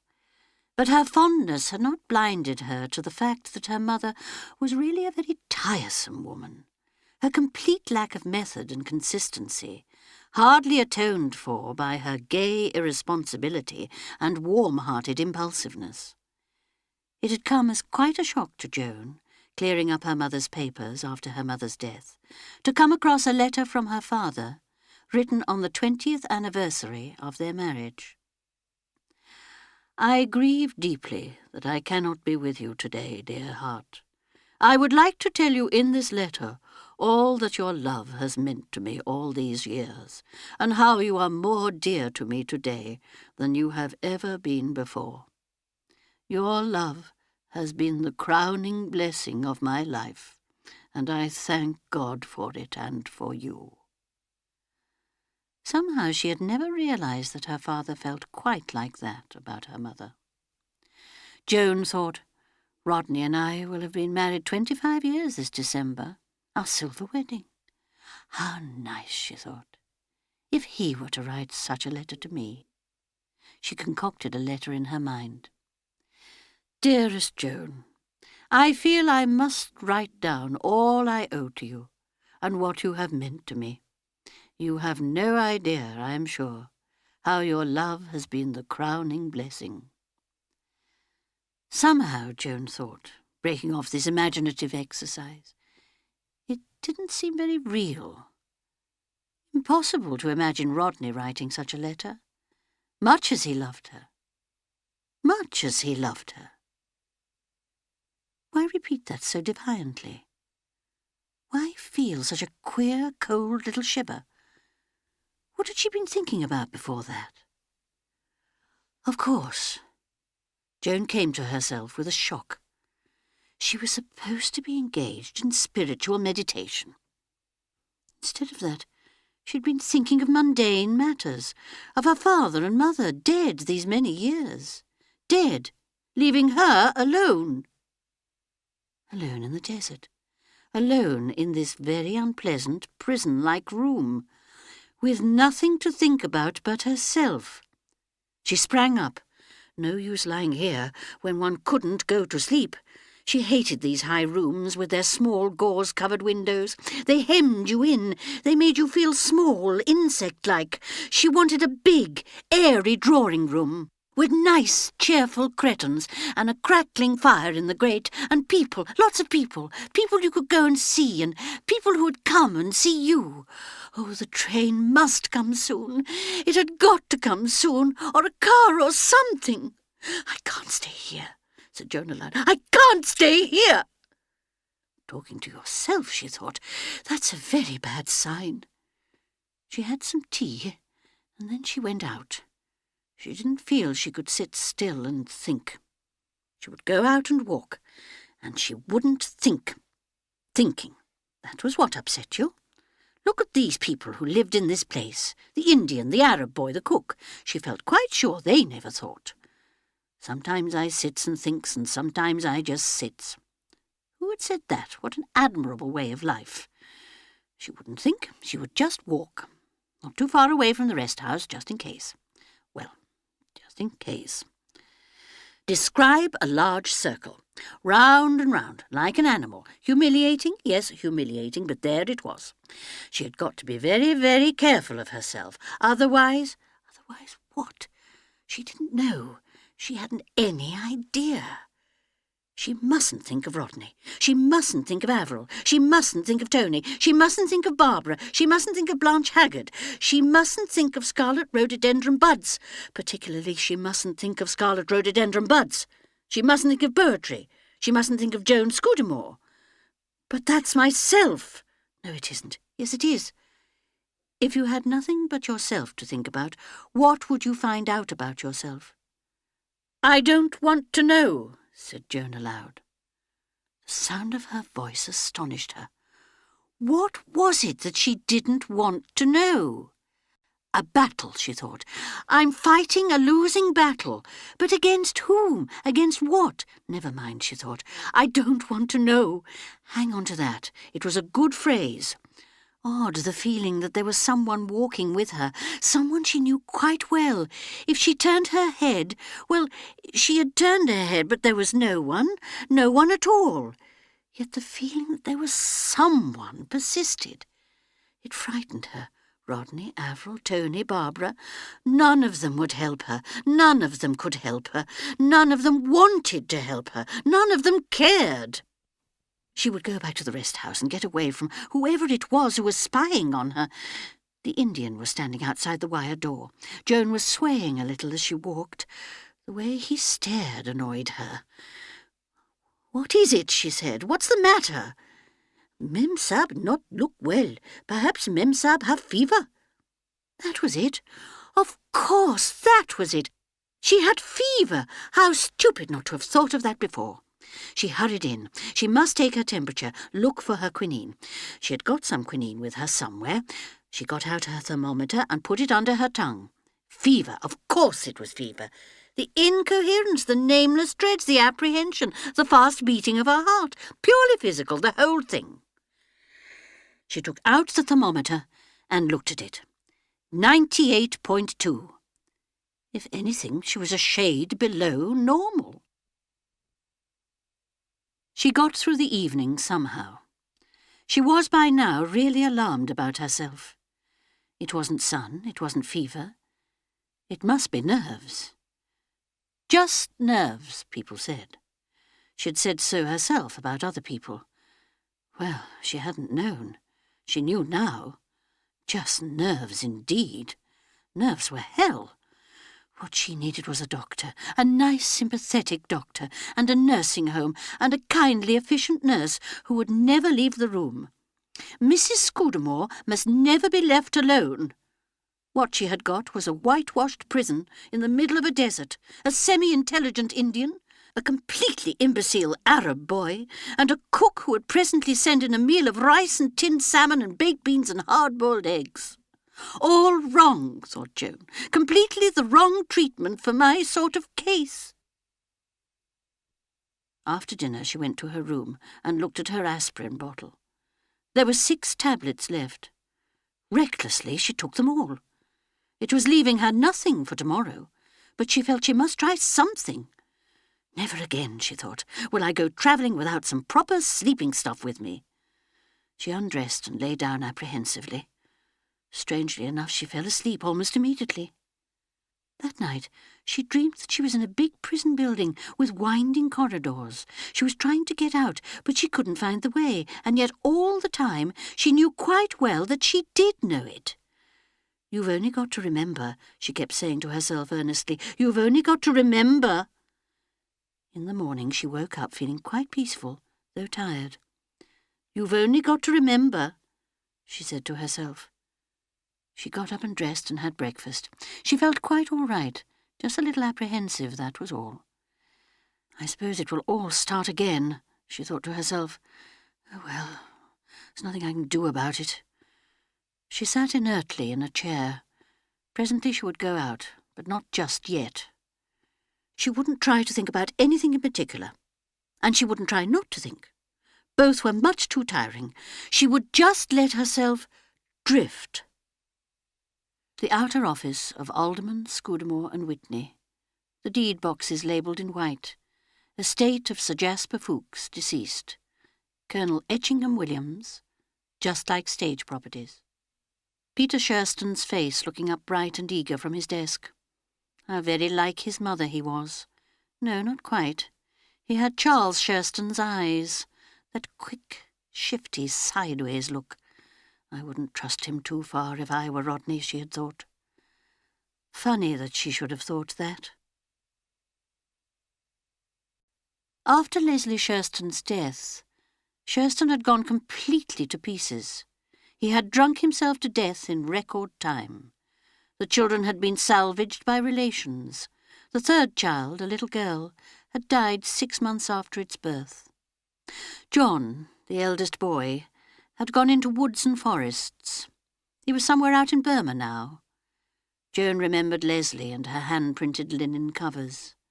If John was like his mother, and had her desire to see things that grew fast, he must be very happy now. She had heard that he was doing very well. Peter Shurston had come to Rodney, and had expressed his desire to be taken into the office. "My mother told me she was sure you would help me, sir." An attractive, forthright boy, smiling, eager, always anxious to please.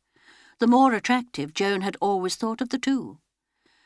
Rodney had been glad to take the boy. It had made up to him a little, perhaps, for the fact that his own son had preferred to go overseas and had cut himself off from his family. In time, perhaps, Rodney might have come to look upon Peter almost as a son. He was often at the house, and was always charming to Joan. Easy, attractive manners, not quite so unctuous as his father's had been. And then, one day, Rodney had come home looking worried and ill. In response to her questions, he had replied impatiently that it was nothing at all. But about a week later, he mentioned that Peter was leaving, had decided to go to an aircraft factory. "Oh, Rodney, and you've been so good to him, and we both liked him so much." "Yes, an attractive lad." "What was the trouble? Was he lazy?" "Oh, no, he's a good head for figures and all that sort of thing." "Like his father?" "Yes, like his father. But all these lads are attracted to the new discoveries. Flying, that kind of thing." But Joan was not listening. Her own words had suggested to her a certain train of thought. Peter Shurston had left very suddenly. "Rodney, there wasn't anything wrong, was there? Wrong? What do you mean? I mean, well, like his father. His mouth is like Leslie's, but he's got that funny, shifty look in the eyes that his father always had. Oh, Rodney, it's true, isn't it? He did do something. Rodney said slowly, there was just a little trouble. Over the accounts? He took money? I'd rather not talk about it, Joan. It was nothing important. Crooked, like his father. Isn't heredity queer? Very queer. It seems to work the wrong way. You mean he might just as well have taken after Leslie? Still, she wasn't a particularly efficient person, was she? Rodney said in a dry voice, I'm of the opinion that she was very efficient. She stuck to her job and did it well. Poor thing. Rodney said irritably, I wish you wouldn't always pity her. It annoys me. But, Rodney, how unkind of you. She really had an awfully sad life. I never think of her that way. And then her death. I'd rather you didn't talk about that. He turned away. Everybody thought Joan was afraid of cancer. They flinched away from the word. They called it, if possible, something else, a malignant growth, a serious operation, an incurable complaint, something internal. Even Rodney didn't like the mention of it. Because, after all, one never knew. 1 in 12, wasn't it, died of it? And it often seemed to attack the healthiest people. People who had never had anything else the matter with them. Joan remembered the day that she had heard the news from Mrs. Lambert in the Market Square. My dear, have you heard? Poor Mrs. Shurston. What about her? Dead! With gusto, and then the lowered voice. Internal, I believe. Impossible to operate. She suffered terrible pain, I hear, but very plucky. Kept on working until only a couple of weeks before the end, when they really had to keep her under morphia. My nephew's wife saw her only 6 weeks ago. She looked terribly ill and was as thin as a rail. But she was just the same, laughing and joking. I suppose people just can't believe they can never get well. Oh, well, she had a sad life, poor woman. I dare say it's a merciful release. Joan had hurried home to tell Rodney, and Rodney had said quietly, yes, he knew. He was the executor of her will, he said, and so they had communicated with him at once. Leslie Shurston had not had very much to leave. What there was to be divided between her children. The clause that did excite Crayminster was the direction that her body should be brought to Crayminster for burial. Because, so ran the will, I was very happy there. So Leslie Adeline Shurston was laid to rest in the churchyard of St. Mary's, Crayminster. An odd request, some people thought, considering that it was in Crayminster that her husband had been convicted of fraudulent appropriation of bank funds. But other people said that it was quite natural. She had had a happy time there before all the trouble, and it was only natural that she should look back on it as a kind of lost Garden of Eden. Poor Leslie. A tragic family altogether. For young Peter, after training as a test pilot, had crashed and been killed. Rodney had been terribly cut up about it. In a queer way, he seemed to blame himself for Peter's death. But really, Rodney, I don't see how you make that out. It was nothing to do with you. Leslie sent him to me. She told him that I would give him a job and look after him. Well, so you did. You took him into the office. I know. And he went wrong. And you didn't prosecute him, or anything. You made up the deficit yourself, didn't you? Yes, it isn't that. Don't you see? That's why Leslie sent him to me. Because she realized that he was weak, that he had Shurston's untrustworthiness. John was all right. She trusted me to look after Peter, to guard the weak spot. He was a queer mixture. He had Charles Shurston's crookedness and Leslie's courage. Armadale's wrote me that he was the best pilot they'd had, absolutely fearless and a wizard. That's how they phrased it, with planes. The boy volunteered, you know, to try out a new secret device on a plane. It was known to be dangerous. That's how he was killed. Well, I call that very creditable indeed. Rodney gave a short, dry laugh. Oh, yes, Joan, but would you say that so complacently? If it was your own son who had been killed like that, would you be satisfied for Tony to have a creditable death? Joan stared. But Peter wasn't our son. It's entirely different. I'm thinking of Leslie, of what she would have felt. Sitting in the rest house, Joan shifted a little in her chair. Why had the Sherstons been so constantly in her thoughts ever since she had been here? She had other friends who meant much more to her than any of the Sherstons had ever done. She had never liked Leslie so very much, only felt sorry for her. Poor Leslie, under her marble slab. Joan shivered. I'm cold, she thought, I'm cold. Somebody is walking over my grave. But it was Leslie Sherston's grave she was thinking about. It's cold in here, she thought, cold and gloomy. I'll go out in the sunlight. I don't want to stay here any longer. The churchyard, and Leslie Sherston's grave, and the scarlet heavy rhododendron bud that fell from Rodney's coat. Rough winds do shake the darling buds of May. End of Side 4. Side 5. Chapter 9. Joan came out into the sunlight at almost a run. She started walking quickly, hardly glancing at the dump of tins and the hens. That was better. Warm sunlight. Warm, not cold any longer. She had got away from it all. But what did she mean by got away from it all? The wraith of Miss Gilby seemed suddenly to be close beside her, saying in impressive tones, "Discipline your thoughts, Joan. Be more precise in your terms. Make up your mind exactly what it is from which you are running away." But she didn't know. She hadn't the least idea. Some fear, some menacing and pursuing dread.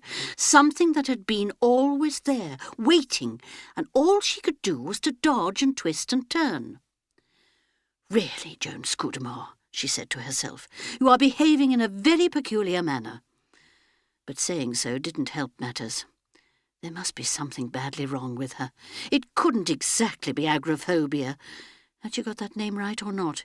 It worried her not to be sure, because this time she was anxious to escape from those cold, confining walls, to get out from them into space and sunlight. She felt better now that she was outside. Go out into the sunshine, get away from these thoughts. She'd been here long enough, in this high-ceilinged room that was like a mausoleum. Leslie Sherston's grave. And Rodney. Leslie, Rodney, get out, the sunshine. So cold in this room, cold and alone. She increased her pace. Get away from that dreadful mausoleum of a rest house, so grim, so hemmed in. The sort of place where you could easily imagine ghosts. What a stupid idea. It was practically a brand new building, only put up 2 years ago. There couldn't be ghosts in a new building. Everybody knew that. No, if there were ghosts in the rest house, then she, Joan Scudamore, must have brought them with her. Now, that was a very unpleasant thought. She quickened her pace. At any rate, she thought determinedly, "There's nobody with me now. I'm quite alone. There's not even anybody I could meet. Like, who was it? Stanley and Livingstone, meeting in the wilds of Africa. Dr. Livingstone, I presume. Nothing like that here. Only one person she could meet here, and that was Joan Scudamore. What a comic idea! Meet Joan Scudamore. Pleased to meet you, Mrs. Scudamore.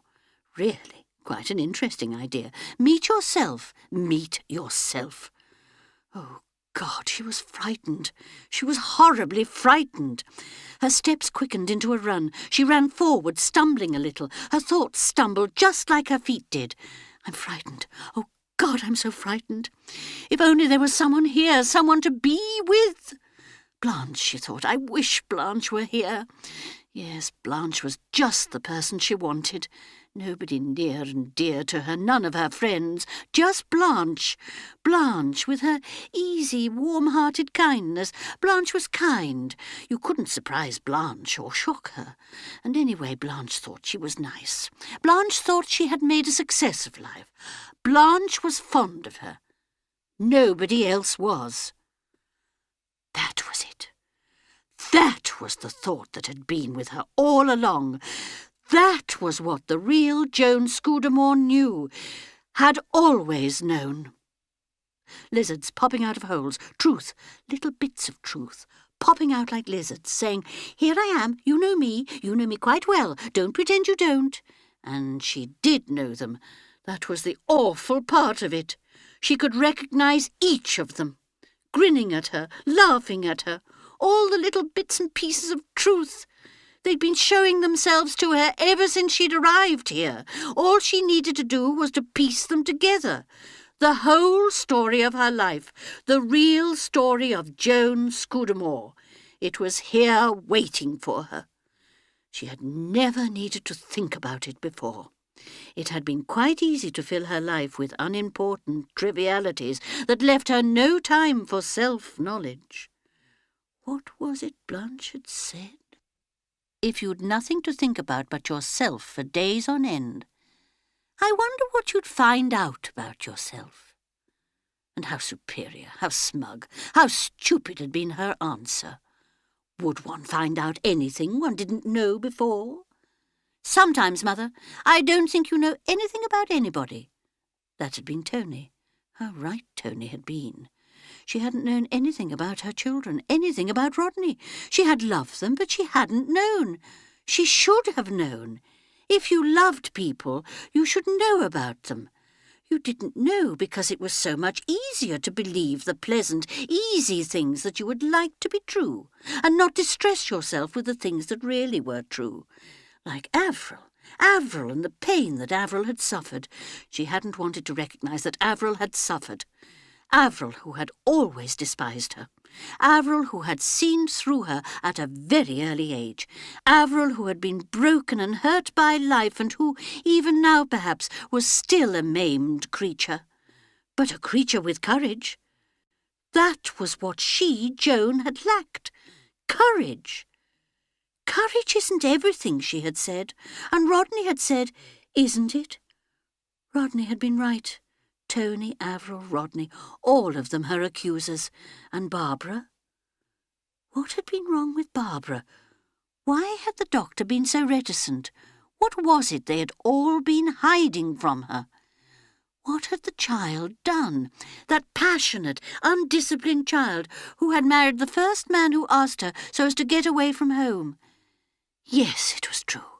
That was exactly what Barbara had done. She'd been unhappy at home. And she'd been unhappy because Joan hadn't taken the least trouble to make home happy for her. She'd had no love for Barbara, no kind of understanding. Cheerfully and selfishly she had determined what was good for Barbara, without the least regard for Barbara's tastes or wishes. She had had no welcome for Barbara's friends, had gently discouraged them. No wonder the idea of Baghdad had seemed to Barbara like a vista of escape. She had married Bill Ray hastily and impulsively, and without, so Rodney said, loving him. And then what had happened? A love affair? An unhappy love affair? That Major Reed, probably. Yes, that would explain the embarrassment when Joan had mentioned his name. Just the kind of man, she thought, to fascinate a silly child who wasn't yet properly grown up. And then, in desperation, in one of those violent paroxysms of despair to which she had been prone from early childhood, those cataclysms when she lost all sense of proportion, she had tried, yes, that must be it, to take her own life. And she had been very, very ill, dangerously ill. Had Rodney known, Joan wondered? He had certainly tried to dissuade her from rushing out to Baghdad. No, surely Rodney couldn't have known. He would have told her. Well, no, Perhaps he wouldn't have told her. He certainly had done his best to stop her going. But she had been absolutely determined. She had felt, she said, that she simply couldn't endure not to go out to the poor child. Surely that had been a creditable impulse. Only wasn't even that a part only of the truth? Hadn't she been attracted by the idea of the journey, the novelty, seeing a new part of the world? Hadn't she enjoyed the idea of playing the part of the devoted mother? Hadn't she seen herself as a charming, impulsive woman, being welcomed by her ill daughter and her distracted son-in-law? How good of you, they would say, to come rushing out like that. Really, of course, they hadn't been at all pleased to see her. They had been, quite frankly, dismayed.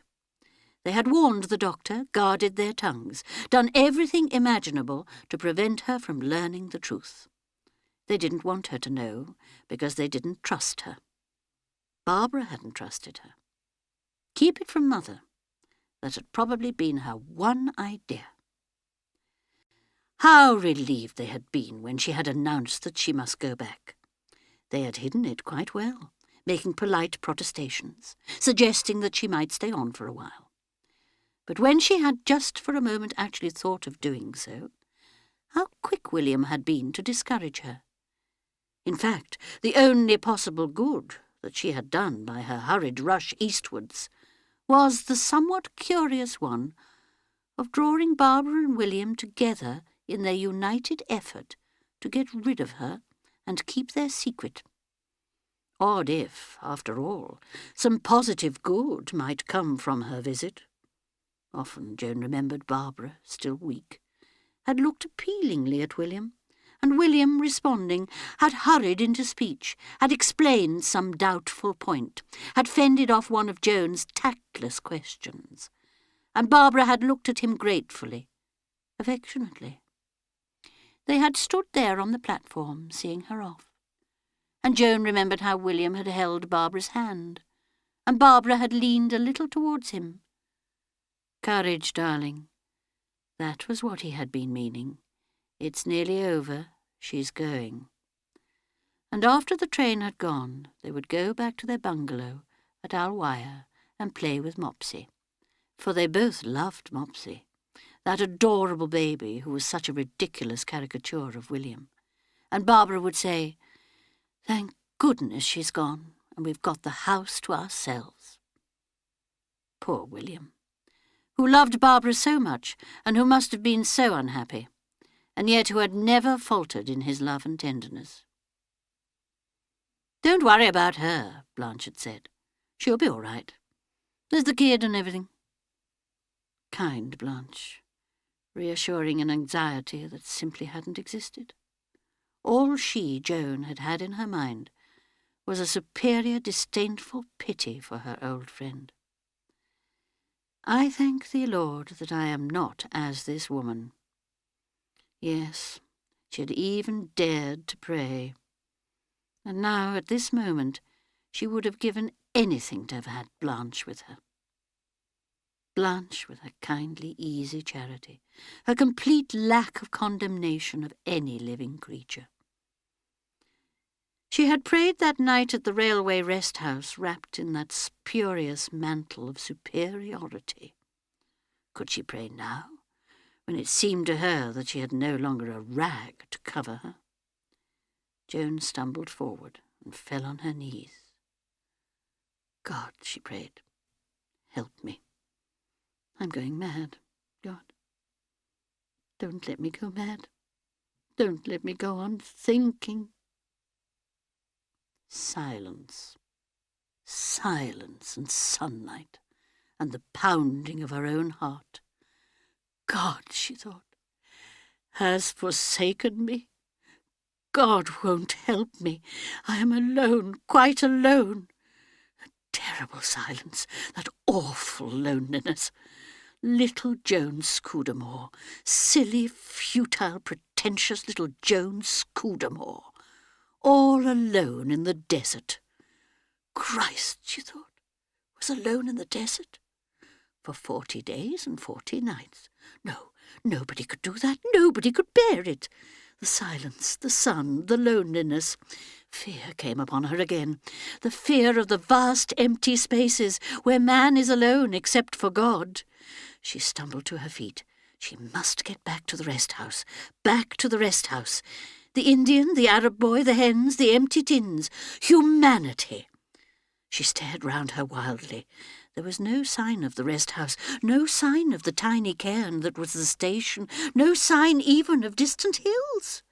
She must have come farther than ever before, so far that all around her there was no discernible landmark. She didn't, horror upon horror, even know in which direction the rest house lay. The hills, surely those distant hills couldn't disappear, but all around on the horizon were low clouds. Hills, clouds, one couldn't tell. She was lost, completely lost. No, if she went north, that was right, north. Oh, the sun was directly overhead. There was no way of telling her direction from the sun. She was lost. She would never find the way back. Suddenly, frenziedly, she began to run. First in one direction, then, in sudden panic, back the other way. She ran to and fro, wildly, desperately, and she began to cry out, shouting, calling, "Help! Help!" They'll never hear me, she thought. I'm too far away. The desert caught up her voice, reduced it to a small, bleating cry. Like a sheep, she thought, like a sheep. He findeth his sheep, the Lord is my shepherd. Rodney, green pastures and the valley and the high street. Rodney, she called, help me, help me. But Rodney was going away up the platform, his shoulders squared, his head thrown back, enjoying the thought of a few weeks' freedom, feeling for the moment young again. He couldn't hear her. Avril, wouldn't Avril help her? I'm your mother, Avril. I've always done everything for you. No, Avril will go quietly out of the room, saying perhaps, there isn't anything I can do. Tony would help her. No, Tony couldn't help her. He was in South Africa, a long way away. Barbara was too ill. Barbara had got food poisoning. Leslie, she thought, Leslie would help me if she could. But Leslie's dead. She suffered and she died. It was no good. There was no one. She began to run again, despairingly, without idea or direction, just running. The sweat was running down her face, down her neck, down her whole body. She thought, this is the end. Christ, she thought, Christ. Christ would come to her in the desert. Christ would show her the way to the green valley, would lead her with the sheep, the lost sheep, the sinner that repented, through the valley of the shadow. No shadow, only sun. Lead, kindly light. The sun wasn't kindly. The green valley. She must find the green valley, opening out of the high street there in the middle of Greyminster, opening out of the desert, 40 days and 40 nights, only 3 days gone, so Christ would still be there. Christ, she prayed, help me. Christ, what was that? Over there, far to the right. That tiny blur upon the horizon. It was the rest house. She wasn't lost. She was saved. Saved. Her knees gave way. She crumpled down in a heap. Chapter 10. Joan regained consciousness slowly. She felt very sick and ill, and weak as a child. But she was saved. The rest house was there. Presently, when she felt a little better, she could get up and walk to it. In the meantime, she would just stay still and think things out. Think them out properly, not pretending any more. God, after all, had not forsaken her. She had no longer that terrible consciousness of being alone. But I must think, she said to herself. I must think. I must get things straight. That is why I'm here, to get things straight. She had got to know once and for all just what kind of a woman Joan Scudamore was. That was why she had to come here, to the desert. This clear, terrible light would show her what she was, would show her the truth of all the things she hadn't wanted to look at, the things that really she had known all along. There had been one clue yesterday. Perhaps she had better start with that. For it had been then, hadn't it, that first sense of blind panic had swept over her. She had been reciting poetry. That was how it had begun. From you have I been absent in the spring. That was the line. And it made her think of Rodney, and she had said, "But it's November now." Just as Rodney had said that evening, "But it's October." The evening of the day that he had sat down on Ashledown with Leslie Shurston. The two of them sitting there in silence with 4 feet of space between them, and she had thought, hadn't she, that it wasn't very friendly. But she knew now, and of course she must really have known then, why they sat so far apart. It was because, wasn't it, they didn't dare to be nearer. Rodney and Leslie Shurston. Not Myrna Randolph, never Myrna Randolph. She had deliberately encouraged the Myrna Randolph myth in her own mind because she knew there was nothing in it. She had put up Myrna Randolph as a smokescreen so as to hide what was really there. And partly, be honest now, Joan, partly because it was easier for her to accept Myrna Randolph than Leslie Shurston. It would hurt her pride less to admit that Rodney had been attracted by Myrna Randolph, who was beautiful and the kind of siren who could be supposed to attract any man not gifted with superhuman powers of resistance. But Leslie Shurston. Leslie was not even beautiful, who was not young, who was not even well turned out. Leslie with her tired face and her funny one-sided smile. To admit that Rodney could love Leslie, could love her with such a passion that he dared not trust himself nearer than 4 feet. That was what she hated to acknowledge. That desperate longing, that aching, unsatisfied desire, that force of passion that she herself had never known. It had been there between them, that day on Ashledown, and she had felt it. It was because she had felt it that she had hurried away so quickly and so shamefacedly, not admitting to herself for a moment the thing that she really knew. Rodney and Leslie sitting there silent, not even looking at each other, because they dared not. Leslie loving Rodney so desperately that she wanted to be laid when dead in the town where he lived.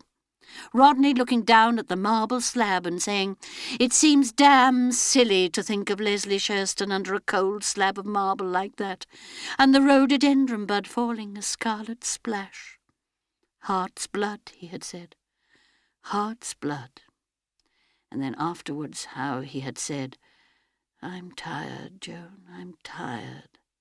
And later, so strangely, "We can't all be brave." He had been thinking of Leslie when he said that, of Leslie and her courage. Courage isn't everything, isn't it? And Rodney's nervous breakdown. Leslie's death had been the cause of that, lying there peacefully in Cornwall, listening to the gulls without interest in life, smiling quietly. Tony's scornful boyish voice.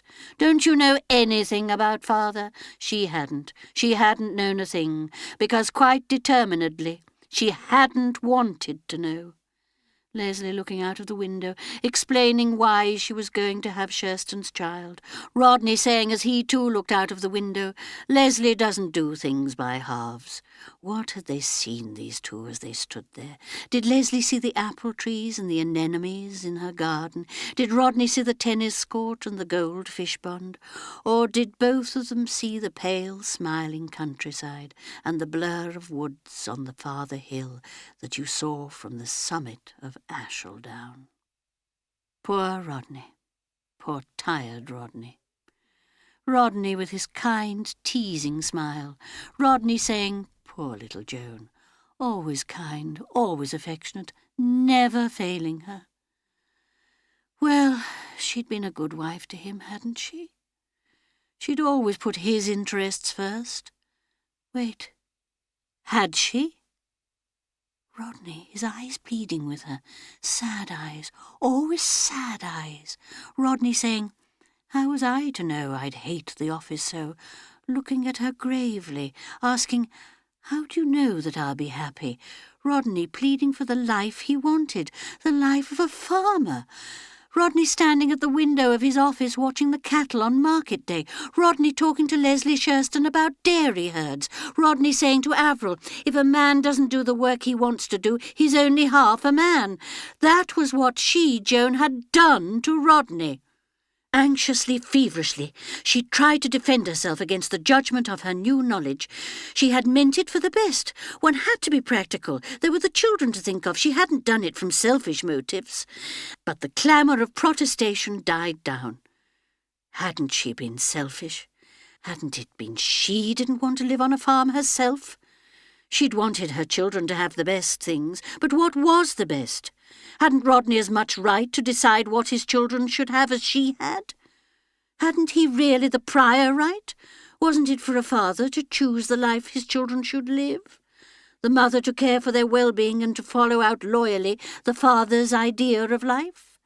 Life on a farm, Rodney had said, was a good life for children. Tony would certainly have enjoyed it.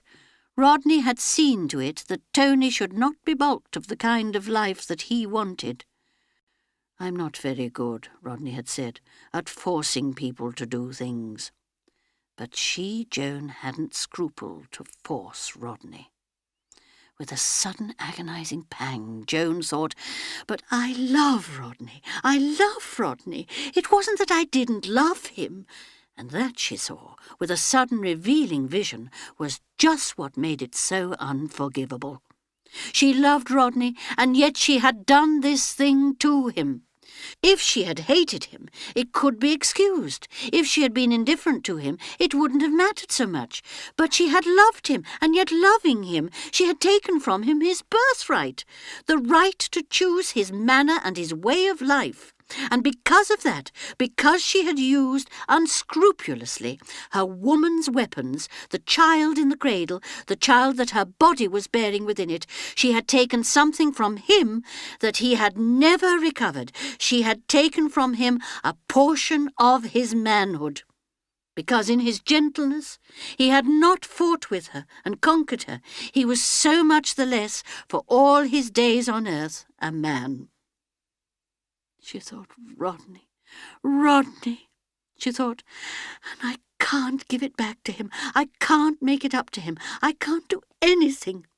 But I love him. I do love him. And I love Avril and Tony and Barbara. I always loved them. But not enough. That was the answer. Not enough. She thought, Rodney, is there nothing I can do, nothing I can say? From you have I been absent in the spring. Yes, she thought, for a long time, ever since the spring when we first loved each other. I've stayed where I was. Blanche was right. I'm the girl who left St. Anne's, easy living, lazy thinking, pleased with myself, afraid of anything that might be painful. No courage. What can I do, she thought. What can I do? And she thought, I can go to him. I can say, I'm sorry, forgive me. Yes, I can say that. I can say, forgive me. I didn't know. I simply didn't know. Joan got up. Her legs felt weak and rather silly. She walked slowly and painfully, like an old woman, walking, one foot, then the other. Rodney, she thought. Rodney. How ill she felt, how weak. It was a long way, a very long way. The Indian came running out from the rest house to meet her, his face wreathed in smiles. He waved, gesticulated. Good news, Mem Sahib, good news. She stared at him. You see, train come, train at station. You leave by train tonight. The train to take her to Rodney. Oh, forgive me, Rodney, forgive me. She heard herself laughing, wildly, unnaturally. The Indian stared, and she pulled herself together. The train has come, she said, just at the right time.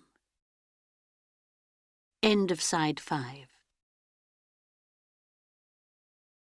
Side 6. Chapter 11. It was like a dream, Joan thought. Yes, it was like a dream. Walking through the convolutions of barbed wire, the Arab boy carrying her suitcases, and chattering shrilly in Turkish to a big, fat, suspicious-looking man who was the Turkish station master. And there, waiting for her, the familiar sleeping car, with the wagon-lit man in his chocolate uniform leaning out of a window. Alep Stamboul on the side of the coach, the link that bound this resting place in the desert to civilization. The polite greeting in French, her compartment thrown open, the bed already made with its sheets and its pillow. Civilization again. Outwardly, Joan was once more the quiet, efficient traveller, the same Mrs. Scudamore that had left Baghdad less than a week ago. Only Joan herself knew of that astonishing, that almost frightening change that lay behind the facade. The train, as she had said, had come just at the right moment, just when those last barriers, which she herself had so carefully erected, had been swept away in a rising tide of fear and loneliness. She had had, as others had had in days gone by, a vision of herself. And although she might seem now the commonplace English traveller, intent on the minor details of travel, her heart and mind were held in that abasement of self-reproach that had come to her out there in the silence and the sunlight. She had answered almost mechanically the Indian's comments and questions. "Why not Mem Sahib come back for lunch? Lunch already. Very nice lunch. It's nearly 5 o'clock now. Too late lunch. Have tea." Yes, she said, she would have tea. "But where Mem Sahib go? I look out. Not see Mem Sahib anywhere. Not know which way Mem Sahib gone." She had walked rather far, she said, farther than usual.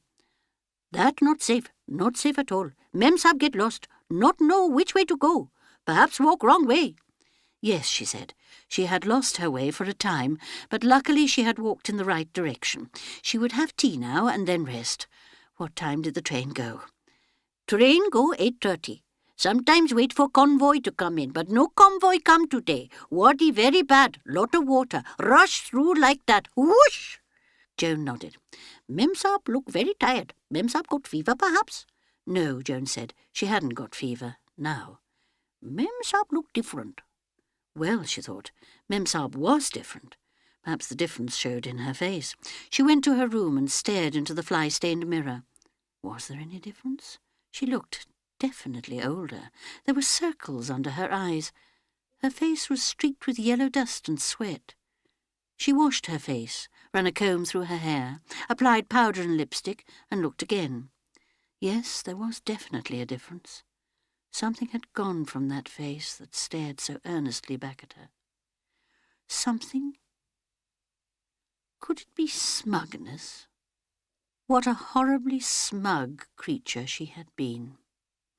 She felt still the keen disgust that had come to her out there, the self-loathing, the new humility of spirit. Rodney, she thought. Rodney. Just his name, repeated softly in her thoughts. She held to it as a symbol of her purpose, to tell him everything, not to spare herself. That, she felt, was all that mattered.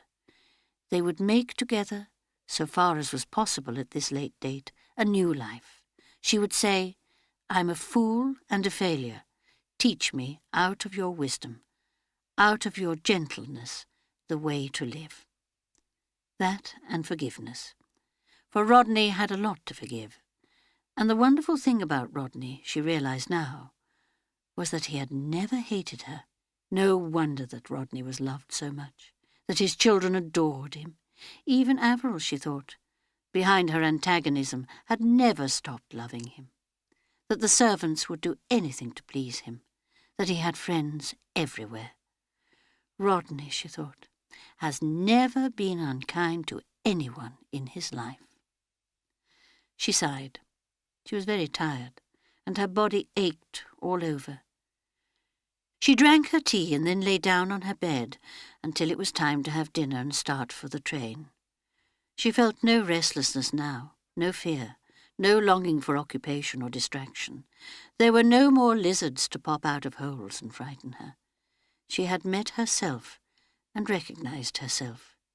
Now she only wanted to rest, to lie with an empty, peaceful mind, and with always at the back of that mind the dim picture of Rodney's kind, dark face.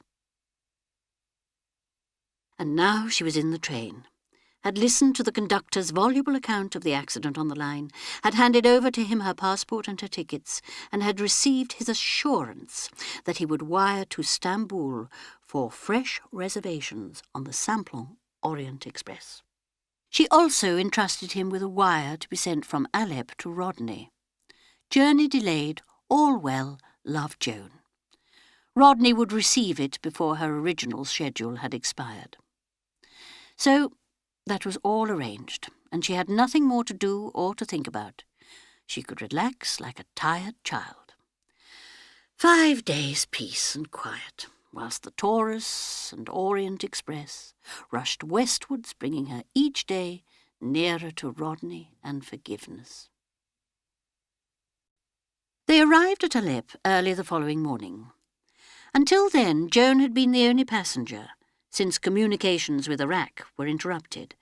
But now the train was filled to overflowing. There had been delays, cancellations, confusions in the booking of sleepers. There was a lot of hoarse, excited talking, protests, arguments, disputes, all taking place in different languages. Joan was travelling first class, and on the Taurus Express the first-class sleepers were the old double ones. The door slid back, and a tall woman in black came in. Behind her the conductor was reaching down through the window where porters were handing him up cases. The compartment seemed full of cases, expensive cases stamped with coronets. The tall woman talked to the attendant in French. She directed him where to put things. At last he withdrew. The woman turned and smiled at Joan, an experienced, cosmopolitan smile. "You are English," she said. She spoke with hardly a trace of accent. She had a long, pale, exquisitely mobile face, and rather strange, light grey eyes. She was, Joan thought, about 45. "I apologize for this early morning intrusion. It is an iniquitously uncivilized hour for a train to leave, and I disturb your repose. Also, these carriages are very old-fashioned. On the new ones the compartments are single, but still," she smiled, and it was a very sweet and almost childlike smile, "we shall not get too badly on each other's nerves. It is but 2 days to Stamboul, and I am not too difficult to live with. And if I smoke too much, you will tell me.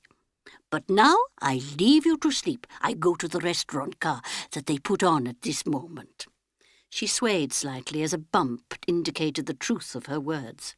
"And wait there to have breakfast. Again I say how sorry I am you have been disturbed." "Oh, that's quite all right," Joan said. "One expects these things when travelling." "I see you are sympathetic. Good. We shall get on together famously." She went out, and as she drew the door to behind her, Joan heard her being greeted by her friends on the platform with cries of "Sasha! Sasha!" and a voluble burst of conversation in some language that Joan's ear did not recognise. Joan herself was by now thoroughly awake. She felt rested after her night's sleep. She always slept well in a train. She got up and proceeded to dress. The train drew out of Alep when she had nearly finished her toilet. When she was ready, she went out into the corridor, but first she took a quick look at the labels on her new companion's suitcases. Princess Hohenbach, Sam. In the restaurant car, she found her new acquaintance eating breakfast and conversing with great animation to a small, stout Frenchman. The princess waved a greeting to her and indicated the seat at her side. "But you are energetic," she exclaimed. "If it was me, I should still lie and sleep. But now, Monsieur Baudier, go on with what you are telling me. It is most interesting." The princess talked in French to Monsieur Baudier. in English to Joan, in fluent Turkish to the waiter, and occasionally across the aisle in equally fluent Italian to a rather melancholy-looking officer. Presently the stout Frenchman finished his breakfast and withdrew, bowing politely. "What a good linguist you are," said Joan. The long, pale face smiled, a melancholy smile this time. "Yes, why not? I am Russian, you see, and I was married to a German, and I have lived much in Italy. I speak 8-9 languages, some well, some not so well. It is a pleasure, do you not think, to converse? All human beings are interesting, and one lives such a short time on this earth.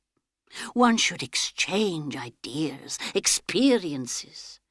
There is not enough love on the earth, that is what I say. Sasha, my friend, say to me, there are people it is impossible to love. Turks, Armenians, Levantines. But I say no, I love them all. Garçon la Dijon." Joan blinked slightly, for the last sentence had been practically joined to the one before it. The restaurant car attendant came hurrying up respectfully, and it was borne in upon Joan that her travelling companion was a person of considerable importance. All that morning and afternoon they wound across the plains and then climbed slowly up into the Taurus. Sasha sat in her corner and read and smoked and occasionally made unexpected and sometimes embarrassing remarks. Joan found herself being fascinated by this strange woman who came from a different world and whose mental processes were so totally different from anything she herself had previously come across. The mingling of the impersonal and the intimate had an odd, compelling charm for Joan. Sasha said to her suddenly, "You do not read, no? And you do nothing with your hands? You do not knit? That is not like most English women. And yet you look most English. Yes, you look exactly English." Joan smiled. "I've actually nothing to read. I was held up at Tel Abu Hamid, owing to the breakdown on the line, so I got through all the literature I had with me." "But you do not mind? You did not feel it necessary to get something at Aleppo?" "No, you are content just to sit and look out through the window at the mountains. And yet you do not see them. You look at something that you yourself see, is it not so? You experience in your mind some great emotion, or you have passed through one. You have a sorrow, or a great happiness?" Joan hesitated with a slight frown. Sasha burst out laughing. "Ha ha! But that is so English. You think it impertinent if I ask the questions that we Russians feel are so natural. It is curious that, if I were to ask you where you had been, to what hotels, and what scenery you had seen, and if you have children and what they do, and have you travelled much, and do you know a good hairdresser in London, all that you would answer with pleasure. But if I ask you something that comes into my mind, have you a sorrow? Is your husband faithful? Do you sleep much with men? What has been your most beautiful experience in life? Are you conscious of the love of God? All those things would make you draw back affronted, and yet they are so much more interesting than the others, nicht wahr?" "I suppose," said Joan slowly, "that we are very reserved as a nation." Yes, yes, one cannot even say to an Englishwoman who has recently been married, 'Are you going to have a baby?' That is, one cannot say so across the table at luncheon. No, one has to take her aside to whisper it.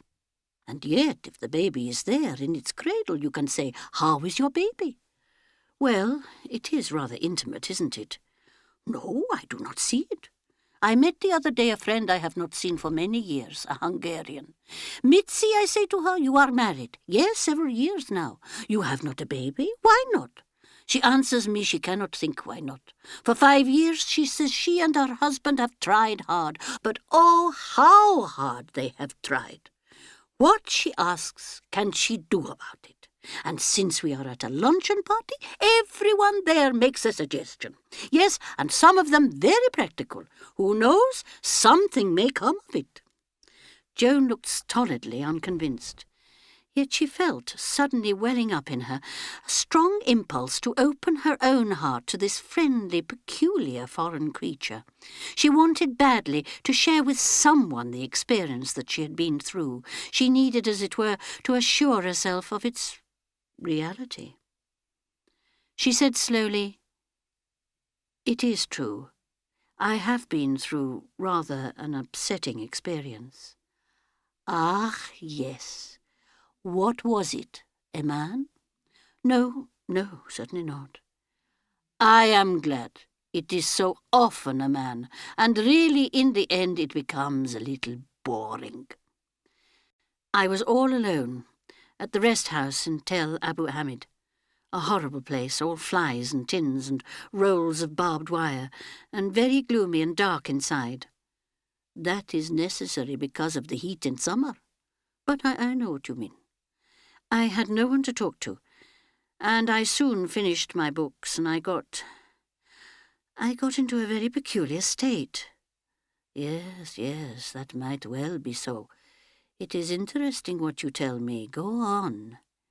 "I began to find out things about myself, things that I had never known before, or rather things that I had known, but had never been willing to recognize. I can't quite explain to you." "Oh, but you can. It is quite easy. I shall understand." Sasha's interest was so natural, so unassumed, that Joan found herself talking with an astonishing lack of self-consciousness, since to Sasha to talk of one's feelings and one's intimate relationships was perfectly natural. It began to seem natural to Joan also. She began to talk with less hesitation, describing her uneasiness, her fears, and her final panic. "I dare say it will seem absurd to you, but I felt that I was completely lost, alone, that God himself had forsaken me." "Yes, one has felt that. I have felt it myself. It is very dark, very terrible." "It was not dark. It was light, blinding light. There was no shelter, no cover, no shadow." "We mean the same thing, though. For you it was light that was terrible, because you had hidden so long under cover and in deep shade. But for me it was darkness, not seeing my way, being lost in the night. But the agony is the same. It is the knowledge of one's own nothingness, and of being cut off from the love of God." Joan said slowly, "And then it happened. Like a miracle, I saw everything, myself and what I had been. All my silly pretences and shams fell away. It was like being born again." She looked anxiously at the other woman. Sasha bent her head. "And I knew what I had to do. I had to go home and start again, build up a new life from the beginning." There was silence. Sasha was looking at Joan thoughtfully, and something in her expression puzzled Joan. She said with a slight flush, "Oh, I dare say it sounds very melodramatic and far-fetched." Sasha interrupted her. No, you do not understand me. Your experience was real. It has happened to many, to St. Paul, to others of the saints of God, and to ordinary mortals and sinners. It is conversion. It is vision. It is the soul knowing its own bitterness. Yes, it is real, all that. It is as real as eating your dinner or brushing your teeth. But I wonder, all the same, I wonder. I feel I've been so unkind, done harm to someone I love. Yes, you have remorse. And I can hardly wait to get there, to get home. I mean, there's so much I want to say, to tell him. To tell whom? Your husband? Yes, he has been so kind, so patient always, but he has not been happy. I have not made him happy. And you think you will be better able to make him happy now? We can at least have an explanation. He can know how sorry I am. He can help me to, what shall I say, The words of the communion service flashed through her mind. To lead a new life from now on. Sasha said gravely, "That is what the saints of God were able to do." Joan stared. "But I am not a saint." "No, that is what I meant." Sasha paused, then said with a slight change of tone, "Forgive me that I should have said that, and perhaps it is not true." Joan looked slightly bewildered. Sasha lit another cigarette and began to smoke violently, staring out of the window. "I don't know," said Joan uncertainly, "why I should tell you all this. But naturally, because you wish to tell someone, you wish to speak of it.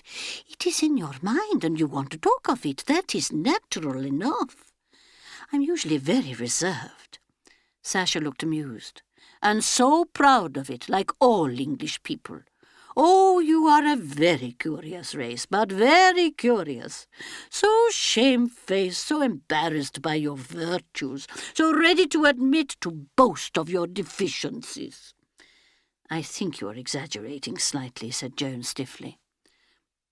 She felt suddenly very British, very far away from the exotic, pale-faced woman in the opposite corner of the carriage, the woman to whom, a minute or two previously, she had confided a most intimate personal experience.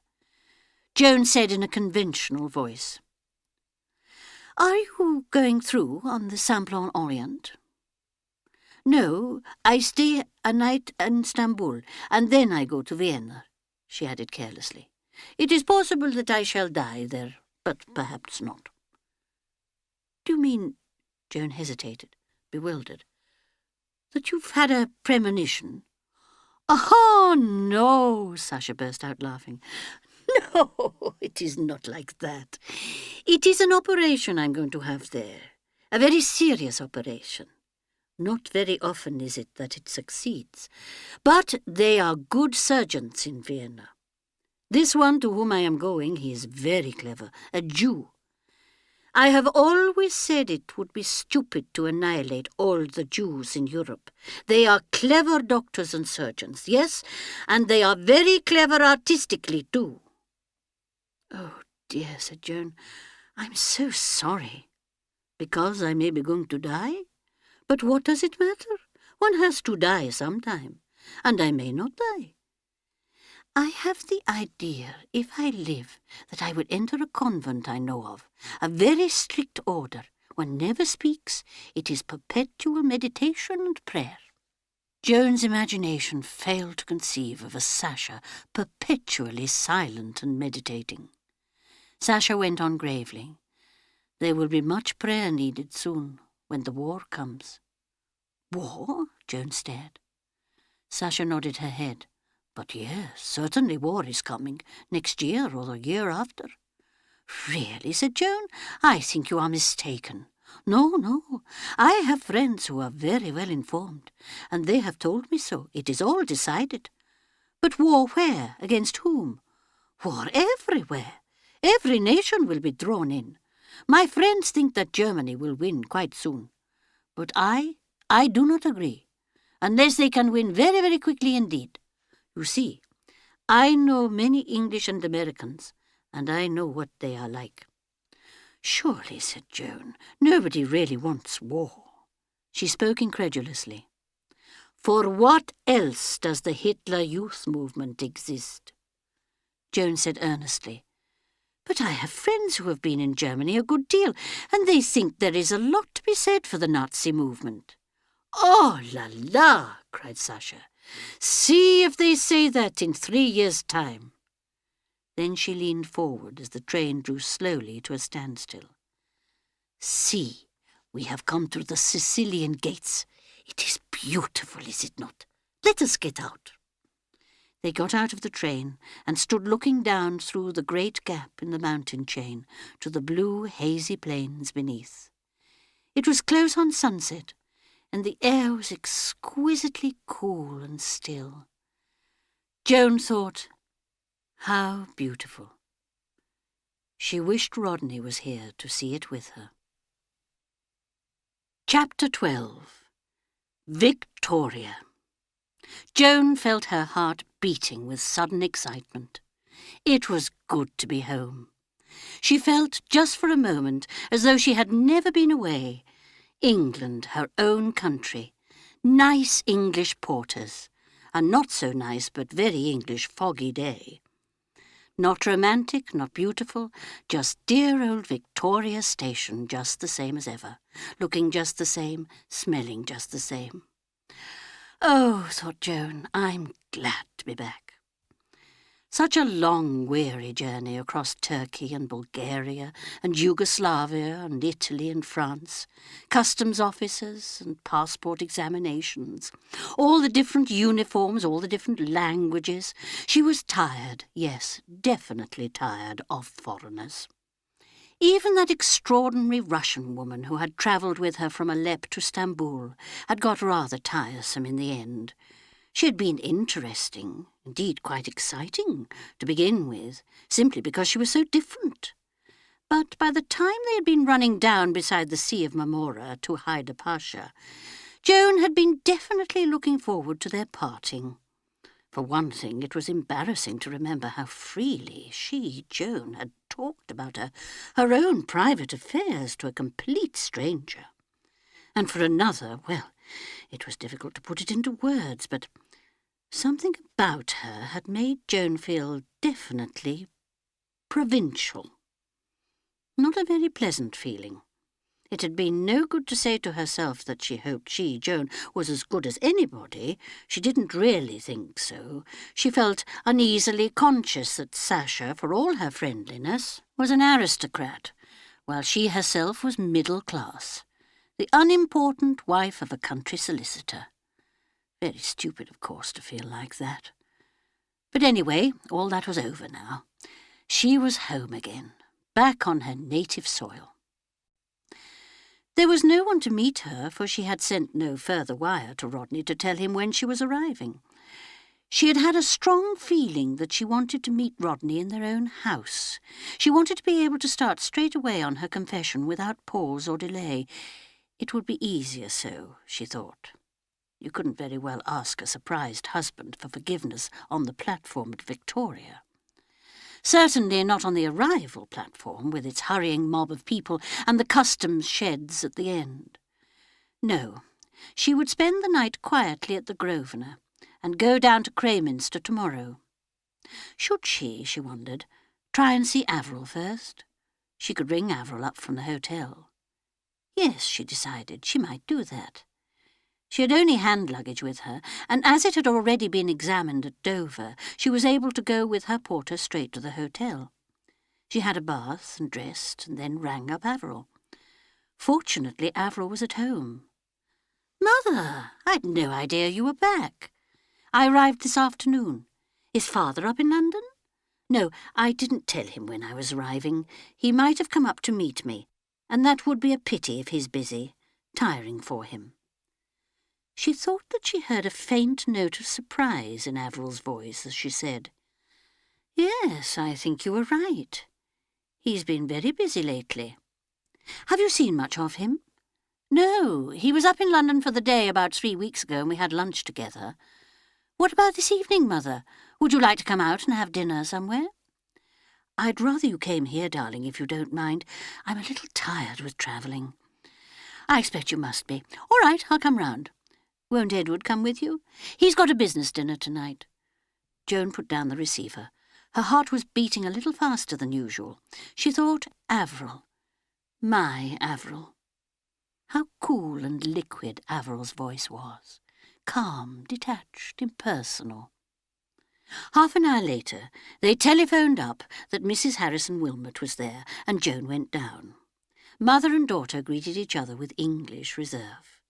Averil looked well, Joan thought. She was not quite so thin. Joan felt a faint thrill of pride as she went with her daughter into the dining room. Averil was really very lovely, so delicate and distinguished looking.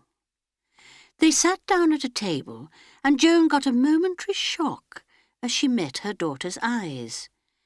They were so cool and uninterested. Averil, like Victoria Station, had not changed.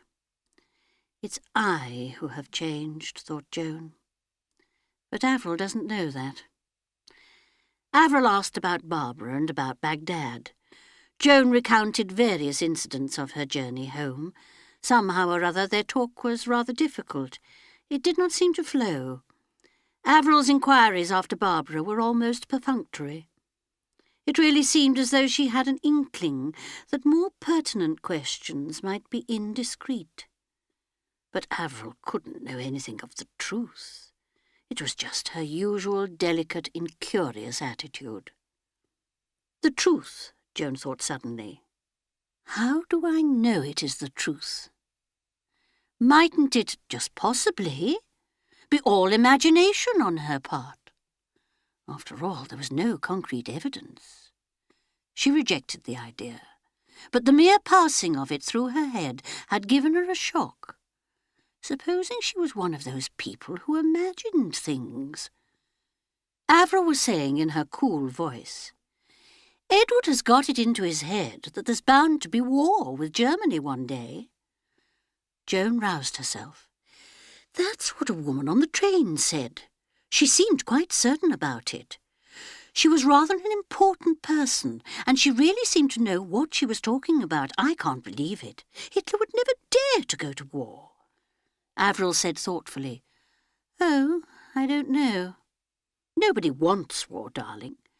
Well, people sometimes get what they don't want.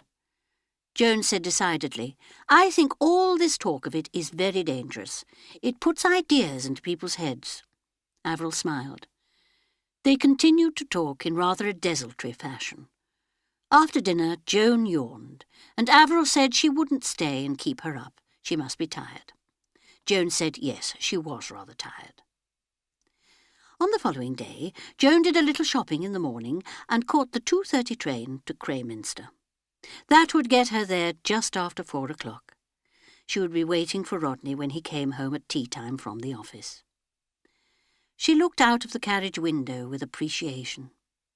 Nothing much in the way of scenery to see this time of year. Bare trees, a faint, misty rain falling.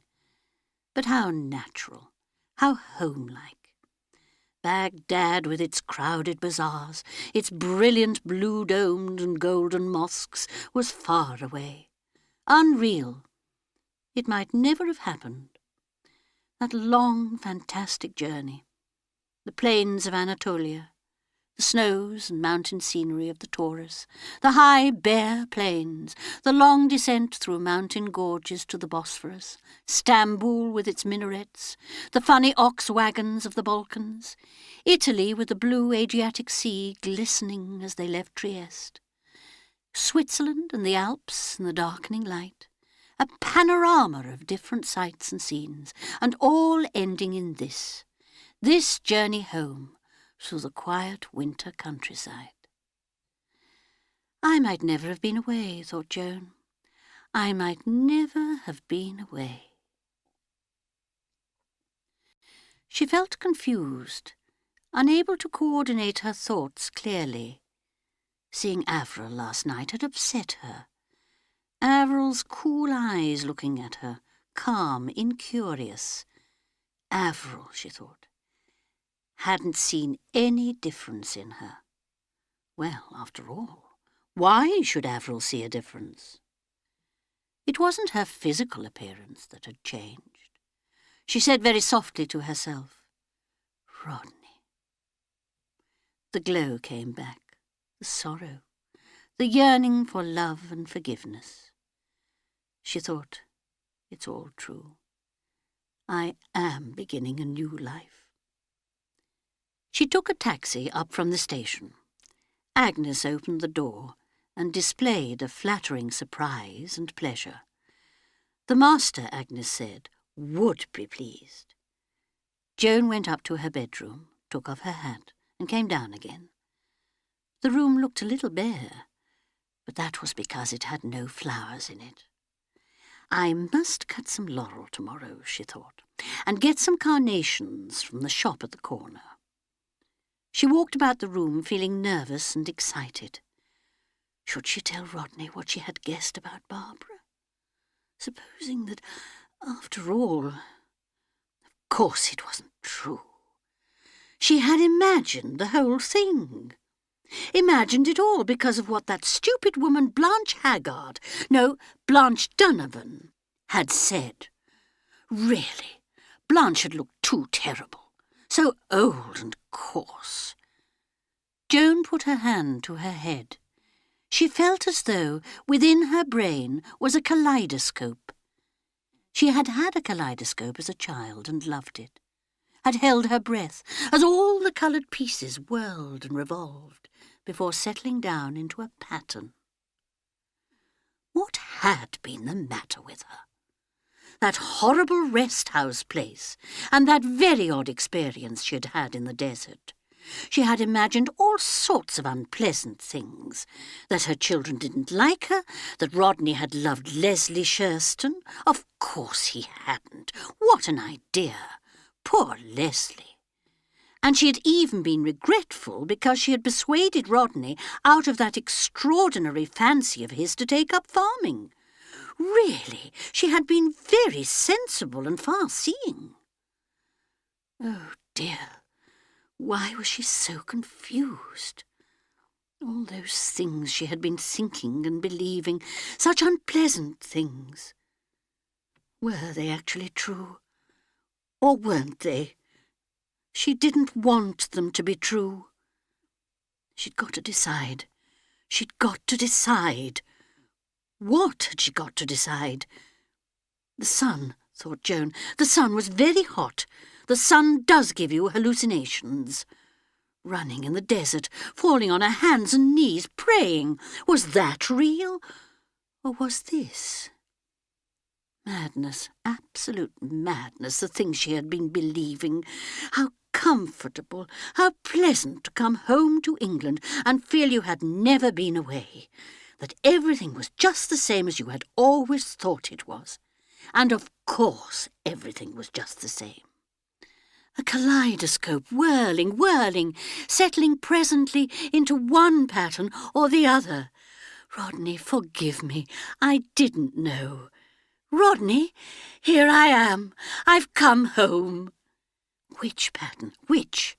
She'd got to choose. She heard the sound of the front door opening, a sound she knew so well, so very well. Rodney was coming. Which pattern? Which pattern? Quick! The door opened. Rodney came in. He stopped, surprised. Joan came quickly forward. She didn't look at once at his face. Give him a moment, she thought. Give him a moment. Then she said gaily, "Here I am, Rodney. I've come home."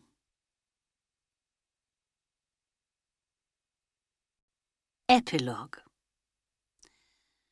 Rodney Scudamore sat in the small, low-backed chair while his wife poured out tea and clanked the teaspoons and chattered brightly about how nice it was to be home again and how delightful it was to find everything exactly the same and that Rodney wouldn't believe how wonderful it was to be back in England again and back in Crayminster and back in her own home. On the window-pane, a big bluebottle, deceived by the unusual warmth of the early November day, buzzed importantly up and down the glass. Buzz, buzz, buzz went the bluebottle. Tinkle, tinkle, tinkle went Joan Scudamore's voice. Rodney sat smiling and nodding his head. Noises, he thought, noises. Meaning everything to some people and nothing at all to others. He had been mistaken, he decided, in thinking that there was something wrong with Joan when she first arrived. There was nothing wrong with Joan. She was just the same as usual. Everything was just the same as usual. Presently Joan went upstairs to see to her unpacking, and Rodney went across the hall to his study, where he had brought some work home from the office. But first he unlocked the small top right-hand drawer of his desk and took out Barbara's letter. It had come by airmail and had been sent off a few days before Joan's departure from Baghdad. It was a long, closely written letter, and he knew it now almost by heart. Nevertheless, He read it through again, dwelling a little on the last page. So now I have told you everything, darling dads. I dare say you guessed most of it already. You needn't worry about me. I do realise just what a criminal, wicked little fool I have been. Remember, Mother knows nothing. It wasn't too easy keeping it all from her. But Dr. McQueen played up like a trump, and William was wonderful. I really don't know what I would have done without him. He was always there, ready to fend Mother off if things got difficult. I felt pretty desperate when she wired she was coming out. I know you must have tried to stop her, darling, and that she just wouldn't be stopped, and I suppose it was really rather sweet of her in a way. Only of course she had to rearrange our whole lives for us, and it was simply maddening. And I felt too weak to struggle much.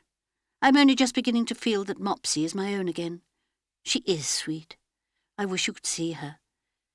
Did you like us when we were babies, or only later? Darling dads, I'm so glad I had you for a father. Don't worry about me. I'm all right now. Your loving Babs.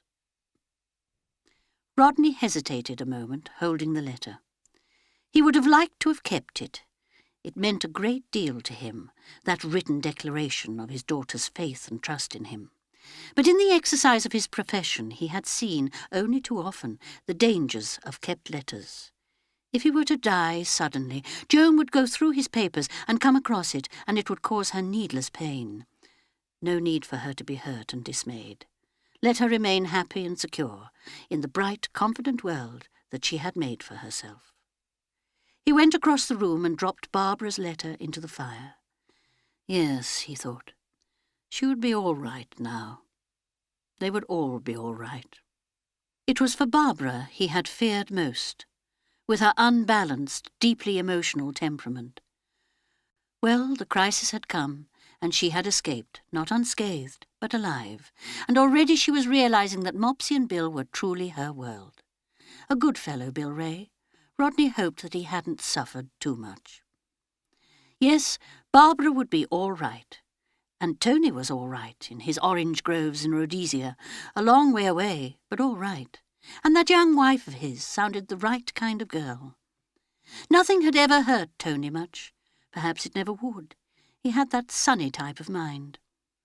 And Avril was all right too. As always, when he thought of Avril, it was pride he felt, not pity. Avril with her dry, legal mind and her passion for understatement. Avril with her cool, sarcastic tongue, so rock-like, so staunch, so strangely unlike the name they had given her. He had fought Avril, fought her and vanquished her, with the only weapons her disdainful mind would recognise, weapons that he himself had found it distasteful to use. Cold reasons, logical reasons, pitiless reasons. She had accepted those. But had she forgiven him? He thought not, but it didn't matter. If he had destroyed her love for him, he had retained and enhanced her respect. And in the end, he thought, to a mind like hers and to her flawless rectitude, it is respect that counts. On the eve of her wedding day, speaking to his best-loved child across the great gulf that now separated them, he had said, "I hope you will be happy." And she had answered quietly, "I shall try to be happy." That was Avril. No heroics, no dwelling on the past, no self-pity. A disciplined acceptance of life, and the ability to live it without help from others. He thought, they're out of my hands now, the three of them. Rodney pushed back the papers on his desk and came over to sit in the chair on the right of the fireplace. He took with him the Massingham lease, and sighing slightly, started to read it over. The landlord lets and the tenant takes all that farmhouse buildings, lands and hereditaments situate at, he read on and turned the page, not to take more than 2 white straw crops of corn from any part of the arable lands without a summer fallow, a crop of turnips and rapes sown on land well cleaned and manured, and eaten on such land with sheep to be considered equivalent to a fallow, and... His hand relaxed, and his eyes wandered to the empty chair opposite. That was where Leslie had sat when he argued with her about the children and the undesirability of their coming in contact with Shurston. She ought, he had said, to consider the children. She had considered them, she said, and after all, he was their father. A father who had been in prison, he said, an ex-jailbird, public opinion, ostracism, cutting them off from their normal social existence, penalising them unfairly. She ought, he said, to think of all that. Children, he said, should not have their youth clouded. They should start fair. And she had said, that's just it. He is their father. It isn't so much that they belong to him, as that he belongs to them. I can wish, of course, that they'd had a different kind of father, but it isn't so. And she had said, what kind of a start in life would it be to begin by running away from what's there? Well, he saw her idea, of course, but it didn't agree with his ideas. He'd always wanted to give his children the best of things. Indeed, that was what he and Joan had done. The best schools, the sunniest rooms in the house. They'd practised small economies themselves to make that possible. But in their case, there had never been any moral problem. There had been no disgrace, no dark shadow, no failure, despair and anguish, no question of that kind when it would have been necessary to say, shall we shield them or let them share? And it was Leslie's idea, he saw, that they should share. She, although she loved them, would not shrink from placing a portion of her burden on those small, untrained backs.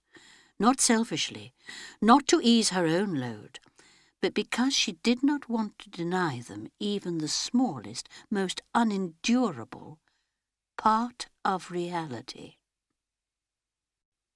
Well, he thought that she was wrong, but he admitted, as he had always admitted, her courage. It went beyond courage for herself. She had courage for those she loved.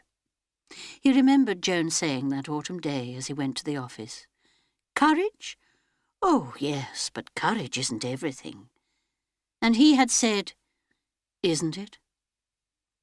Leslie sitting there in his chair, with her left eyebrow going slightly up, and her right eyebrow down, and with a little twist at the right-hand corner of her mouth, and her head against the faded blue cushion that made her hair look, somehow, green. He remembered his voice, slightly surprised, saying, your hair's not brown, it's green. It was the only personal thing he'd ever said to her. He'd never thought very much what she looked like. Tired, he knew, and ill, and yet withal strong, yes, physically strong. He had thought once, incongruously, she could sling a sack of potatoes over her shoulder just like a man.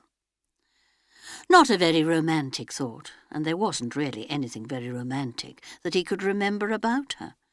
The right shoulder higher than the left eyebrow going up and the right down, the little twist at the corner of her mouth when she smiled, the brown hair that looked green against a faded blue cushion. Not much, he thought, for love to feed on. And what was love, in heaven's name? What was love? The peace and content that he'd felt to see her sitting there, in his chair, her head green against the blue cushion. The way she had said suddenly, you know, I've been thinking about Copernicus. Copernicus?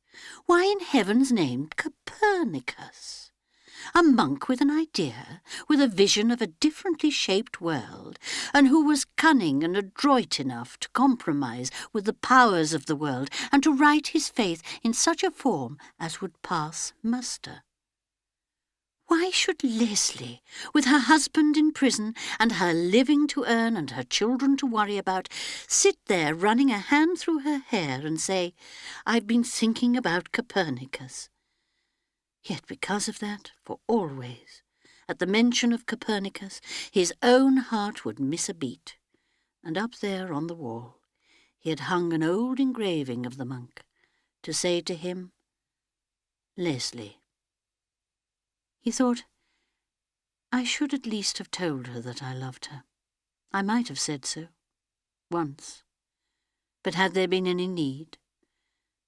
That day on Ashwelldown, sitting there in the October sunlight, he and she together and apart, the agony and the desperate longing, 4 feet of space between them, 4 feet because there couldn't safely be less. She had understood that. She must have understood that. He thought confusedly, that space between us, like an electric field, charged with longing. They had not looked at each other.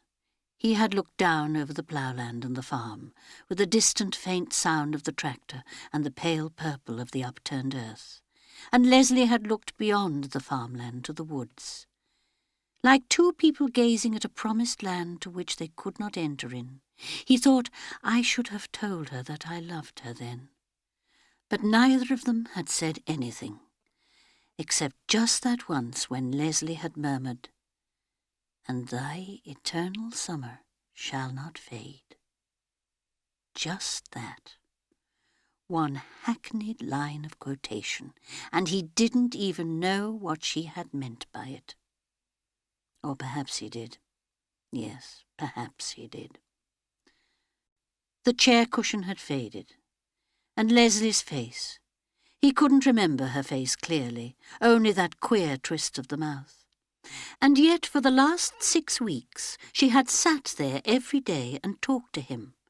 Just fantasy, of course.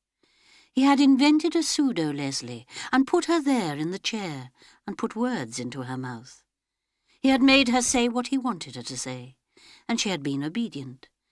But her mouth had curved upwards at the side, as though she had laughed at what he was doing to her. It had been, he thought, a very happy 6 weeks. He'd been able to see Watkins and Mills, and there had been that jolly evening with Hargrave Taylor, just a few friends and not too many of them, that pleasant tramp across the hills on Sunday. The servants had given him very good meals, and he'd eaten them as slowly as he liked, with a book propped up against the soda-water siphon. Some work to finish sometimes after dinner, and then a pipe, and finally, just in case he might feel lonely, false Leslie arranged in her chair to keep him company. False Leslie, yes, but hadn't there been, somewhere, not very far away, real Leslie? And thy eternal summer shall not fade. He looked down again at the lease. And shall in all respects cultivate the said farm in due and regular course of good husbandry. He thought wonderingly, I'm really quite a good lawyer. And then, without wonder, and without much interest, I'm successful. Farming, he thought, was a difficult, heart-breaking business. My God, though, he thought, I'm tired. He hadn't felt so tired for a long time. The door opened and Joan came in. Oh, Rodney, you can't read that without the light on. She rustled across behind him and turned the light on. He smiled and thanked her. You're so stupid, darling, to sit here ruining your eyes when all you've got to do is just turn a switch. She added affectionately as she sat down, I don't know what you do without me. Get into all sorts of bad habits. His smile was teasing, kindly. Do you remember, Joan went on, when you suddenly got an idea that you wanted to turn down Uncle Henry's offer and take up farming instead? Yes, I remember. Aren't you glad now I wouldn't let you? He looked at her, admiring her eager competence, the youthful poise of her neck, her smooth, pretty, unlined face, cheerful, confident, affectionate. He thought, Joan's been a very good wife to me. He said quietly, Yes, I'm glad. Joan said, We all get impractical ideas sometimes. Even you. He said it teasingly, but was surprised to see her frown. An expression passed over her face like a ripple across smooth water. One gets nervy sometimes, morbid. He was still more surprised. He could not imagine Joan nervy or morbid. Changing the subject, he said, You know, I quite envy you your journey out east. Yes, it was interesting, but I shouldn't like to have to live in a place like Baghdad. Rodney said thoughtfully, I'd like to know what the desert is like. It must be rather wonderful, emptiness and a clear, strong light. It's the idea of the light that fascinates me. To see clearly. Joan interrupted him. She said vehemently, It's hateful, hateful. Just arid nothingness. She looked round the room with a sharp, nervous glance, rather, he thought, like an animal that wants to escape. Her brow cleared. She said, That cushion's dreadfully old and faded. I must get a new one for that chair. He made a sharp, instinctive gesture, then checked himself. After all, why not? A cushion was faded. Leslie Adeline Shurston was in the churchyard under a marble slab. The firm of Alderman, Scudamore and Whitney was forging ahead. Farmer Hoddesdon was trying to raise another mortgage. Joan was walking round the room, testing a ledge for dust, replacing a book in the bookshelf, moving the ornaments on the mantelpiece. It was true that in the last 6 weeks the room had acquired an untidy, shabby appearance. Rodney murmured to himself softly, The holidays are over. What? She whirled round on him. What did you say? He blinked at her disarmingly. Did I say anything?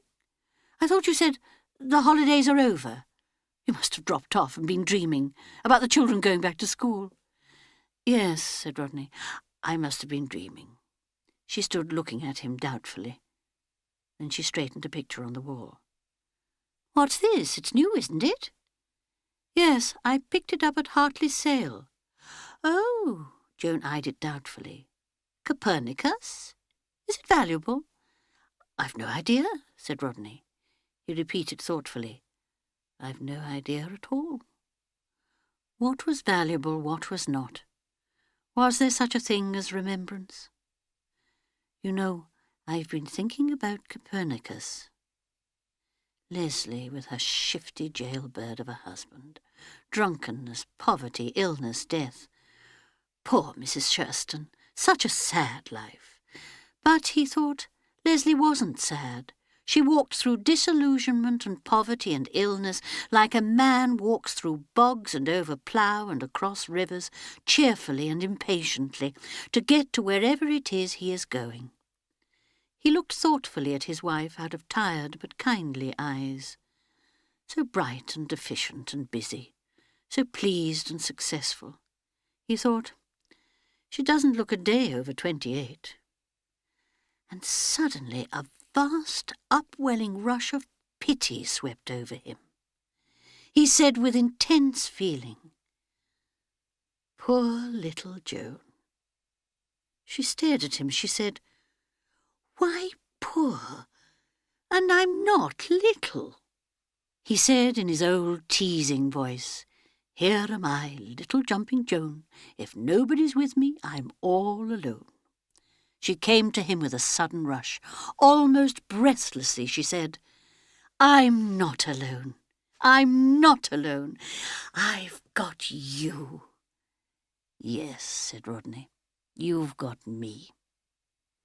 But he knew as he said it that it wasn't true. He thought, You are alone, and you always will be. But please God, you'll never know it.